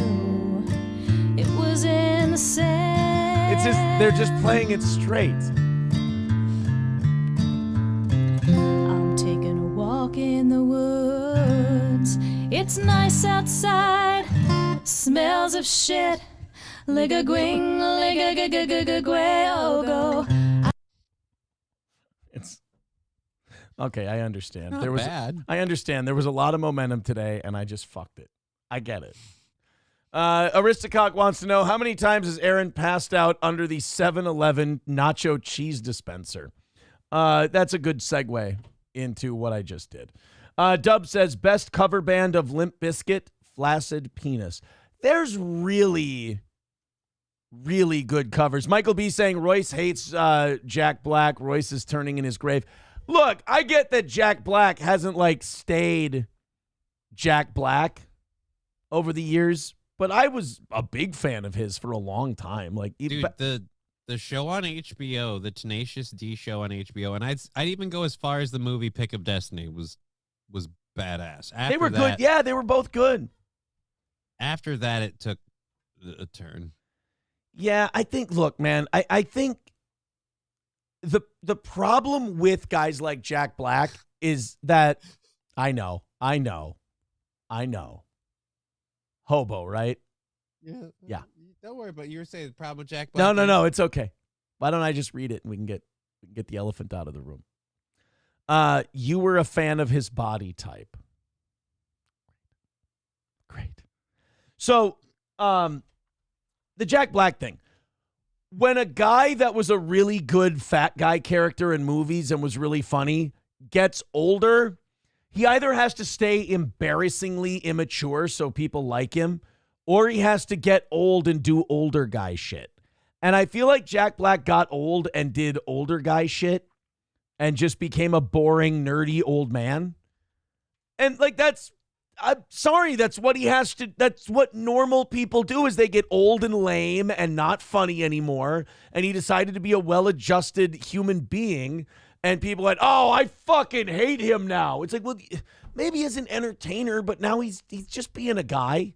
Why? Because he's doing Kung Fu Panda? I mean, I don't know. My biggest problem with Jack Black is when he does the kooky stuff, during COVID things, there was a thing where he was dancing in shorts with a hat and a very unkempt beard, and it was just I don't know. And then he does the Star Wars stuff, and I'm just like, no, this is Right. This is ridiculous. Right, he's a lame dad now. That's what he's supposed to be.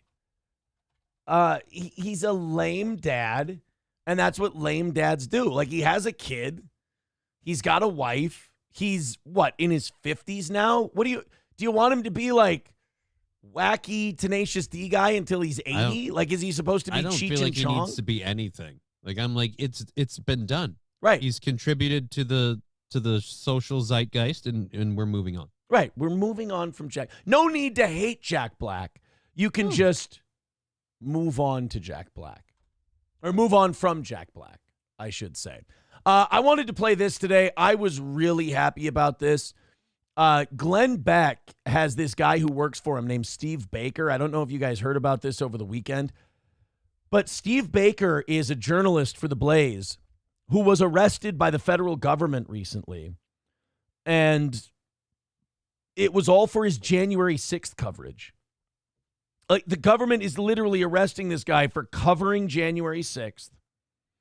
And they want his footage, they want his interviews, they want all this shit. It's a serious attack on the freedom of the press, but he works for a conservative outlet, so I guess it doesn't matter. This is totally government targeting people for their politics. Glenn Beck went on his show and just went 100% full-throated, awesome, great boss, full defense of Steve Baker. And honest to God, I would really like to see everybody support their employees the way that Glenn Beck is supporting this, what's his name, this Steve Baker. I'm curious. You just made it sound like the government is out there aggressively arresting and persecuting their the political opponents. But according to Rachel Maddow and MSNBC and all of them, that's what's going to happen if dictator Trump gets in charge. He'll never vote out of office, and he'll lock up all of the reporters and the news people day one. Oh, well, then you should listen to Rachel Maddow. No, I love how she's worried about that. No. Her. If I say something from my heart And Rachel Maddow says it from the pulpit of NBC News. I need you to trust Rachel Maddow that she would be telling you the truth, okay? I love that the people saying these things don't notice that is literally, whether you like them or not, whether you like Blaze or not, Donald Trump's going to lock up news media people. Yes, because that is not what the Biden administration and the current DOJ. Well, right, but here's what you don't understand. Rachel Maddow doesn't think that throwing people in jail for their political coverage is a bad thing. She just doesn't want Trump to be doing it. Oh. That's okay. what you don't understand, Johnny. Yeah. So she's a No, hypocrite. she likes it. She thinks it's great. She just doesn't want Donald Trump to do it. She wants Joe Biden to do it. That it is sad, though. You're right. It should be like this Steve Baker thing should be something that everybody we should all be super pissed about it. They should all be angry at it. They should all be a full-throated defense of it. Every journalist, every TV network, every journalism website, whatever, should be against what's happening to Steve Baker. But they're going to shut the fuck up because as long as it's quote-unquote their side, and this is the trouble with media taking sides and having big corporations fund them, is that as long as it's not happening to them and it's happening to somebody on, quote, the other side, they're okay with it. When in reality, we all have lived long enough to know that this shit doesn't have an agenda of political viewpoint. It all comes back around because whoever it happened to gets bitter and angry, and they want to do it to the other people who did it to them. So if you all stay on one side of the issue and say this isn't okay, then it will stop happening because the person who had it happen to them will have been defended by journalists, even journalists they disagree with. And then when their side gets to power, they won't take vengeance against that side because that side got their back. Again, I always look at all these rules like how long until it's used against me? Like, oh, well, you know, they need to be checking people's emails or this, that, and the other. Like, I'm not a fan of that, or I'm not a fan of this. Oh, what are you, big government or whatever side? I'm always like, no, I don't like these rules or these things being imposed because how long until they're used against me?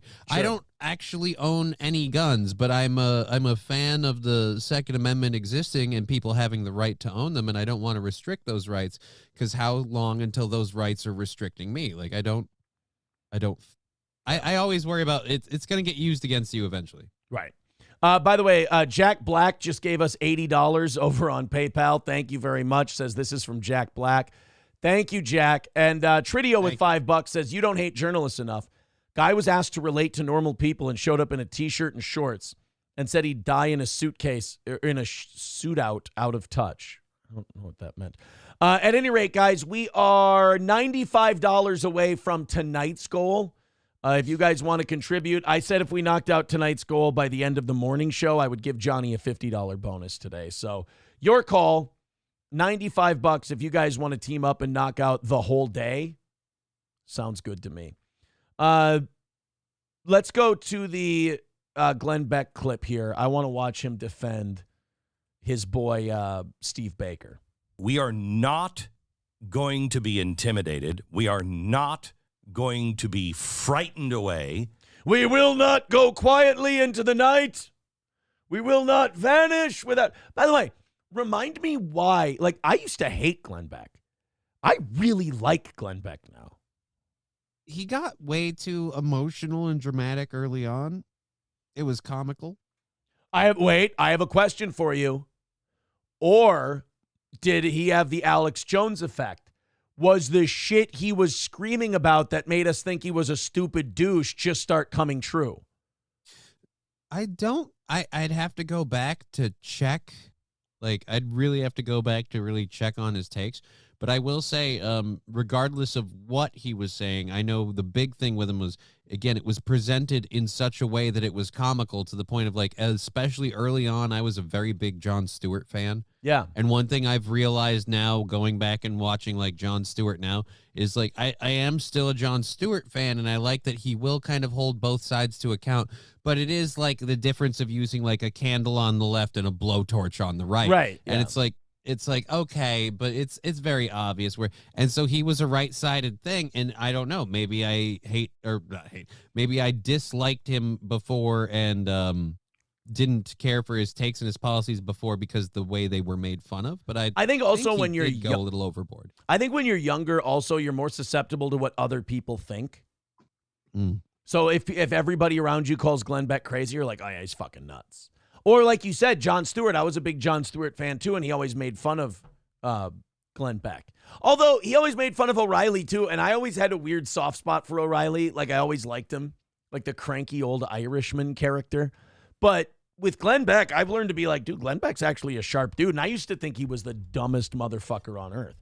But you're right about Jon Stewart. What he did perfectly was he would make fun of right-wing people until you went, okay, this guy's sounding like all he does is make fun of right-wing people. Then he'd throw like and he'll bag on the left a little. Yeah, and you're like, oh, this guy's fucking awesome. This is great. And then back to, wiping out righties, and you're like, yeah, he's fair. I mean, he's not fair in any way, shape, or form, but he's not blind. I think that's what I appreciate about Jon Stewart.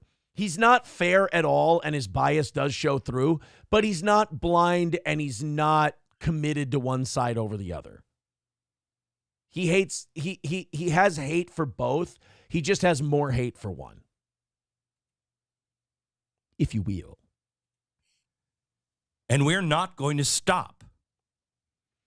But with everything that is going on in the world, Steve Baker, who was arrested today by the FBI. Oh my God, look at that insurrectionist.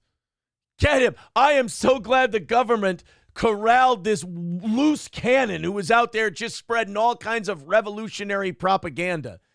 Thank God this white-haired old man was brought to justice. So we have to go lock this guy down, but Ray Epps, again on film, literally leading the whole thing. He's got, what, like a 6-month sweetheart deal? Does he have to wear an ankle monitor? What are we doing for home arrest, house arrest? An island in the Bahamas. What did we give him again? I think he got Epstein Island and 6 months probation. He has to wear a ankle bracelet the first 6 months on Epstein Island, I believe. Yeah, you're right. He literally yelled, "We're going to the Capitol and we have to storm the Capitol." He yelled that. He's literally the guy yelling fire in a crowded theater, and nothing happened to him. And Steve Baker went, well, here we're covering January 6th. And they went, excuse me, sir, you're under arrest 4 years later. And charged with nonsense. I didn't even know that was illegal. You know how many times I could have been hit with counts of nonsense? Oh, my God. We are going to defend him. We are going to make him famous. Mostly because it's a tax write-off for Blaze Media, but you get the idea. Yeah. We're going to make him into the journalist the FBI claims he's not. And we're going to do that by showing you the proof. That's him, right They there. threatened him for 3 years, 4 years, but they didn't do it until he joined us. Oh, so he did. Oh, that's interesting. He didn't work for the Blaze when he was covering January 6th. But then he joined up with the Blaze, and then they charged him for January. That's why it took 4 years. Holy shit, you're right. That is the shit they accused Trump of. They're literally, why I always sit there and say, people are like, oh, you're a Trumper, you defend Trump. No. I literally say, if you hold this administration to the same lens that we're holding Trump to right now, by literally every single metric, this one is way worse. Yeah, I mean, they're grabbing a journalist 4 years after January 6th and saying, we want all your information, we want you investigated, we're going to charge you with crimes, only after he joins up with a right-leaning news organization. And by the way, Johnny, how unfortunate for this poor cocksucker. This poor piece of shit who's walking with his back turned to the camera out of the Capitol, but he turns back just well enough for that security camera to grab a great chunk of his face. You know what's really, really interesting? All of these security cameras were able to get all of the faces of all of these hundreds of people that moved through the Capitol at this one point in time, even with all of the confusion and everything. Still haven't figured out who left that Coke, though. Just weird. Weird. Yeah, how'd that Coke get in that cubby? We didn't see who put it in there. We saw Steve Baker standing in a corner calling in news reports, but we can't figure out who left the Coke in the bag. Okay. We understand the consequences, but you will not intimidate us. If our If it means that we go to jail, so be it. Okay, first of all, do you know how hard Glenn Beck's dick gets when he says that, though? Like, I like Glenn Beck and everything, but, like, he's like, if we go to jail, so be it. Dude, he's lifting the table up in the air 6 inches when he says that. But picture that, though. As wrong as that might be, how awesome would it be for Glenn Beck to just be... right, doing like, his show from prison? Not white collar. I want to see him in federal penitentiary. Glenn Beck wearing a fucking do-rag doing the fucking Blaze show. But he's doing it for the prison gangs. Yeah. There's no broadcast. He's just doing it in the yard. For some reason, black people really dig him. They're just like, yo, I'm a GB fan, homie. So be it. None of us want to go to jail, but I would rather be in jail than kowtow to wannabe dictators. We cannot do what we do without you. I hate to pitch on this. Oh, come on. You're worse than me. Oh, I hate to pitch on this, Glenn, but I know it's going to make bank, so please. Glenn, you're worse than Steel Toe, buddy. Subscribe today and save $20 with promo code Glenn. Oh, come on. There was such a good rant. You're willing to go to jail. Steve Baker's the man. This, that, and the other thing. Oh, you were so close, you hunk of shit. Fuck, I was rooting for you on that one. All right, 18 seconds. Let's see if he somehow brings the nose of the plane up on this one. And he's even got, in the picture, he's looking like a guy who just ripped you off. But we so need you to join us. BlazeTV.com. Bullshit. You don't have to pay Crowder anymore. Look at your current You dropped lineup. that money pretty hard, pretty fast. I imagine you don't pay quite the same amount to Alex. No, I don't think Alex Stein is making Crowder money. /Glenn. Use the promo code Glenn. Join us, please. By the way, is Alex even, he's still working with the Blaze, right? I can't imagine that the Blaze really, are they digging the content Alex is doing? Because he's getting involved in a little bit of like gay internet shit. I don't imagine follow the Blaze. I don't know how deeply, like, is Alex Stein just something they have on their channel and they promote? That's a good point. We'll go to theblaze.com in a second here. We'll see how intertwined with Alex they are. At the Blaze. Oh, that was it. So yeah, there's a little money grab at the end there. Glenn, you sneaky fuck. Glenn, you sneaky little bugger. I didn't realize your nose was that. SH says no Crowder, no Elijah. Oh, yeah, they don't have Elijah Schaefer anymore. Who do they have? I know that they have that, the black guy who does sports. Jason Whitlock, I think is his name. They have him. Ned's Rusty Taint says Alex almost got fired last week. Well, what happened? Did he really almost get fired, or did he gimmick Or almost? was it Alex saying he almost got fired? I mean, I don't know if you know this. Alex does bits. Alex can be a little bit of a morning radio guy, like a morning zoo guy, a little bit. So it's hard to tell. But, I mean, if he got himself in a little bit of trouble, that's kind of fun. I think that's always a good thing if you're getting in a little bit of trouble here and there. Sure. Who has Dave Landau? I thought Landau left Crowder. Landau's on the Blaze. I think. Oh, so Blaze has Landau. Yeah, Blaze has Landau. Quarter Black Jarrett. I thought it was Quarter Black Garrett and Dave Landau are doing a show there. Did you say quarterback or quarter black? Quarter Black. His name. Oh, that is his actual name is Quarter Black? Yeah, not quarterback. Sweet Jesus. I'm like, wow, man, that's where we're at. Bobby Baloney says, the black guy who does sports, that really narrows it down, Aaron. Thank you. Appreciate it. You're right. I fucked that up. Thank you for calling it out. $5 from Red Fox Mad says, does Glenn Beck own the Blaze Credit Union that we have here in Minnesota? No. Actually, I don't think Glenn Beck even owns the Blaze anymore. I think he sold it to... like some media company. Phoenix Media or something like that. Yeah, who owns the Blaze? Glenn Beck is an American conservative radio host. Oh, no, founder and owner of Mercury Radio Arts, the parent company of his television and radio network, The Blaze. Okay. Glenn still owns it. I thought he sold it. I mean, you gotta have pretty decent amounts of money to own the fucking set from that. What is it? Family Matters? No, All in the Family. All in the Family. Fuck, I can't. Glenn Beck wouldn't give a shit about a black sitcom. I don't think. Yeah. Scarface says The Blaze has Eric July if you want AI-generated comic books written by a barely literate. Well, I certainly can't say that. Zach Anderson, it's hard to take The Blaze seriously when they pay an idiot like Eric July. People don't like that Eric July fella. A lot of people do, though. Like I see on Twitter, because I follow him. Like a lot of people think he sucks and he's the shittiest and he's awful and he's black. And then like a lot of other people, like he's always retweeting people who think he's the shit. And apparently he's making a fuck ton of money. So he seems to be. But that's kind of, isn't that nice? It's kind of nice that like everybody can hate him and he can make a bunch of money. That's a win-win. You get to hate. Everybody wins. Yeah, you get to hate. There's another black man off the streets. Jerry Scott says Whitlock isn't afraid to call out black racism. I like that about him. That's kind of all he does is call out black racism.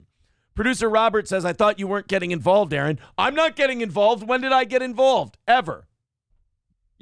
But you are following the guy as kind of involved. I read. I'm a reader. What do you want from me? I got fucking Vito and Masterson saying, you're going to get involved. I don't know anything about this motherfucker. I don't know anything about it. You know he's retweeting. Still want Dick Masterson on the show, though. I'm so lazy. God, he'd come on, too. He really would. But I want to ask him how Danny's doing. How's your brother? Zach Anderson says, just watch Nick's last conversation with Eric and see how retarded he is. We did play a little bit of that. But I didn't really. I don't know. It's comic stuff. Oh, yeah. Wasn't that the one where he wants to be able to shoot people because of a horse thief law? Yeah, we were talking about this at the comedy show. Yeah. Well, and my thing is with the whole Eric July thing, the reason I can't get involved in it is because it's about comic books, and try as I may, I can't help finding comic books remarkably gay, and it's hard for me to get into it. I probably could tap into like a whole new fan base and like grab a bunch of subs if I like dove into the comic book world and started doing commentary and either being a heel or a baby face or whatever, but I so don't give a fuck. Like I cripplingly don't give a fuck. I started to talk about comic books for too long and I started to go, oh, like I have a buzzer, I have a microchip in my arm that goes, you're a fag, you're a fag, you're a fag. I'm like, oh, I got to stop talking about this, guys, or my arm won't stop yelling the gay F word at me. Yeah, but shouldn't that be just going off all the time? No. Specifically about comic books. It doesn't do it for anything else. Specifically about comic books. Yeah. I can only get into comic books for things I care about. I'm not into comic books in general. Like the people that go to the comic book stores, like, oh, look, here's this rare edition of this or that. And it's like, are you really invested in that particular story arc or those characters? No, I just like collecting all the comics. It's like, all right, so then you've got a problem. Yeah. Like I have a couple of Deadpool comics. And they're not individual comics. They're like the condensed, like the whole story arc thing. Because for me, again, it's about the story part. And that's it. That's all I've got. Mr. Approachable says, you're already enough of a sellout. Don't try to get into the comic book racket as well. Tridio says, would you rather watch Eric July or the incest porn produced by Riley and Peach? Who's Peach? Now, is Peach the girl, what's her name, the one who does the movie stuff? I don't know who Peach is. But if we're talking about Fat Riley with the beard, I love that guy. He's fucking great. I endorse Riley 100%. He's hilarious. I hung out with him we hung out with him at the comedy show. Yeah. And Riley was awesome. I love that guy. Oh, Mint Salad. Yeah, that's who I'm thinking of. She's great too. I met her at the comedy show. She's really nice. Her and Riley are both really nice people. Riley was giving me the skinny on all these internet folks. I was learning. That's where I learned that Jesse P.S. is a trust fund baby. Not that it fucking matters, but still. You'd watch Fat, Greasy Riley's incest porn. I don't know anything about this shit, and I am so glad I don't. And if Riley and Mint Salad made a pornographic film together, A, they are not related, and B, that is wonderful. Lovely. Good for them. Good for them. God, everybody knows too much about the sex lives of these people. You should be fucking disgusted by yourselves. Disgusted. I have no idea what's going on. Ned's Rusty Taint says Alex had some bad stuff at a Nikki campaign event. Oh, yeah, that's right. He got banned from covering the Nikki Haley campaign. And I guess the Blaze has some squares on it, so they weren't thrilled about it. What do you do? Mint was on with Kiki not too long ago. Nice boobies. I didn't want to say that as the first thing I said about the woman. She's very nice, and she was very sweet to us. And her and Riley were very cool at our show, so I didn't want to go, nice fucking tits. She's great tits. She's a beautiful girl. It wasn't the first thing I wanted to say about her. Riley's got great tits, too. They're both. What I wanted to say was if I was a boxer, I would bounce those things like Sugar Ray Leonard. I like them both. They're more than welcome to the next show. Tridio says they called it incest porn, then threatened to sue for someone calling. I don't care. Balls Deep says she's a buxom lash. Lass. God damn it. You know what? Can we watch the white guy playing basketball and then we can get out of here? Everybody wants to see Kareem Abdul-Jabbar. I'm seeing everybody asking about it. So Indiana State University has a player named Robbie Avila. And judging by his name, you can guess Robbie is so fucking white. He's just a big, chubby white dude. But he is putting up huge numbers for Indiana State. In fact, last Wednesday night, he scored 35 points, had 8 rebounds, and 5 assists in their last game. His name's Robbie Avila. They're calling him Kareem Abdul-Jabbar. There he is. Oh, dear Lord. Now, do you look at that guy and go, D1 college athlete? No. It looks like, it looks like a weird amalgamation of, I don't know if you'd know the streamer I'm thinking of, so I'll just say kind of like you and Alex Stein mixed together in a pudgier form. It's just, and he has a tattoo? Jesus. Yeah, oh God, he's all tatted up. He's got no definition. I feel you, buddy. Well, here he is playing some basketball, and this is the least flashy but most fundamental basketball I think I've ever seen played. Because when you talk about white guys playing basketball, you always mention good fundamentals. Here we go. Says you want to get into that bench with kicks. Avila taking off again. This time, look at that. The basket to work with. Avila got.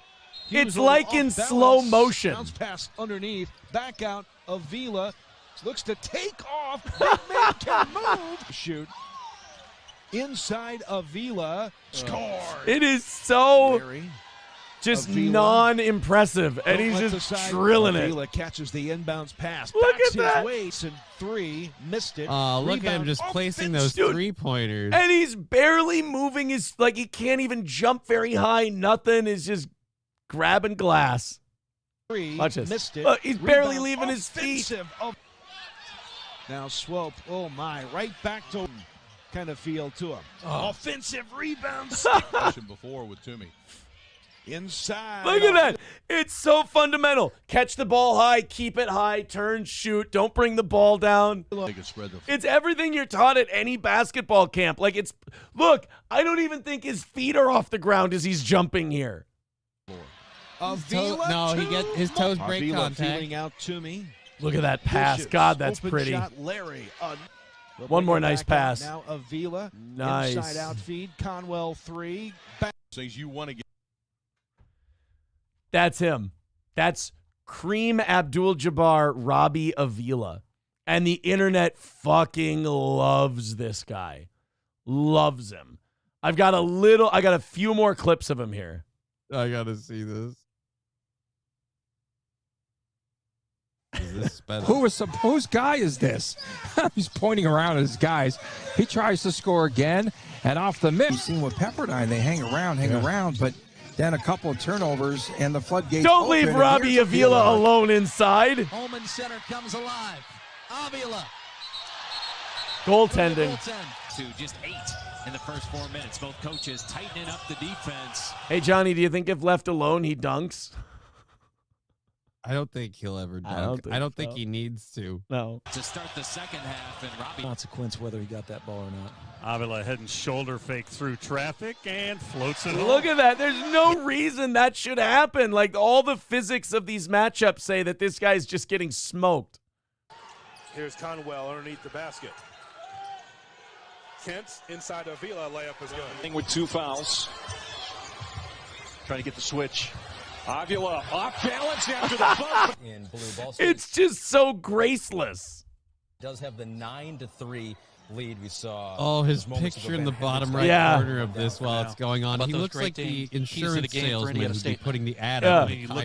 Knock it down, Robbie. Attaboy. Nice screen, Rob. Knock it down. Drop it, Rob. Kareem Abdul-Jabbar. Up by 4. Get it, son. Avila answers. That black guy guarding him is even like, what the that gut-having white boy isn't supposed to knock that shit down. Poison and let that go, but a little quick in the. You don't leave Robbie Avila out from open from out there. Their leading scorer is out. You replace him with a redshirt senior in Bledson, who's played for Josh Schertz for a long time. Here. Give it to Robbie. Give it to Robbie. A long 3. You don't leave him alone like that. We're not going to slow down. He's just how they out play. on the 3-point line the whole time. Nice pass, too. Let's continue to play defense here for UIC. So many threats for Indiana State. Robbie's open. Robbie's open. There it is. The dribble from the baseline side. One-on-one with Applewhite. Avila, step over. God. Try to repeat as Valley regular season champs. Backing in, Avila. There's the basket. He's ovulating. He's ovulating. Avila. Be nicer here. Just backing him down. Matchup with Leons. Avila. Got it. It defies science. Like, it defies the natural order of things. How long till a bunch of white people come out and call his unnatural talent with basketball as cultural appropriation? Right. Stop it. Douchey Nazi calling him the American cream. Aristocock says we had 2 6'9" blacks in high school that only worked on their dunks. You'd be surprised to know they did nothing in college. Well, they went. He looks like a math teacher, someone's saying. I hope he goes pro. Oh, God, he'd get eaten alive. Are we sure he's not wearing whiteface? It's true. We never did consider that, did we? It's a possibility. All right, guys, we're just about done with today's show. Holy shit, did that go quick? Thank you very much. And you left us with like $90 to go for tonight. So thank you for that as well. You basically gave us a day off, and boy, do we appreciate it. April and I will have a great evening show for you tonight. Johnny and I don't think we could have made people's mornings go quicker. I don't think we could have made our morning go quicker. Holy I don't shit. think we got to shit. I am impressed it went by so quickly. We got all the first hour stories done. Beautiful. That's what we got. Johnny's going to be live at 2 p.m. this afternoon on Just Kidding LLC. Balls Deep and Johnny, if you guys could put the links in the chats. Just Kidding LLC on YouTube, Rumble, and Twitch. And, of course, like it, subscribe to it, all that stuff. How close are you to YouTube monetization? What do you need? You have to get 1,000 subscribers or something like that? What are you at? So we're ways off. I'm at 344. Oh, guys, we've got like 10,400 subs on this channel. Fucking throw Johnny a subscription. Click that link in the chat right there, youtube.com/JustKiddingLLC, and subscribe to Johnny's show. Monetize the damn thing. He's also monetized on Twitch and Rumble, so there's that too. Yeah, but, we get by. Yeah. Johnny, thank you very much. You're very welcome. I'll see you tomorrow. To the rest of you, we will see you tonight at 7 p.m. And then, of course, yes, with Johnny, we'll see him at 6 a.m. tomorrow morning. Talk to you guys very soon. Have a great rest of your day.